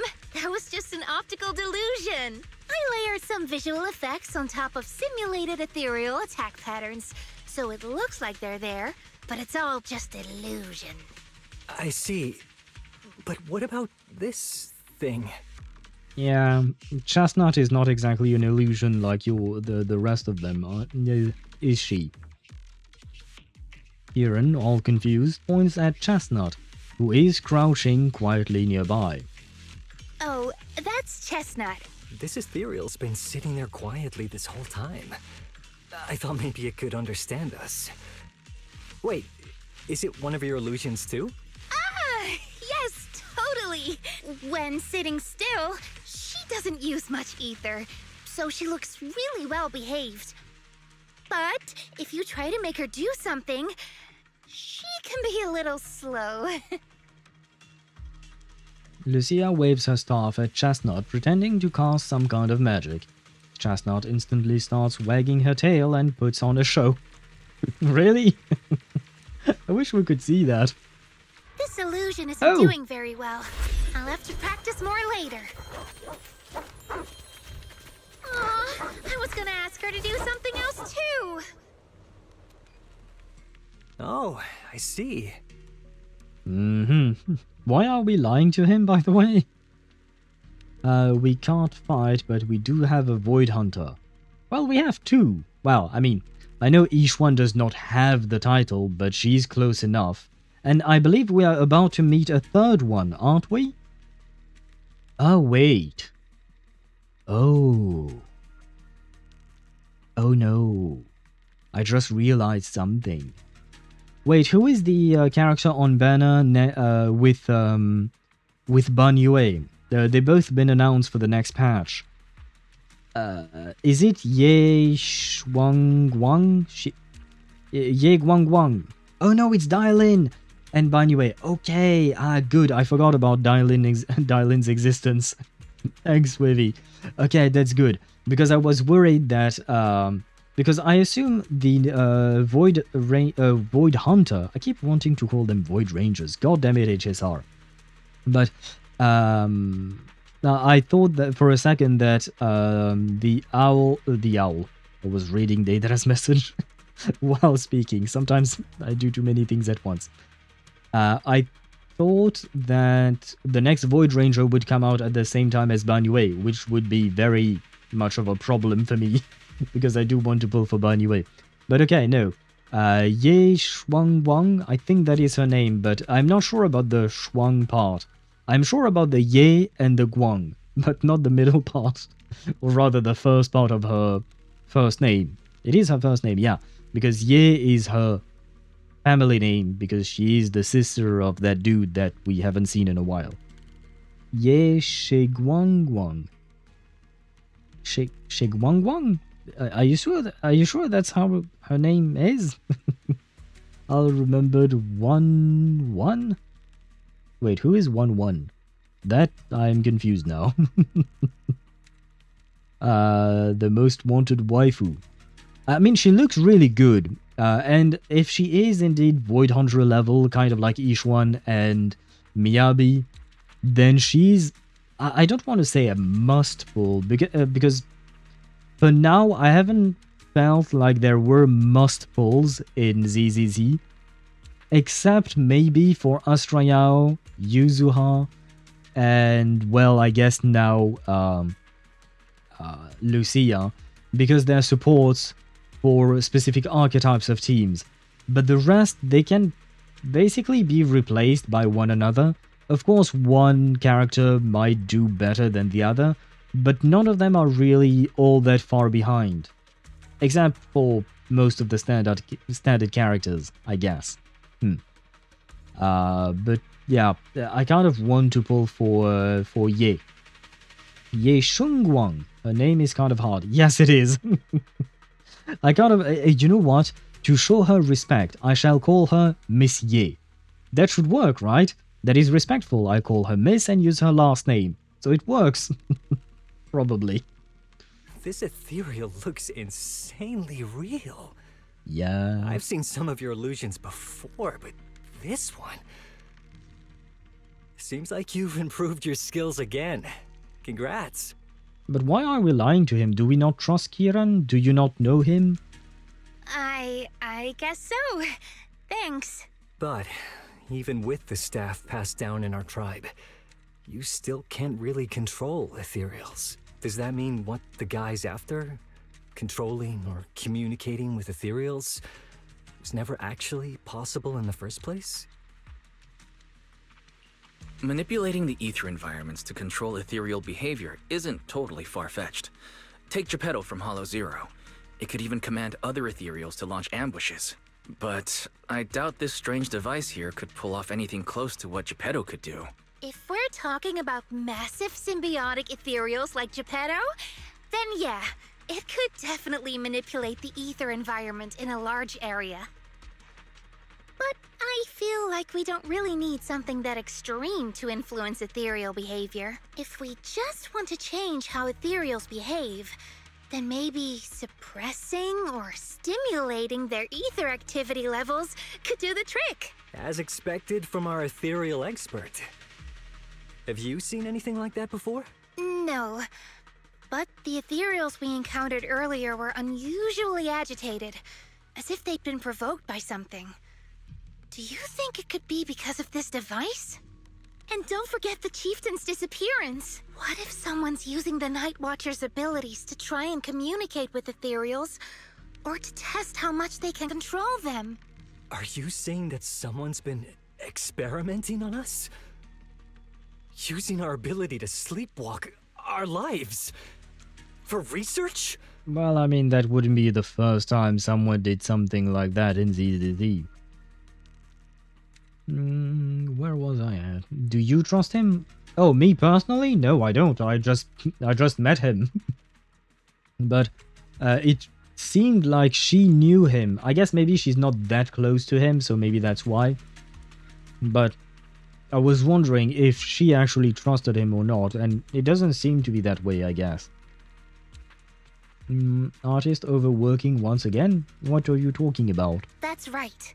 They probably want to exploit the Night Watcher's abilities to locate the Night Horror and research how to communicate with ethereals. This theory actually lines up with how we've been treated during Hollow joint operations. But it's just a theory for now. We shouldn't jump to conclusions. We need more leads, like figuring out what this strange device actually does. Okay. I'll keep you posted on what's going on back in the tribe.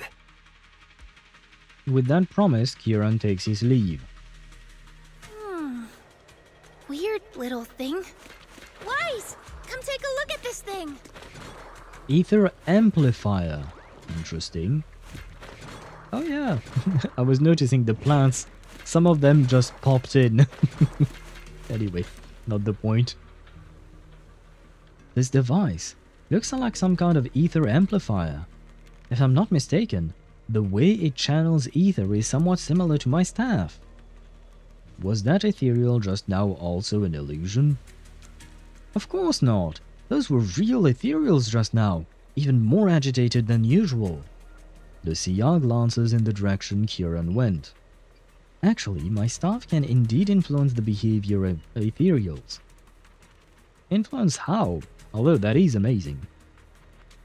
Since my staff can knead ether into a ball, it occasionally emits an intense light like the core of an ethereal, blinding those ethereals that still have vision. If that ethereal isn't nice to me, I'll catch it off guard and bonk it on the head. I guess she says it herself. That's normal. Kieran, people do that all the time.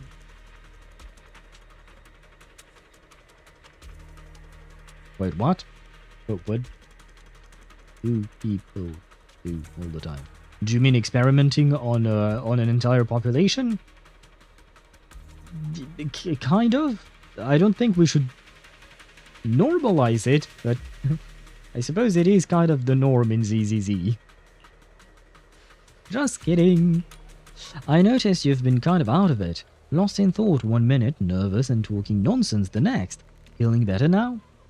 Let's talk about this machine first. Looks like it's what's making the ethereals around here so restless.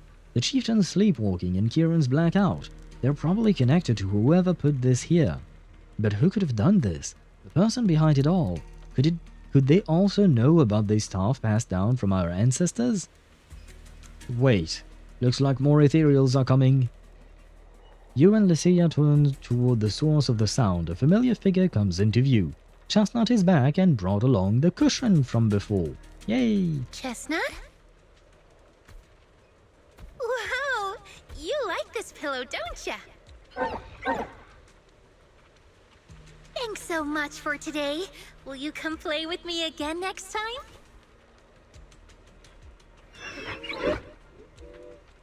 Yes, he'll come too. It's a promise then. Huh? You mean Sure. me? Nice to meet you, Chestnut. Why did she call it chestnut, though? I mean, I guess it is happy, but it doesn't really look like a chestnut. It is not the same color as a chestnut. Oh well. At Chestnut's enthusiastic invitation, you pet its head and tail. It's just as hard as you imagined, and you can even feel the violent ether flowing through its body. But this violent ether forms such a friendly puppy, it's truly fascinating. No wonder Lucia always wants to find a way to coexist peacefully with Ethereals. I mean, that would be nice.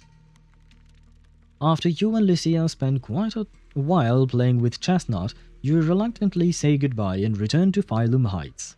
Oh, we are abandoning Chestnut. It must be kind of hard, you know, having a pet, but you can't bring the pet with you because the pet has to stay in a specific place. Here, for instance, it's in the hollow. Like, if you form an attachment to it and you can't really see it all the time, it must be a bit difficult for Lucia. Dawn approaches. It's about the time Lucia usually leaves, but she seems to be deep in thought about something. Lucia? Oh, it's nothing. I was just wondering why the chieftain chose to give me the staff. If a family in Eridu had been holding on to a secret weapon, you'd expect it to go to someone powerful. Someone who could last the longest in the hollow. Or someone who's best at taking down Ethereals, right? Yeah. Not that the Night Watchers believe whoever slays the most Ethereals is the strongest, but I don't exactly have any other qualities that stand out. But you really know the Ethereals. The staff is a relic left behind after the Night Watchers confronted the Night Horror. Giving it to the person who understands the Night Horror best totally makes sense. That does make a lot of sense. Actually, I've always had doubts about the true purpose of this staff. For decades, our chieftains have used it to fend off Ethereals and protect our people from hollow disasters. But for me, defeating Ethereals was never the goal. I wanted to understand them. Even among the Night Watchers, some say I've strayed too far from tradition. Well, sorry. I mean, straying far from tradition is not bad. Traditions are meant to be changed. Right. You've always had a special interest in Ethereals. I don't think I've asked before, but what made you want to study them in the first place? I have a feeling she's gonna say that she had no friends when she was a kid, so she tried to make friends with the Ethereals. Let's see if I'm right. Ethereals. Some are born from the hollow itself. Some are the continuation of life in the hollow. That does not answer my question. Some of them feel like projections of who we are in the hollow. Others are quite literally the people we once knew. I keep wondering, when someone is corrupted and becomes an ethereal, when they lose their sanity and identity in the hollow, is there really no way to bring them back? A good question. If we see the hollow as our enemy, then it's nearly invincible. No matter how strong you are, I don't think anyone can wipe out every last hollow. Well, unless we understand how they work and why they work the way they do, and then find a way to unravel their existence somehow. But I don't think a single person can do that. It would probably require a team of researchers, and it's not about, like, using your sword to slash away the hollow, I think. We'd probably have to invent some kind of a device to perform that task. But if one day we could uncover all the secrets of the Ethereals, or if the hollow itself could answer us, then maybe there's still a chance to bring our lost loved ones home. I mean, those who turned into Ethereals and are still alive, then yeah, maybe there is a chance. But what about those who we killed? Because we kill Ethereals on a daily basis. I do that every day when I farm for shit. So what about those? Does that mean that I'm just murdering people? We can't change what's already happened. But maybe we can still move toward a future where we no longer have to live in fear of the hollow.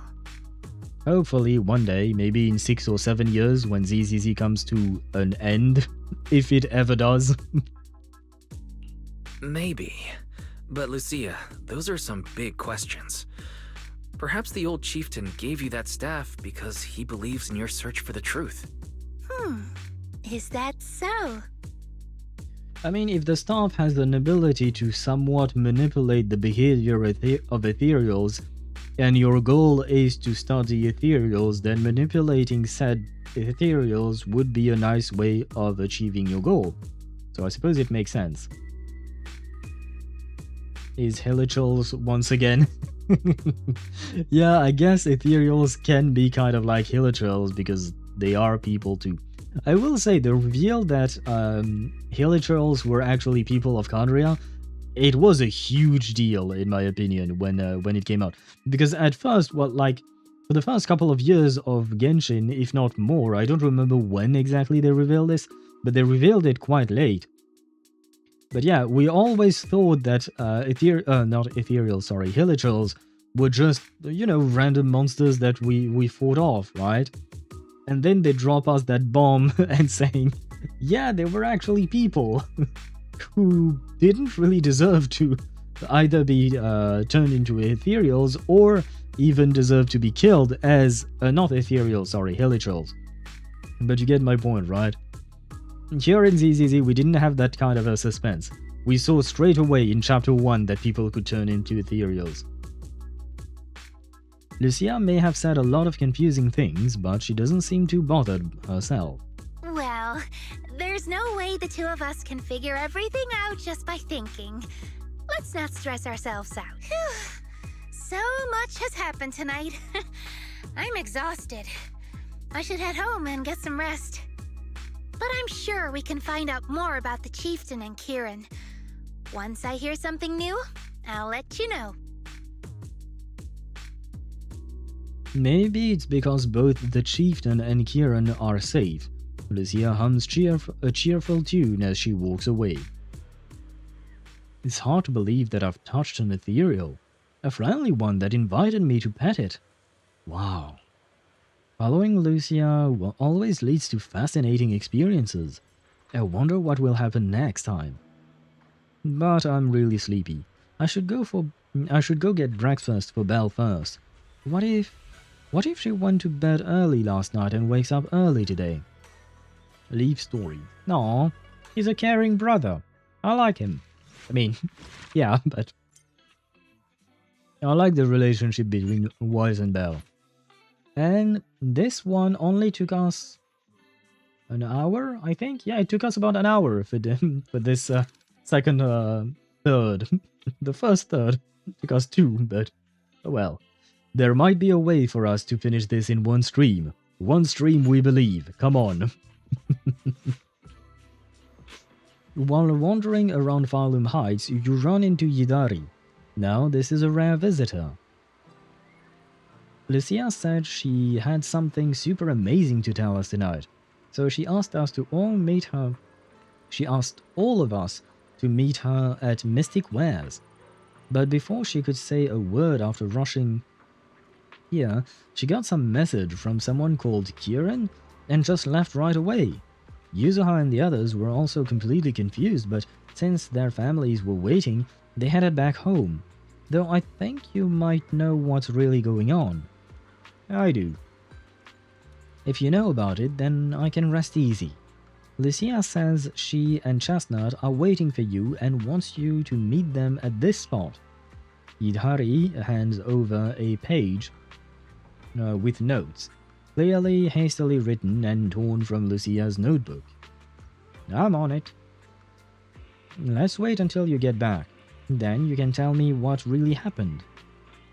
Whatever she ditched us for had better be worth it, or else she's going to have to treat us all to Yumcha Sens at the very least. You sound kinda like Yuzuha. Wait, you sound kind of like Yuzuha when you said that. Okay, my bad. I can't hide anything from you. We'll wait outside the hollow for you to bring Lucia back. But who is Chestnut? Ah, well, about that. My dreams. Today's reading. Now it's my turn. Whoa, one stream story quest? Maybe, Chip. And good morning, I guess? Oh, look, we have a pet. A kind of spiky looking pet. I guess he's kind of like a porcupine of some kind. But yes, let's believe. I still have about an hour and 20 minutes before I turn into a pumpkin.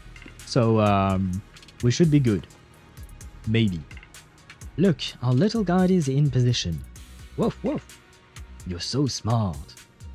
No matter how many times I look at it, this whole thing feels so weird. Wise? What are you muttering about? We're deep in a Lemnian hollow now. Even I've never been here before.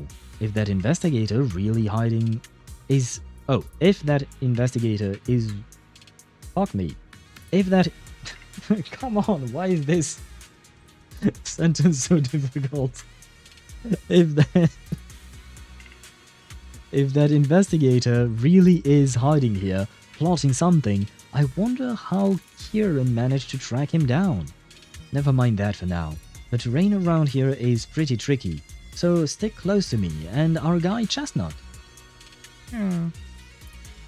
Chestnut seems particularly excited. She seems like she was pretty happy with that hollow adventure last time. Oh. Let's just follow Chestnut.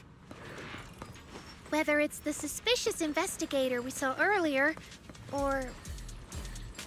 Chestnut should remember their scent. Are you training Chestnut to be a rescue dog? I mean, if it works, it works. And by the way, Chip, how many hours did you sleep? Like 2 hours, I think? Are you okay? There's a good place to travel to. Chestnut left a claw mark here, next to some scattered documents. Not bad, Chestnut's markings really help. Anyone who can spot those claw marks probably wouldn't miss these documents either. Is Lucia... doing positive reinforcement dog training? Wait, what's written here? It's about Chestnut. From a reliable source, a smaller than average Hearty, usually active in the Timeshorn Hells area. After repeated observation, it can be confirmed that the target displays affection and almost no hostility towards non-ethereal beings. It appears that communication with the target is possible. Chosen as the research subject, the capture plan is as follows. The document is vague, but it's almost certain that they're all about Chestnut. Heck, some part even mentioned Lucia. Just as I thought, that person was after Chestnut from the very beginning. We'd need to find them quickly. And what does reliable source mean? Could someone be feeding them information about Chestnut? Could it be Kieran? And now he's leading us astray or leading us into a trap? Careful, hello, you lovely Ethereals. I have some murdering to do. Oh, wait, so doesn't she continue her animation? Okay, yeah, she does continue her animation once you swap her out. Get behind me, Lucia. I was just a bit too early with my swapping. A phone that was left behind in a hurry, damaged but not fatally. What the? Looks like that person's phone.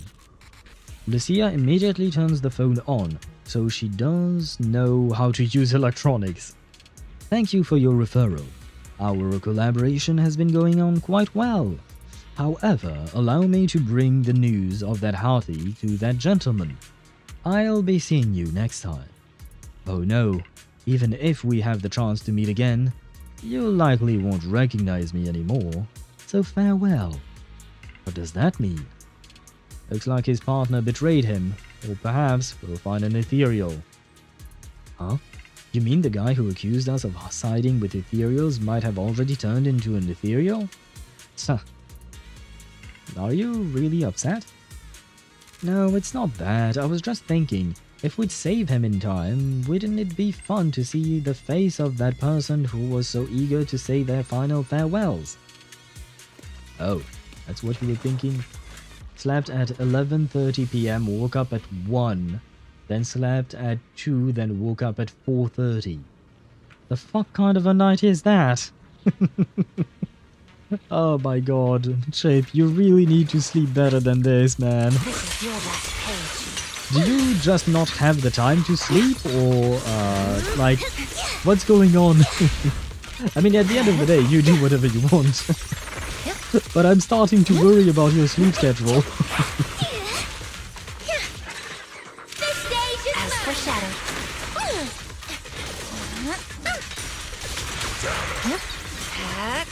Don't worry, one swing will do. Why torture yourself like that? I wonder as well, because I sometimes have my sleep broken like that, like in pieces where I sleep a couple of hours here, a couple of hours there, and when I do that, I get so freaking tired. Maybe it's just because I'm old, or at least older than you are. But yeah, I hate it when I have to do that. I sleep at off duty, so don't worry. But is that really enough? I feel like you're accumulating quite the sleep debt there. Chestnut seems to have torn open a briefcase here. The thing inside likely also belongs to the investigator. I'm not sure what happened, but that person, or Ethereals, must be nearby.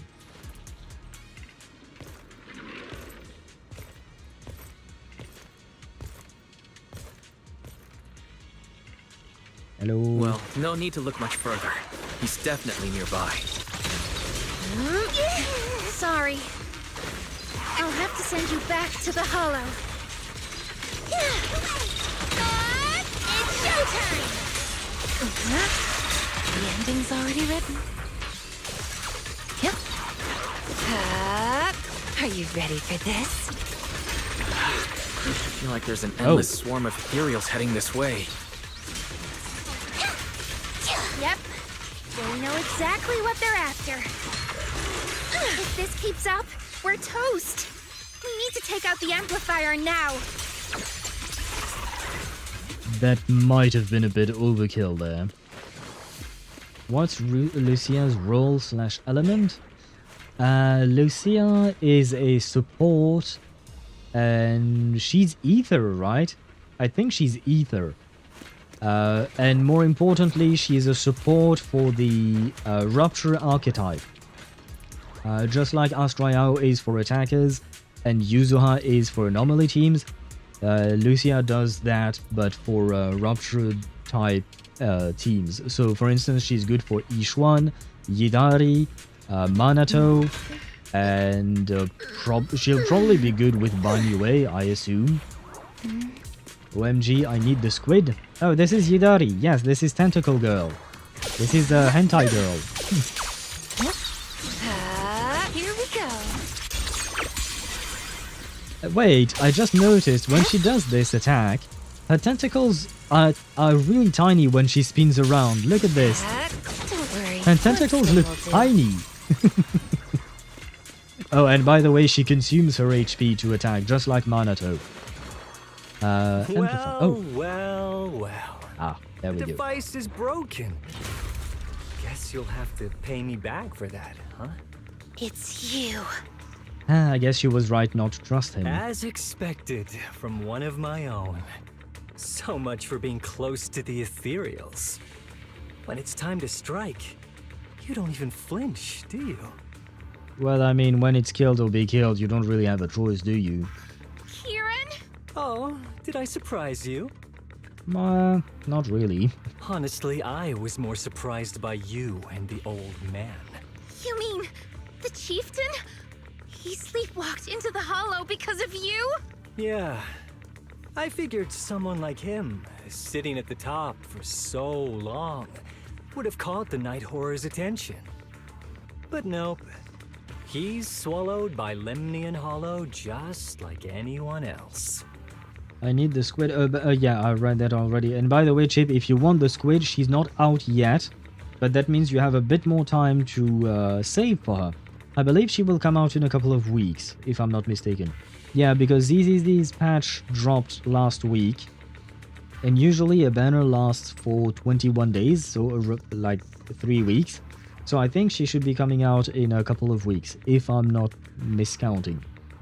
Oh god, he's one of those guys. Yeah, unfortunately he is. I can't wait to pummel his face with my tentacles. Which sounds very weird. But this is the world we live in. Why are you doing this? Because he was just a coward, standing in the way. A few days ago, some higher-ups came looking for him. They made him an offer, but he turned it down on the spot. When I confronted him about it, he acted like he was some righteous hero and told me off like I was some kind of traitor. You are a hypocrite, just like him. No wonder he gave this staff to you. So what, you're just jelly because she got the staff and you didn't? You call us hypocrites, but you'll do whatever it takes to get what you want, even if it means hurting others. Whatever it takes? After years of glorified legends, everyone forgets. The Night Watcher's power was taken from the Ethereals to begin with. The Night Watcher's power was taken from the Ethereals?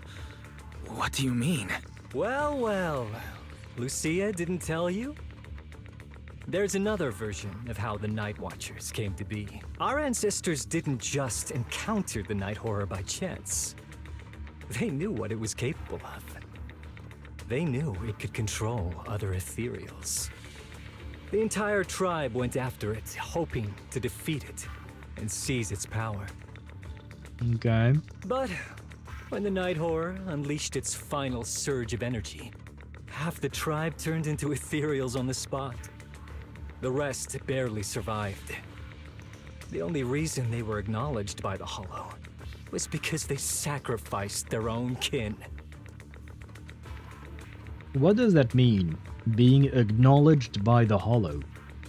Because they've mentioned it before, but do Hollows have will / consciousness of some kind? Instinct, maybe? Do they exhibit any kind of intelligence? Because as far as I knew, Hollows were just Hollows. They were just strange places, but, you know, they were a thing. They were not like a people or an animal or a living creature, I guess. They call me 007 for a reason. 0 pity, 0 polychrome, 7 ways to fuck myself up. That's, I guess, one way. Yeah, that's a different type of James Bond, I suppose.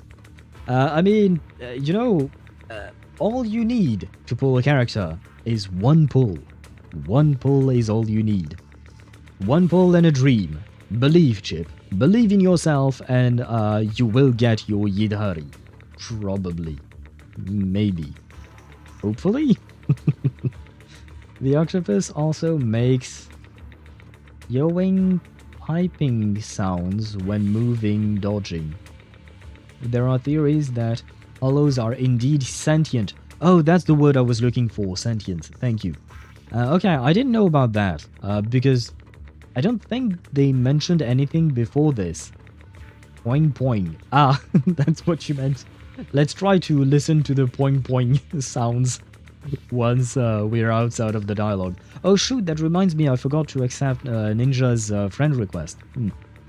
I just uninstalled ZZZ on my mobile. Now I had to reinstall it again. Well, sometimes you have to make sacrifices when you're interested in hentai. Sorry, I meant Yidhari. That's just another ancient rumor. And hello, Cyberwolf, welcome to the stream. I hope you're doing well. We are at the tail end of Lucia's quest, I think. At the very least, we're in the third part of it. But hopefully we will manage to end soon-ish. Hopefully we will manage to end it in one stream, right? One stream, one story, we believe. I'm doing amazing, thank you, mate. What about you? Oh, I'm doing pretty good. I'm getting tired because it is 11 PM for me, and I'm old. But otherwise I'm doing pretty well. And I am both confused, interested, and intrigued by Lucia's story. I will say that much. Stop lying to yourself. Do you really believe you can strike a deal with the Ethereals and not pay the price? What? I don't think you're very good at explaining yourself. Even if your story is true, it has nothing to do with what's happening now. What exactly are you trying to say? So Wise just called him out. Bro, you can't speak. That's... thank you, Wise. We've spent our lives hiding in the shadows, shaped by traits we never asked for. Just because the Ethereals don't attack us, those who live in the city see us as freaks. Like we're invisible. Like we don't matter. It still doesn't really explain anything, but okay. Welcome to the real world, where we have discrimination all around.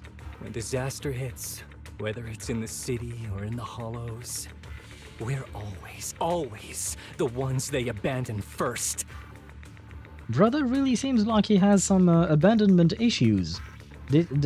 Wait, did his father went to buy cigarettes and never came back? Is that what is going on here with you, Kieran? Back when New Eridu was founded, public security declared all survivors had been safely relocated to New Eridu. And us? We were still running for our lives. Caught between companion hollows, stumbling over the bodies of our own kin, crying as we counted who didn't make it. Tell me, did anyone come for us? Okay, that does sound kind of horrible. I'm laughing, I'm making jokes, but it does sound kind of like they were indeed being mistreated. I mean, I wasn't doubting that. It does seem like there is some racism in this game, which is interesting, but what you're trying to achieve here, I still don't get. You're still not really answering my question. You just tell me that you're pissed off about things that happened in the past and are still happening in the present. Okay, so what you're trying to do now, how is what you're trying to do going to change the situation? Lucia, don't you want to change our lives for the better? Yes, and I am asking you how. Even if we were to leave all this behind, it shouldn't come at the cost of our people's lives. Wait, do we have an answer? I am confused. Haven't played it yet. I'ma see when I do. Oh, you haven't seen the Lucia story? Ah, well, spoiler alert then. Okay, good thing I mentioned it. But yeah, spoiler warning, we are at the end of Lucia's quest, so you're welcome to stay, of course, but at the same time I don't want to spoil you. But the fact is that yeah, we are kind of like at the end, so yeah, I think I warned you enough. Nope, but milk instead. Ah, he went to buy milk, sorry, not cigarettes, milk. So I guess he wasn't a deadbeat dad, he was actually a good dad, he wanted to bring them milk. Wait, no. Because now that I think about it, was it really milk or was it cocoa goat milk? I'm afraid to ask. Who are you waiting for to come and uphold justice? What, so you think you're upholding justice on your own? Ah, well, that's certainly a grand ideal you have there. Being seen as kin by the Ethereals, walking freely through the hollows, this is the Night Horror's blessing! We should use this gift to earn power, to gain recognition. Isn't that what we deserve? No. Nobody deserves anything. Deserving something is just what we humans tend to talk about to give us hope that the world will give us things. The world doesn't give us shit, so no, you don't deserve that. And use the gift to earn power and gain recognition? So you just want to be famous, basically, and rule over people. Ah, yeah, I see. So you are indeed one of those. Well, Kieran. Well. Get ready to be pummeled by another goat, I suppose, because technically speaking, Idari is not here. He's here in gameplay, but not in not in the story, technically speaking. How do you... Wait, do you still... Wait, do you still die in the hollow ride? I will remove the he part at the start of the sentence. Oh, does he know that you still die in the hollow, right? I would assume so, right? Because yeah, when you spend too much time, you get corrupted and then you turn into an ethereal. But it seems that it doesn't faze him all that much. Or maybe he just frequently makes trips back and forth, right? Ah, yes, justice, with quotation marks. Yeah, his own version of justice, which, not sure if it's the best definition of it. You're right, Owl, we don't deserve human rights. I mean...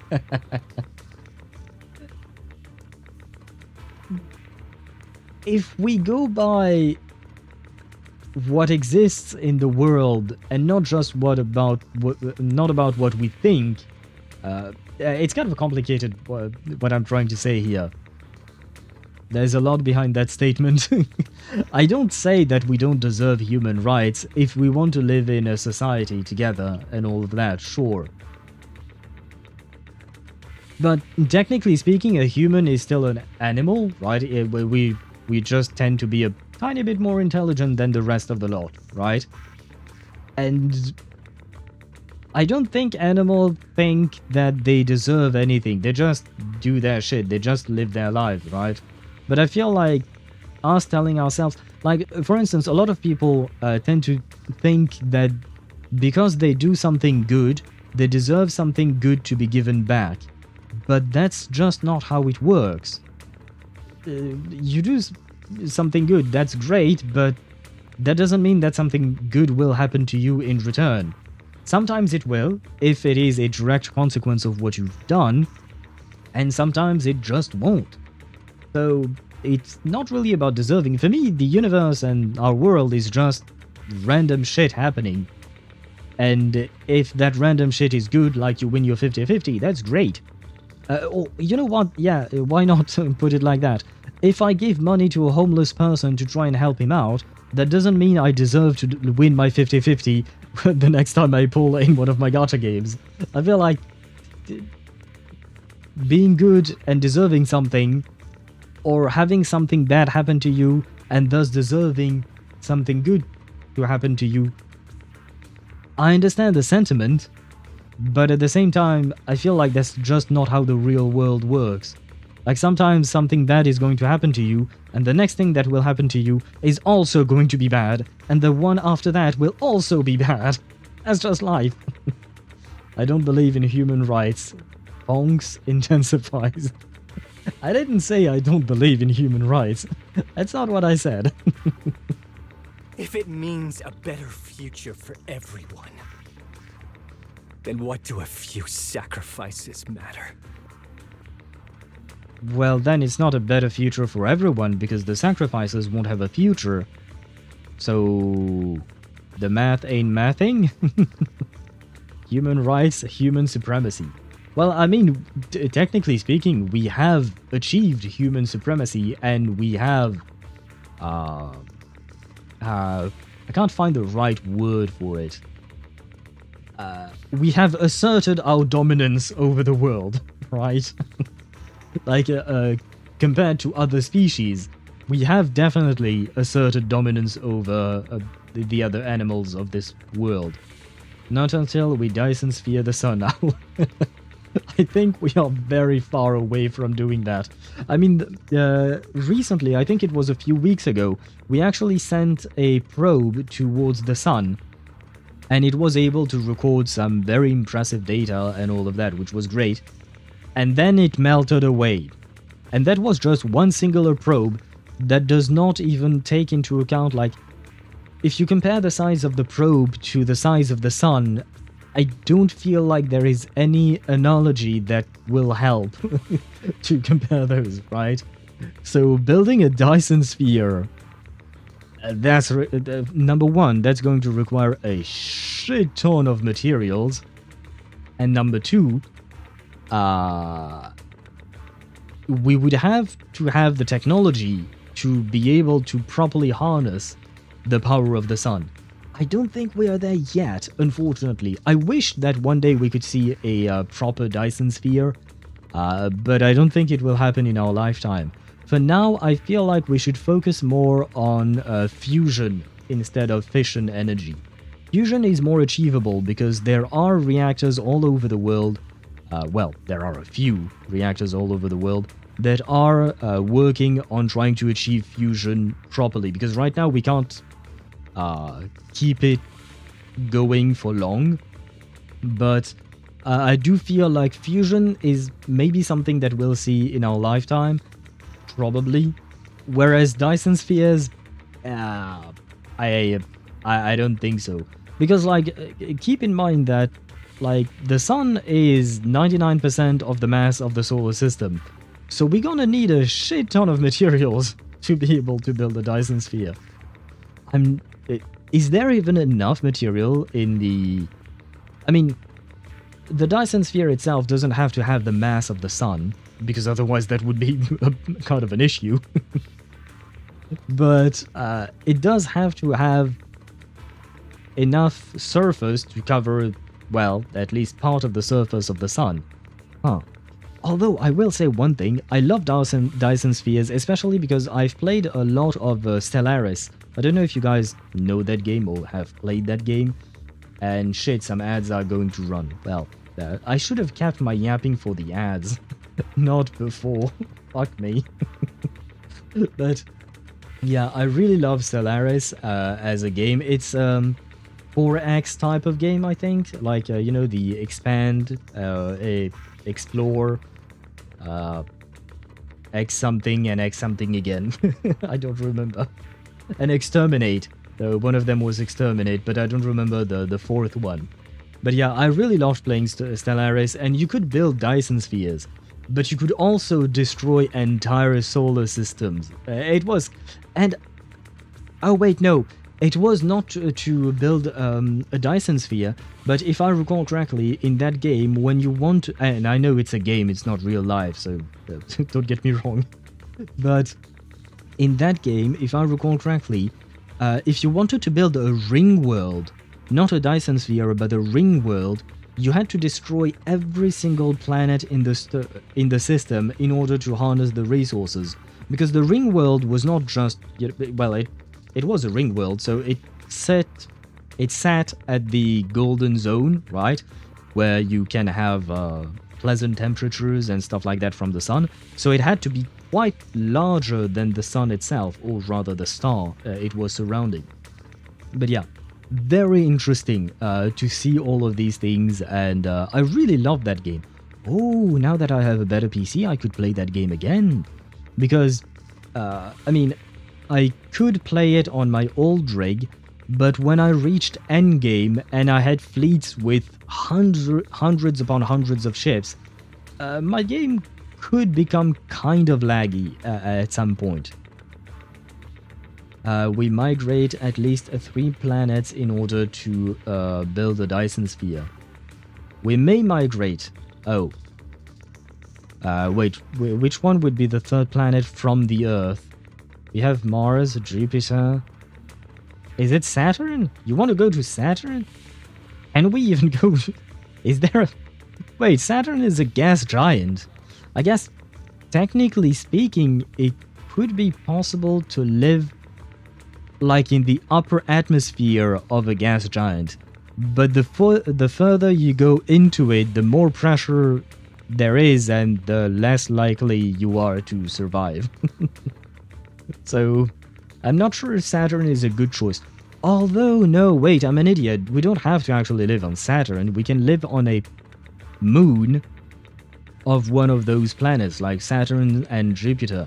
Jupiter has a shit ton of moons, and I believe one of them is Europa, which, if I recall correctly, Europa is the one that is coated with a very thick layer of ice, if I recall correctly. And Titan is the one that has a methane ocean on it, I think. It's been a while, so I could be wrong. ChatGPT te beso las patas? Brother, you're gonna need to give me some help here. Te beso las patas. I don't know what that means. What does that mean? And why are you mentioning ChatGPT? I don't have ChatGPT. I've never used it before. So, am I supposed to use ChatGPT to translate that? But the price you're paying for that future, is it really your so-called gift? Or is it the lives of your own kin? What is it you really want? A place for our tribe to survive? A stamp of approval from new Eridu? Or something else? He needs a father figure, because Daddy went to buy cocoa goat milk and never came home. Those sacrifices were just inevitable casualties. It's nothing compared to what we gave up when we first fought the Night Horror. May I say, he has a very punchable face. He needs spanking, and Brad needs correction. Yes, exactly, which is why I'm mentioning the father figure. Had he had a father that abused him by beating him up, he wouldn't have turned out this way. This is a joke, of course. Besides, after the early trials, I finally found better test subjects and stronger allies to back me. Everything's going smoothly now. Better test subjects? Are you talking about me? Lucia, you're so full of yourself. Though I too used to think you were some kind of prodigy, summoning Ethereals out of thin air. You're so full of yourself. He dares say that. He has the gall of saying that to someone else. Goddamn the irony. But now, you're just a coward with a fancy stick, putting on cheap tricks, hiding behind research, while running away from your fate! I really don't understand this guy. Like, is he just pissed off at everyone and everything? Is that what's going on here? Like, I don't get this guy, man. Sorry, I just used ChatGPT to transmit my dying phone to my PC by Wi-Fi. Oh, okay. But it was so slow, but now with more help of ChatGPT, I lowered the resolution and other things so I can farm in peace. Hope so. Okay. Oh, which reminds me, I've mentioned it at the start of the stream, but I don't think you were there yet. I have learned that I have the ability to give you guys the option of having a different resolution on Twitch as well. I don't know if you're still watching me on YouTube while chatting on Twitch, but YouTube always has transcoding. They are doing it themselves. Twitch, on the other hand, it is as I've explained it to you guys, in the sense that Twitch can do transcoding, but they don't offer it to everyone. It kind of depends on the resources they have. But apparently they have made an update, and now instead of them doing the transcoding, we can do it on our end as streamers. And all you have to do is tick a box in OBS, and that's it. And thus, from now on, there will be transcoding, so you will always be able to change the quality of my stream. So that's good news. But without ChatGPT, I will be stuck in just a dead phone. is ChatGPT really all that useful? Because I've heard of many things, but all the things that ChatGPT does, I feel like I can already do them on my own. Like, some people ask for... I guess maybe when ChatGPT helps you write code when you're not a programmer, maybe. Why not? I could see that, because I know that was one of its uses. But maybe I'm just not imagining wide enough, because, like, for instance, most I've seen is just asking ChatGPT questions, and ChatGPT scours the internet to give you an answer for it, and sometimes it gets the answer wrong. So, what I just do is, I do the same, but I do the same as ChatGPT. I scour the internet myself. I read Reddit posts, I read articles online, I read whatever I need in order to get my information. And I do try my best to get multiple sources of information whenever I ask one question. I don't just click on the first link and be done with it. Unless I'm on stream, because on stream I try to do things a bit quicker, just because I don't want to spend too much time researching shit here. And even then, sometimes I do click on quite a few links. But anyway, point is, I don't really know what ChatGPT can do for me, specifically, because we all have our various uses. Because apparently for you, Deidara, for instance, you were saying that it is useful to you. But I'm kind of curious. But the thing is, I've been thinking of trying it, but at the same time, I don't know what I would want to do with it. That's the thing. I don't really know what I would want it to do for me. So anyway, sorry, that was a weird tangent. ChatGPT twist his balls? Wait, you want ChatGPT to twist my balls? Or, oh wait, no, you're talking about Kieran, right? Not me.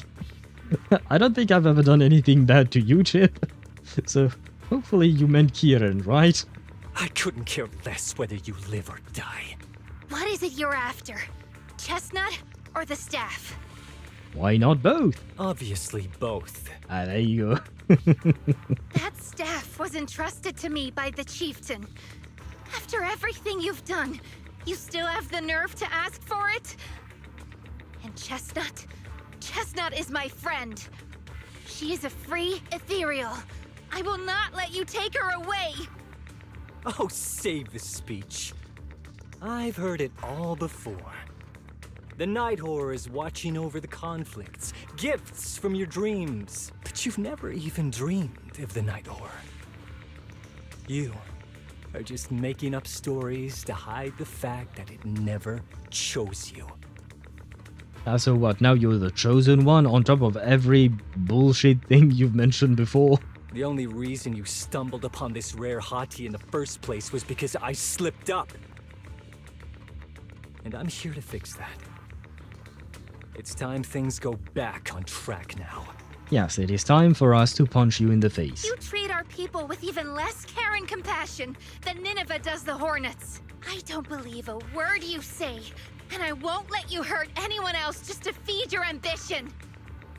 You didn't really think that half-finished prototype you destroyed earlier was my only backup plan, did you?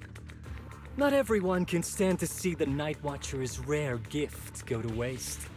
My ally supports my research generously. They've even thrown in a little extra firepower. Right, I think he showed up with a big mech. So hand them over. Your magic stick. The gullible little ethereal you tricked.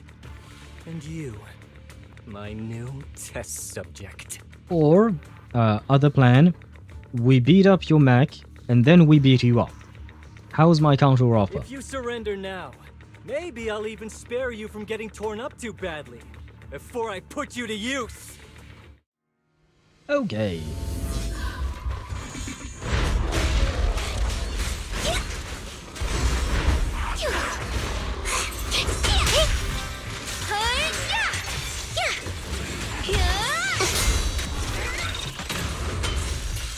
Oh, come on. Pretty cool. A little reward. Bring on faithful companions. Heed my call. Pretty, right? Yeah. Then, an explosive opening.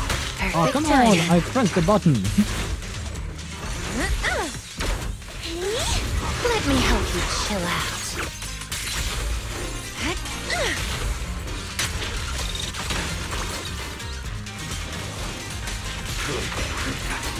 You will rest amidst the ice. Insanity way? Not what I should have done.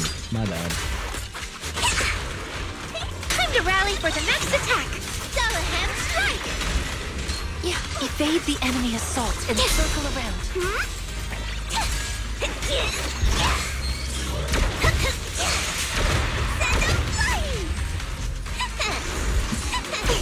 Oh my god. Oh well, I didn't get hit, I think. Wonder in the mist.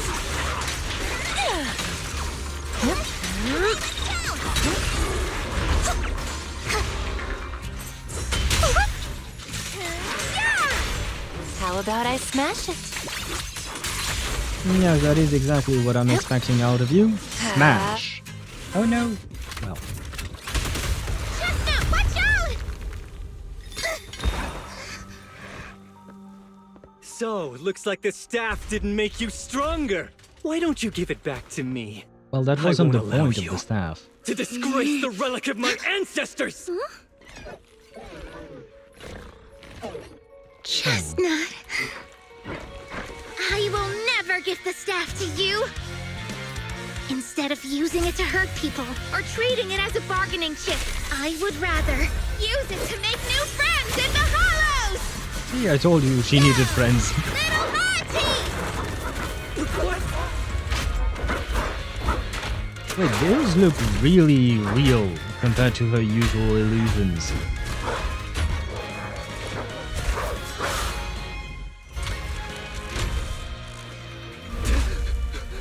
Now time to beat him up. The real Ethereals? You're a monster! See? The hollow has answered my call. Wait, no. You freak! We haven't beat him up. I wanted to beat him up. God damn it, he deserved to be beat up. There you go. If you deserved one thing, it was to be punched in the face.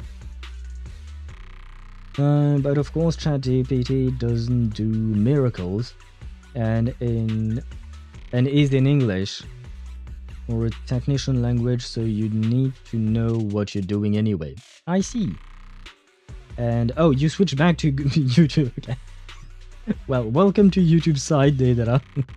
Good fight. Yeah, this one I was a bit more proud of myself. I did miss a couple of parries, but it's just because Yidari, basically when you're using her charge attack, you can't really parry, it seems, or something. I don't know. But it felt kind of weird. Maybe.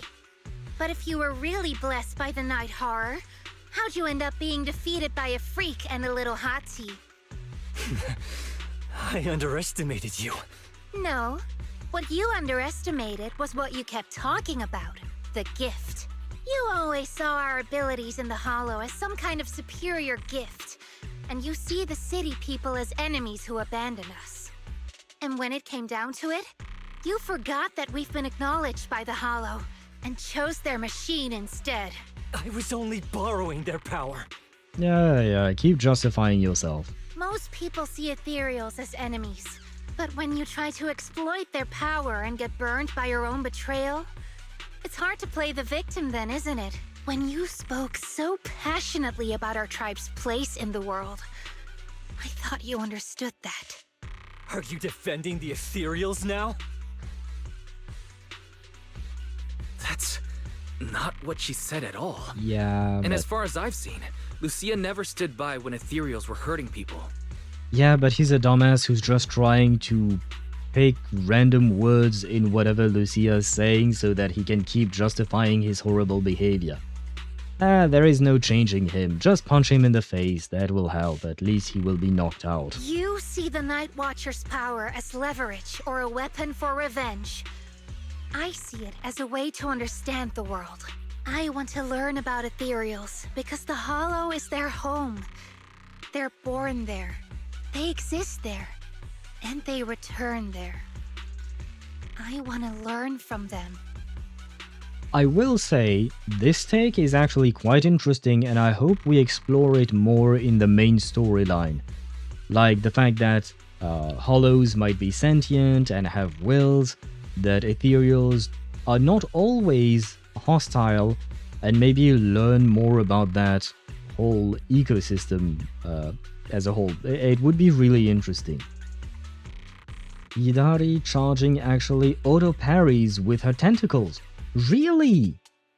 Oh, so maybe when I was trying to parry myself, which made me switch characters, I didn't properly parry, and I should have just let Hidari be on field. Okay, so maybe not maybe, I most likely did not play her properly. Not because you also want to find the night horror? That's only part of it. I want to find it, to speak with it, to try and fix the situation we're in. But that doesn't mean I'll stop trying to understand the other Ethereals along the way. Chestnut lets out an annoyed sneeze from the side. What about Chestnut? I think Chestnut has something to say about this. Huh.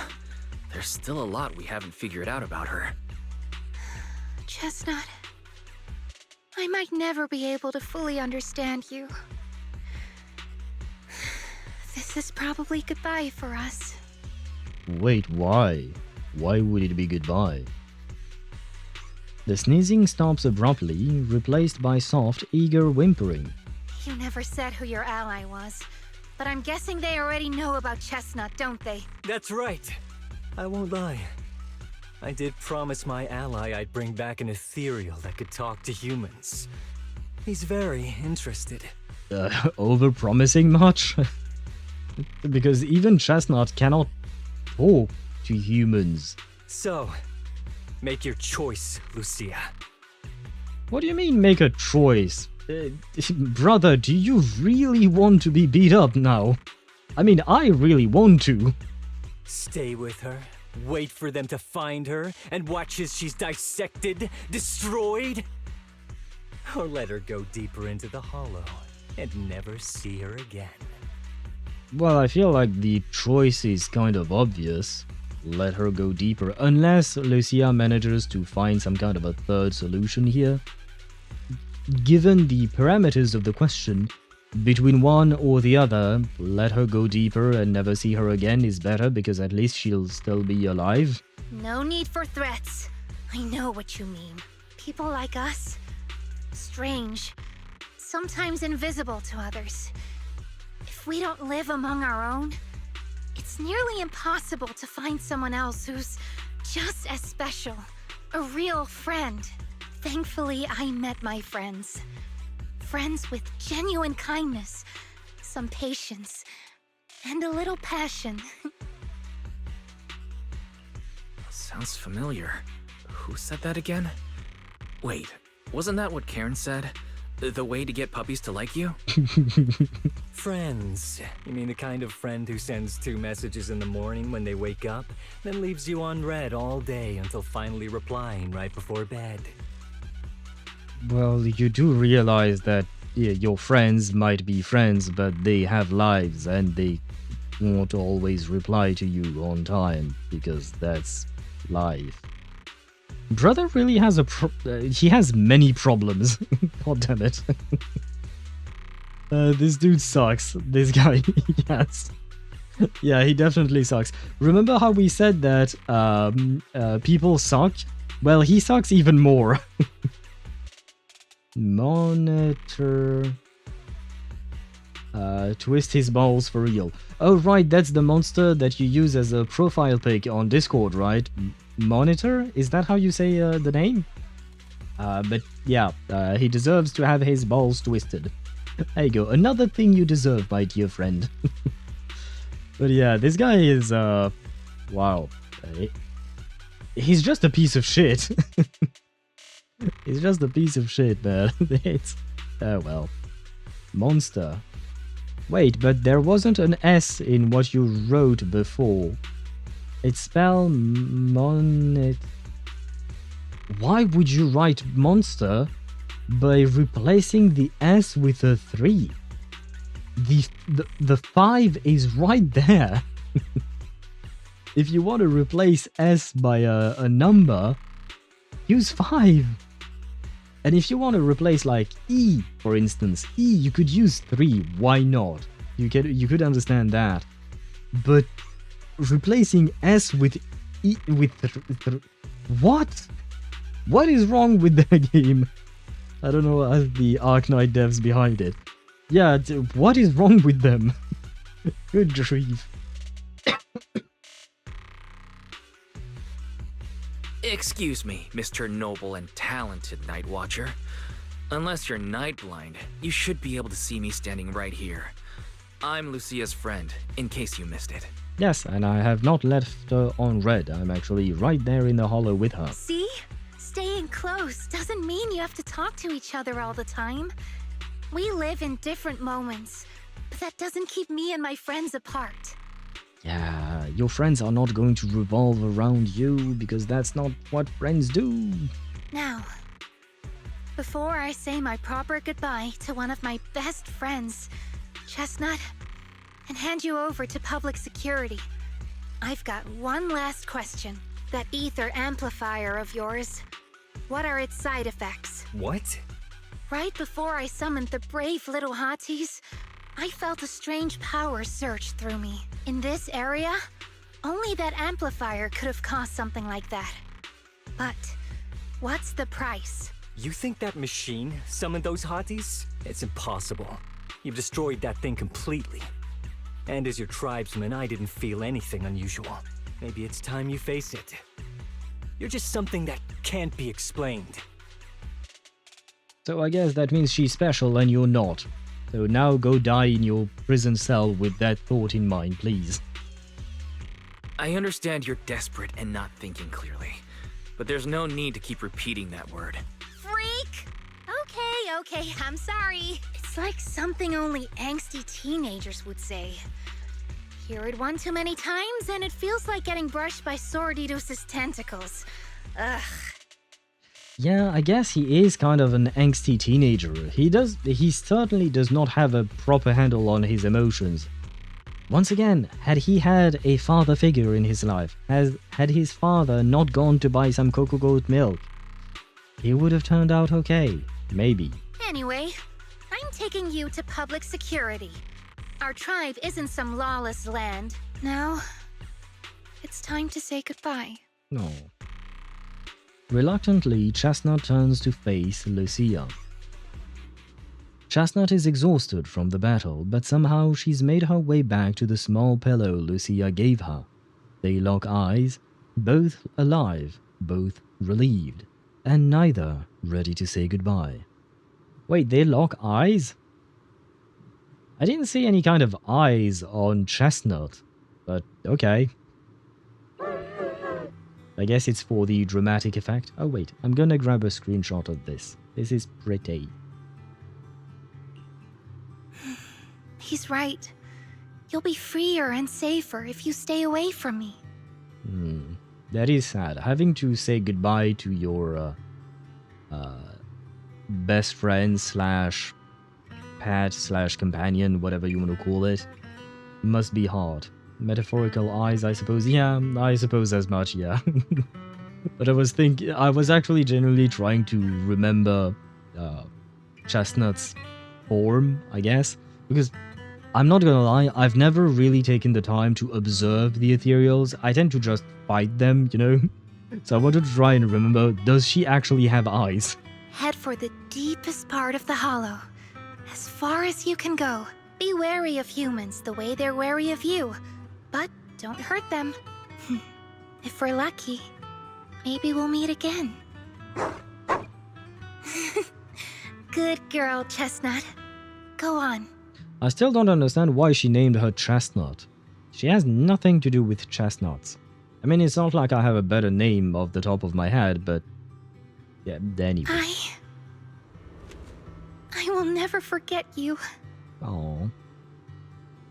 Lucia watches as the little ethereal trots off with the pillow in its mouth.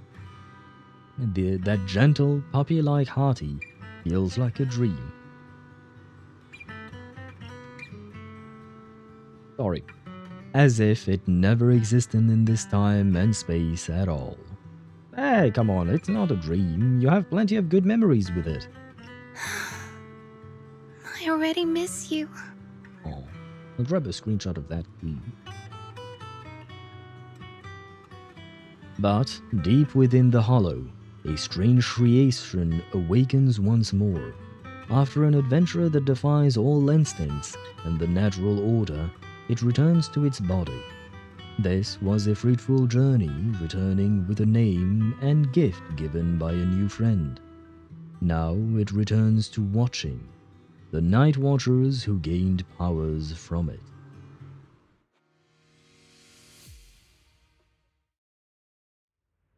Oh, Lucia said she needs to deal with Kieran first and will be back in a bit.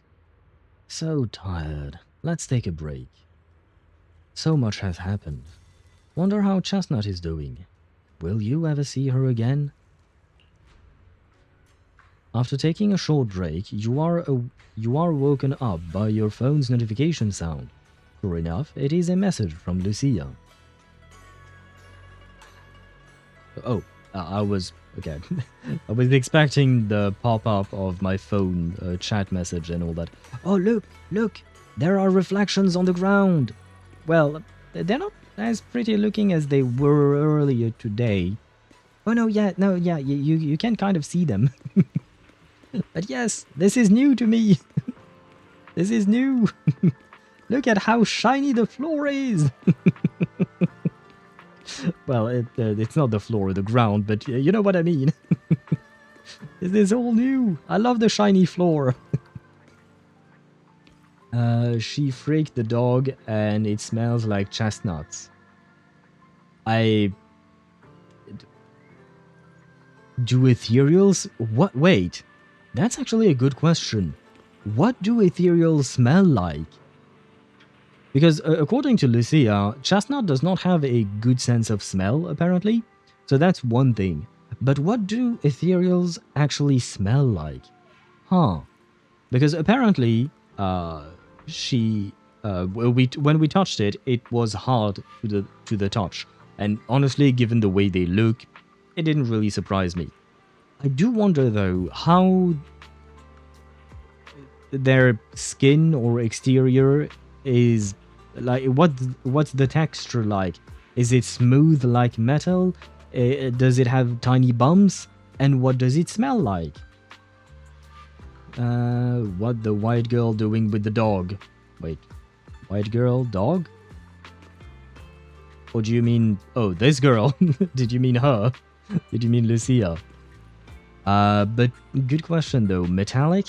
Yeah, maybe. They do look metallic in nature. Well, just basically metallic but painted black, right? That's what they look like. But technically speaking, they're not made of metal as far as I know. They're just made of ether. So I guess the real question is, what does ether smell like? Do we even have an... how do we answer that question? ZZDZ devs, we have questions for you. Something similar when you mine. What? So I guess you mean crystallized charcoal. Kind of? I guess. Not too sure, I don't think, but... I mean... it could be one explanation, why not? Hello? Wise, you're finally here. But you sound like my sister. Are you all done? I borrowed a vacant house from Monato, so Kieran could stay there. The chieftain said someone will come pick him up, an officer who's familiar with our tribe's affairs. Oh, okay, so you're waiting for the officer to arrive, because I was like, why put Kieran in a vacant house? Why not just go to public security? But I guess, okay, why not? That investigator who turned into an ethereal wasn't exactly a good person, but Kieran still has to take responsibility. Yeah. Well, I'm glad things have settled down, but I can't help thinking, isn't there still something we haven't figured out? Yeah, we still don't know anything about Kieran's ally. There might still be someone out there waiting to take advantage of the Night Watchers. Well, I mean, the obvious answer might just be the Exaltists, just because, you know, they've been the evil doers all along, right? Other than that, maybe some company at tops. It could be Porcelumax, but goddamn, I feel like Porcelumax at this point, they need a break. They've been involved in too much shit. My preferred answer is that this is actually teasing for something that will maybe come up in the main story later on. It's a tiny tease, but it would be interesting. It's unsettling. Unsettling? That doesn't sound like you, Lucia. But either way, you're going to keep up your research, right? Of course! Even if I won't be seeing Chestnut as often anymore. And I can't upload our videos or tell the world there's an Ethereal in the Hollow who can actually communicate with humans. Chestnut gave me the courage to keep going. I've made some real progress this time. Progress? Oh, you mean the staff, right? The way it let you summon a real Ethereal? That's definitely worth studying. Yeah! You see, I don't know how it happened, but just now, through the staff, it felt like the Hollow responded to me. So maybe Hollows are indeed somewhat sentient. But then that begs the question as to what they are. Because up until now, without thinking of them as being sentient, I thought of them as just being physical phenomenons, kind of like a storm, right? And I'm not talking about the storm of Reverse 1999, because that is a whole other kind of worms. But yeah, kind of like a storm or a tornado. It's just there, you know, it exists because of reasons. I mean, when I say it like that, it's kind of a shitty explanation. But you know what I mean, right? Because of weather patterns, we get tornadoes and shit like that. Just to try to simplify my point. But yeah, that's how I thought of Hollows up until now. But if they are beings, then they are born from something. I guess they are born from ether? But what is ether, really? So many questions. The Hollow said, "Let there be little hotties to help Lucia." And boom! They appeared! And helped me take down that big guy! All in all, I think it's something very, very memorable. And it's got tons of research potential. That's for sure. You see, if the Hollow really let me communicate with little hotties, then maybe I could talk to the Night Horror too? One day, maybe, yeah. If you really could talk to the Night Horror, what would you ask? If I ever got the chance, I'd ask, why did it give the Night Watchers the trait that makes Ethereals see us as kin? Can our dreams stop leading us to madness and turning us into Ethereals? But I want more than asking questions. I have bigger ambitions. Maybe someday, everyone could hear the Hollow respond, just like the first Night Watchers did. Maybe we could even communicate with it, so we won't have to live like nomads. That answer's a long way off, but I think if anyone can reach it, it's you, Lucia. Yeah, there's still so much left to learn. Time for a break, and then the journey continues. Well, I mean, it will continue in like 4 weeks or so, but yeah. To deal with Kieran, Lucia had to return to the Nightwatcher tribe and hadn't been in touch for several days. After going to bed early for a few days straight, you're actually starting to miss the feeling of staying up late. A few days later, at Swabian Temple, late at night. Wise, ever since coming to Yungwei Summit, with Shifu making us go to bed early, wake up early, and exercise regularly, I haven't seen such obvious dark circles under your eyes in so long. Don't tell me you're planning to make us Night Watchers too. So you're getting some practice in. Well then, let's go now. No way, no way. If we go to the outer ring, we won't get to have Yumcha-sen and Noodles anymore. Oh right, Manato's been waiting for you in the outer courtyard. Better get going. Come back soon and tell me all about what happened in these past few days. Wait, have we not talked to her at all in the past few days while we were adventuring with Lucia? My other theory is that Night Horror is something like the hollow beast in Miyabi's sword or George, and Ethereals that big and bad form a symbiotic connection with their birth hollows. Ah, wait, his name is Tailless, right? Miyabi's sword demon thing slash ethereal. His name is Tailless, I think. Please correct me if I'm wrong. What is Tailless, or what hollows are Tailless and George connected to? Would be my question. They would have to be big hollows, right? Not just companion hollows. I mean, technically speaking, every hollow is a companion hollow to Hollow Zero, I guess. Kind of. But you know what I mean. Technically, wait, his name is indeed Tailless, and technically Miyabi's sheath is the hollow. What? Oh, so I guess that means it can live inside it. But how... Does that mean that hollows have the power to suppress ethereals? Because that is what the sheath is doing. At least that's what I understood of the sheath when we played through her story quest. Because the weapon itself, and Tailless, was going berserk, and the sheath was what managed to temper it, at least for a while, until Miyabi had to go talk to some ghost demons that existed in the sword for a long, long time. To put it simply. The HDD and Miyabi's sheath are artificial mazes slash hollows.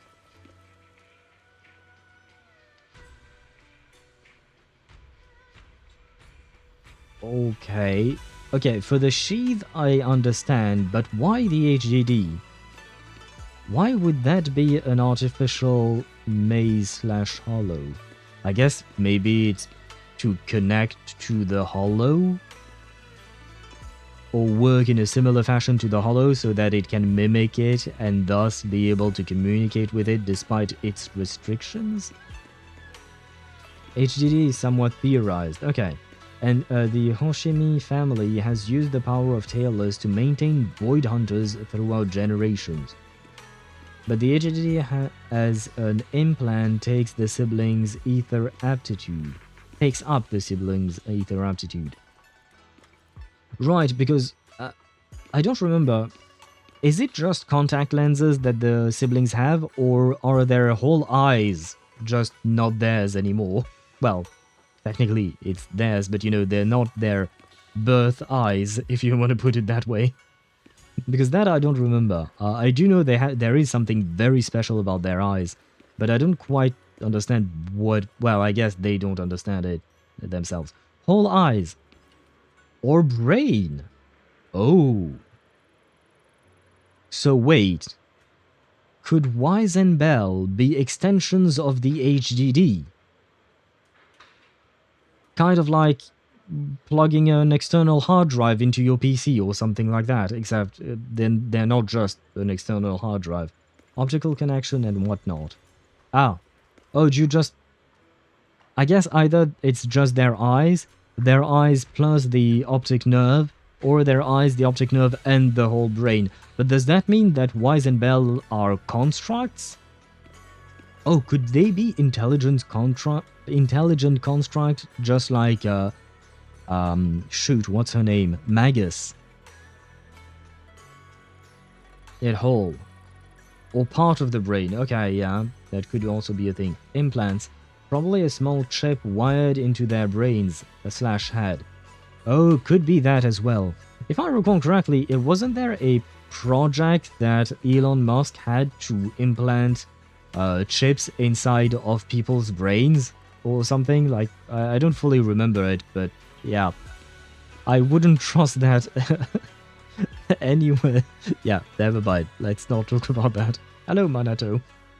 Proxy, Lucia seems down lately. Yuzuha and the others think you might know what's up. Actually, we've seen her posts. Is she still sad about parting ways with that ethereal puppy? Possible. I just saw her at Fluffy. Let's go over now. Sure. Although Lucia's always going on and on, like, we gotta be friends with Ethereals. We can never quite follow her train of thought.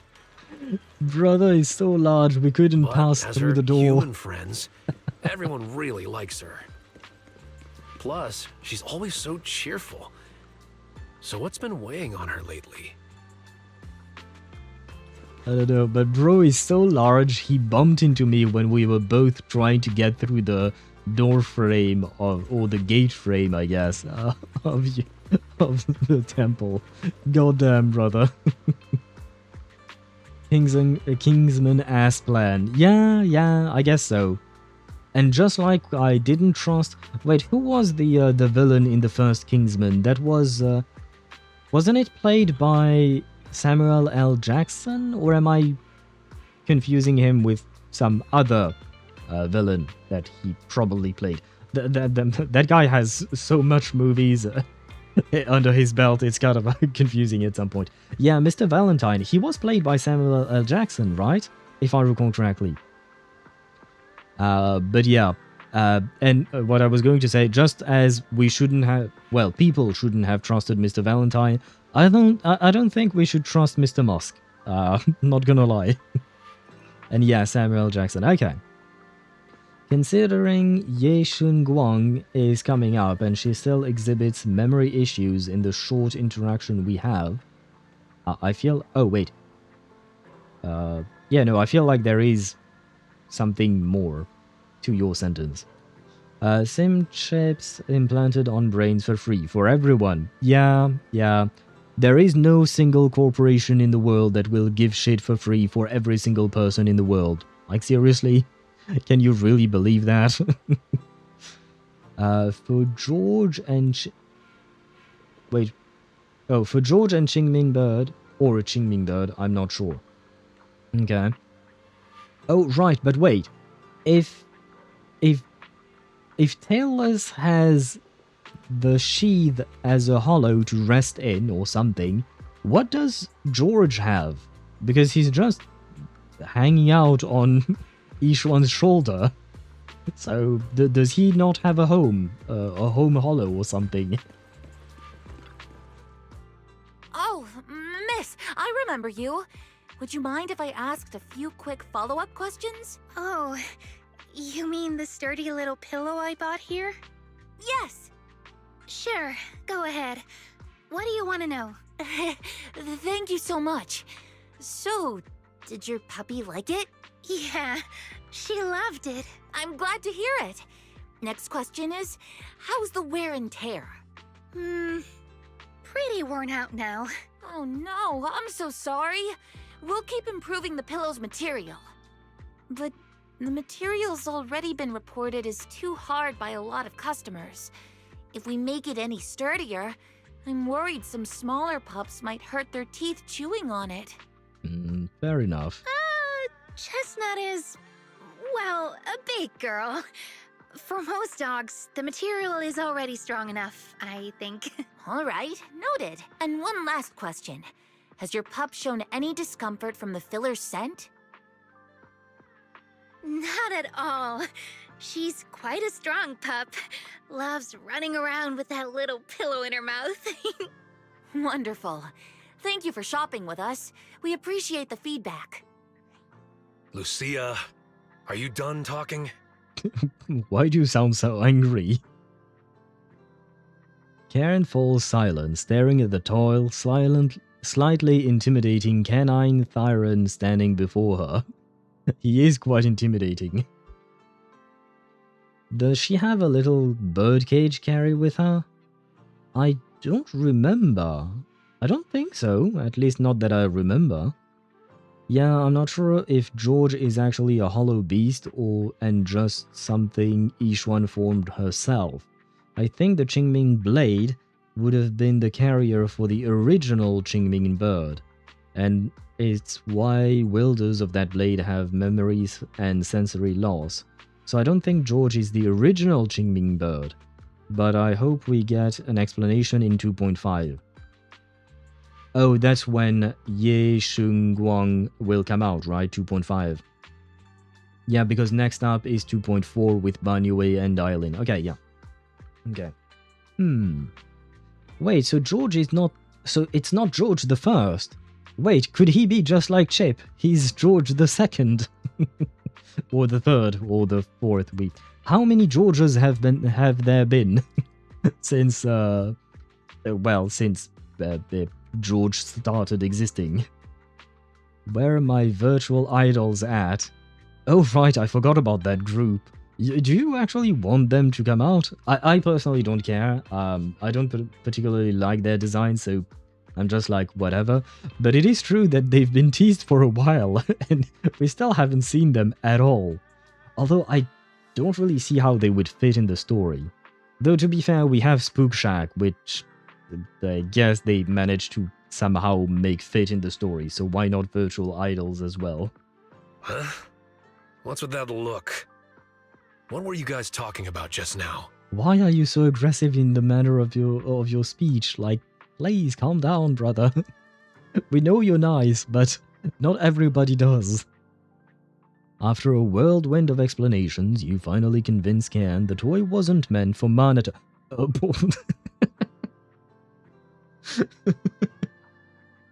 Well, I mean, to be fair, well, not to be fair, but you can't... Oh, maybe in Chinese it changes. Maybe that's why. But, Lucia kept referring to Chestnut as she. Minato does not look like a she, in my opinion.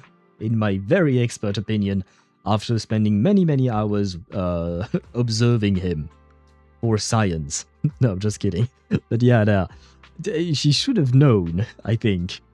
But maybe in Chinese, is Chinese a gendered language, kind of like French or Spanish or stuff like that?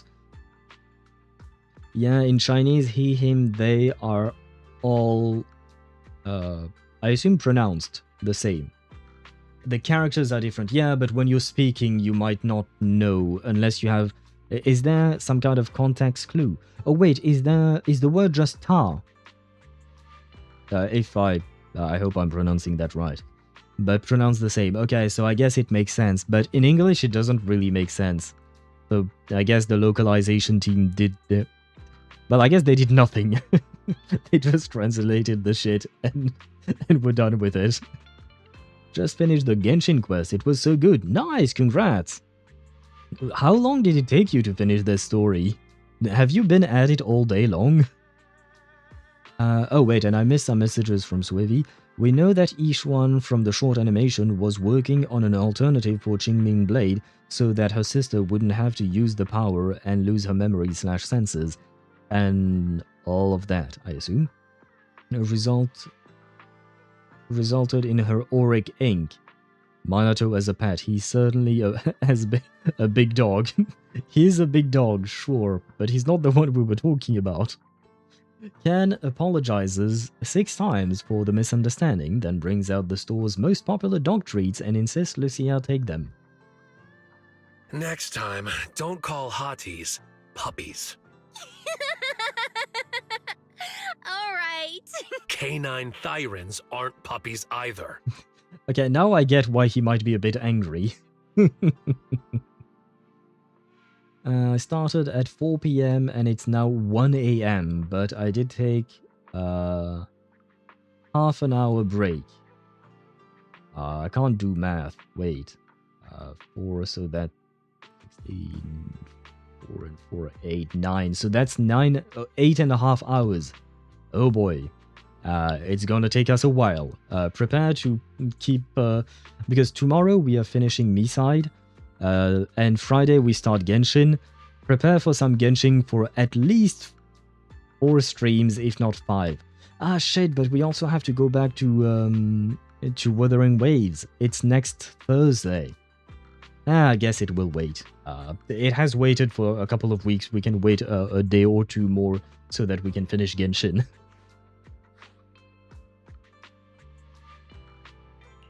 Of course. Whether it's a fierce canine Thyran or a bulky hottie, neither is your average little pup. Sorry, I didn't mean to laugh out loud. Brother, you're gonna get punched by Minato. You do not want to get punched by Minato. Minato glares helplessly at his friends. All right. Back on topic. Congrats, Lucia. Your latest post is getting a lot of attention. If Minato hadn't told me, I'd have thought everyone suddenly wanted to discuss why Trinocs have such pointy heads. Don't mention it. I put so much effort into my serious, well-thought-out research posts. But everyone just wants Chestnut's adventure stories. Some even asked when Chestnut will dive through the fissure into Hollow Zero, punch the Hornets, kick Nineveh, and reach the peak of ethereal life. You know what? If this is the ending of ZZZ with Chestnut being the ultimate ethereal, and a friendly one at that, I would enjoy that. I would find it very silly, but at the same time, I feel like that's the vibe the game gave me when I started playing the game with Chapter 1 and all of that. Lucia, we all know you miss Chestnut, but... A Hattie's front legs are built more like a real canine's, not a cat's. I mean, they can't punch hornets, and its back legs can't really... Wait. This is what you've been stressing over? Well, not exactly. Actually, Wise, there's something else I wanted to talk to you about. Things are mostly settled now. Kieran's been turned over to public security. But when I asked the chieftain, even he had no clue why I was able to summon an actual Hati using just the staff and a notebook.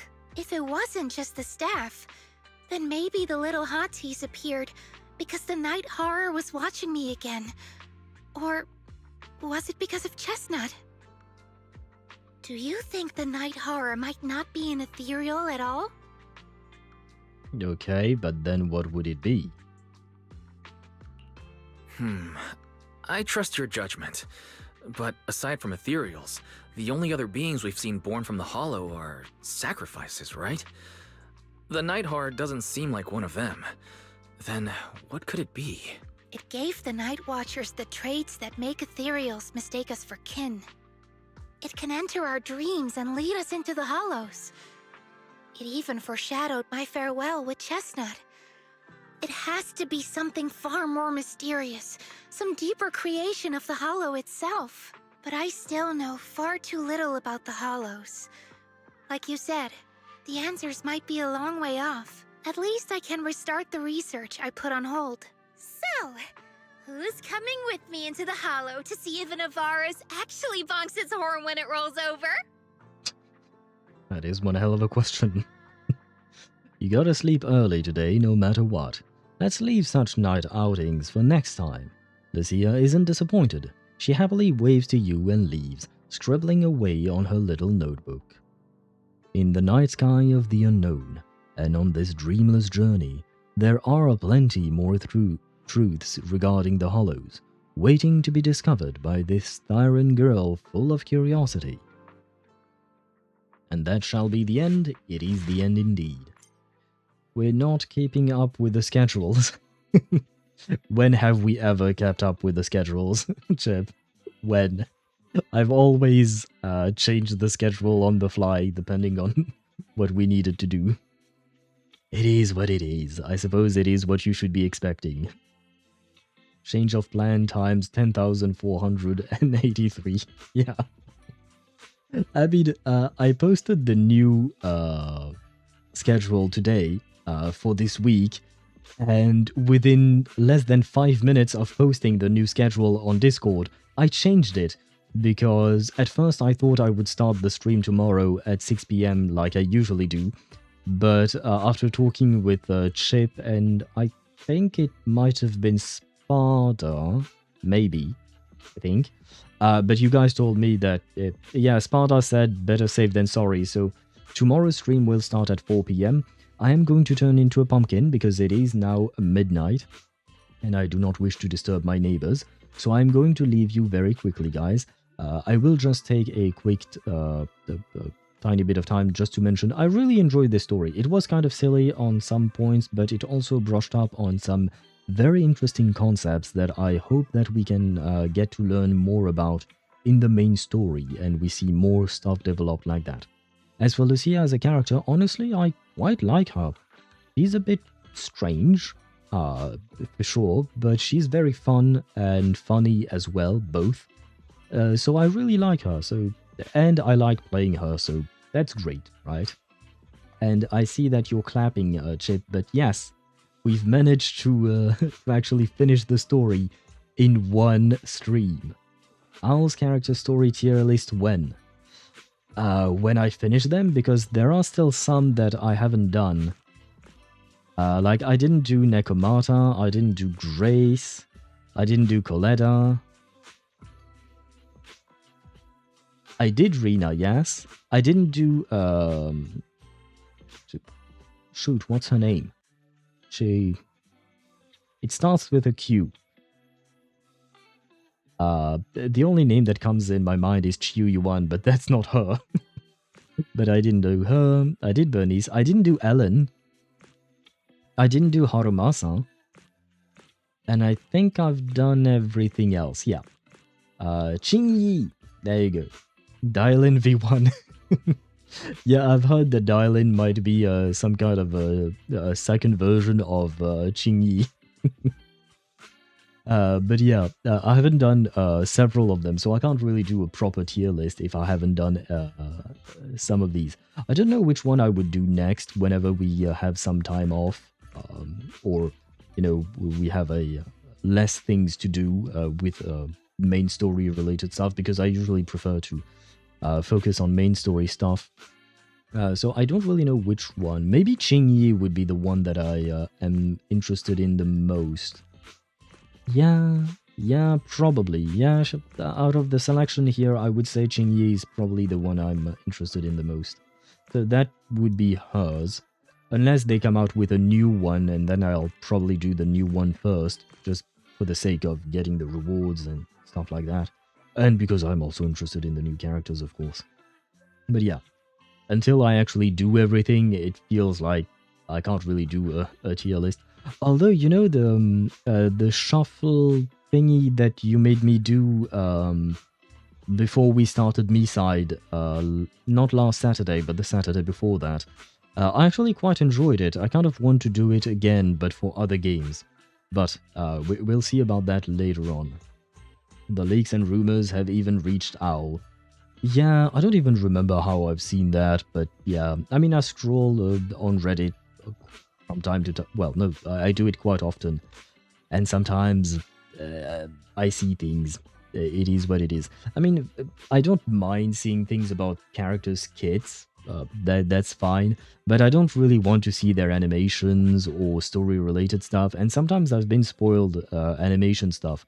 Like, I've been spoiled the idle animation for Cyrene, even though it was a meme post on the Phaethon subreddit. So there is that. Is shorter? There should be one out there. Yeah, probably. We could do one the next time we play ZZZ, just so that it makes sense. But tomorrow we shall be playing some Me-Side. Hopefully we will finish the game in one go. I am not looking forward to tomorrow's stream, but I will do it. I am a man of my word, and I will finish the game just like I said I would. That Nekomata. Yeah, she does really look good, doesn't she? And then, take a good look at this. Bear witness to the noble principles of the Time Field family. Did you call me? And then you have this.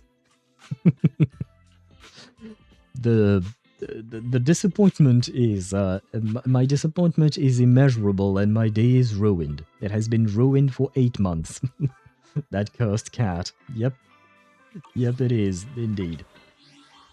Perfect way to end the stream. I am going to end the stream now. I shall see you tomorrow at 4 p.m. Exceptionally. Cot or chat. Yeah, chat would be the French way of saying it. Cot, I guess, would be in German, maybe? Me-side is peak. Me-side story is interesting. The jump scares, I'm not a fan of. And tomorrow we'll have more jump scares, unfortunately for me. À bientôt indeed, Chip. À bientôt, everyone. See you later, as that would be the translation for it. I shall see you tomorrow at 4 p.m. Central European Summer Time, exceptionally in order to finish Me-side. I wish you all a great rest of your day. I hope you enjoyed the stream. And on that note, I need to eat. So, goodbye, everyone.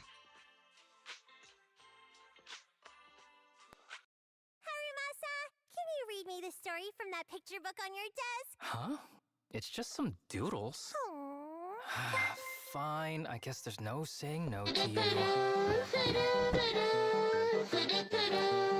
According to the judgment of the Oratrice Mécanique d'Analyse Cardinale, we now turn to the Oratrice Mécanique d'Analyse Cardinale.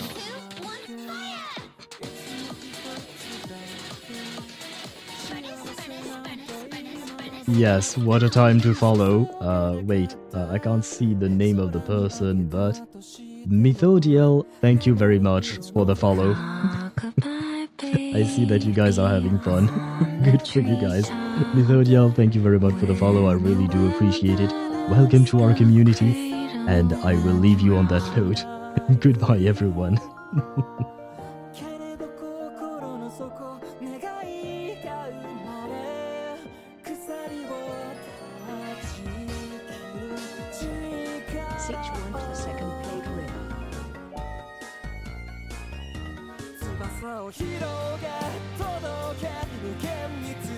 Zenless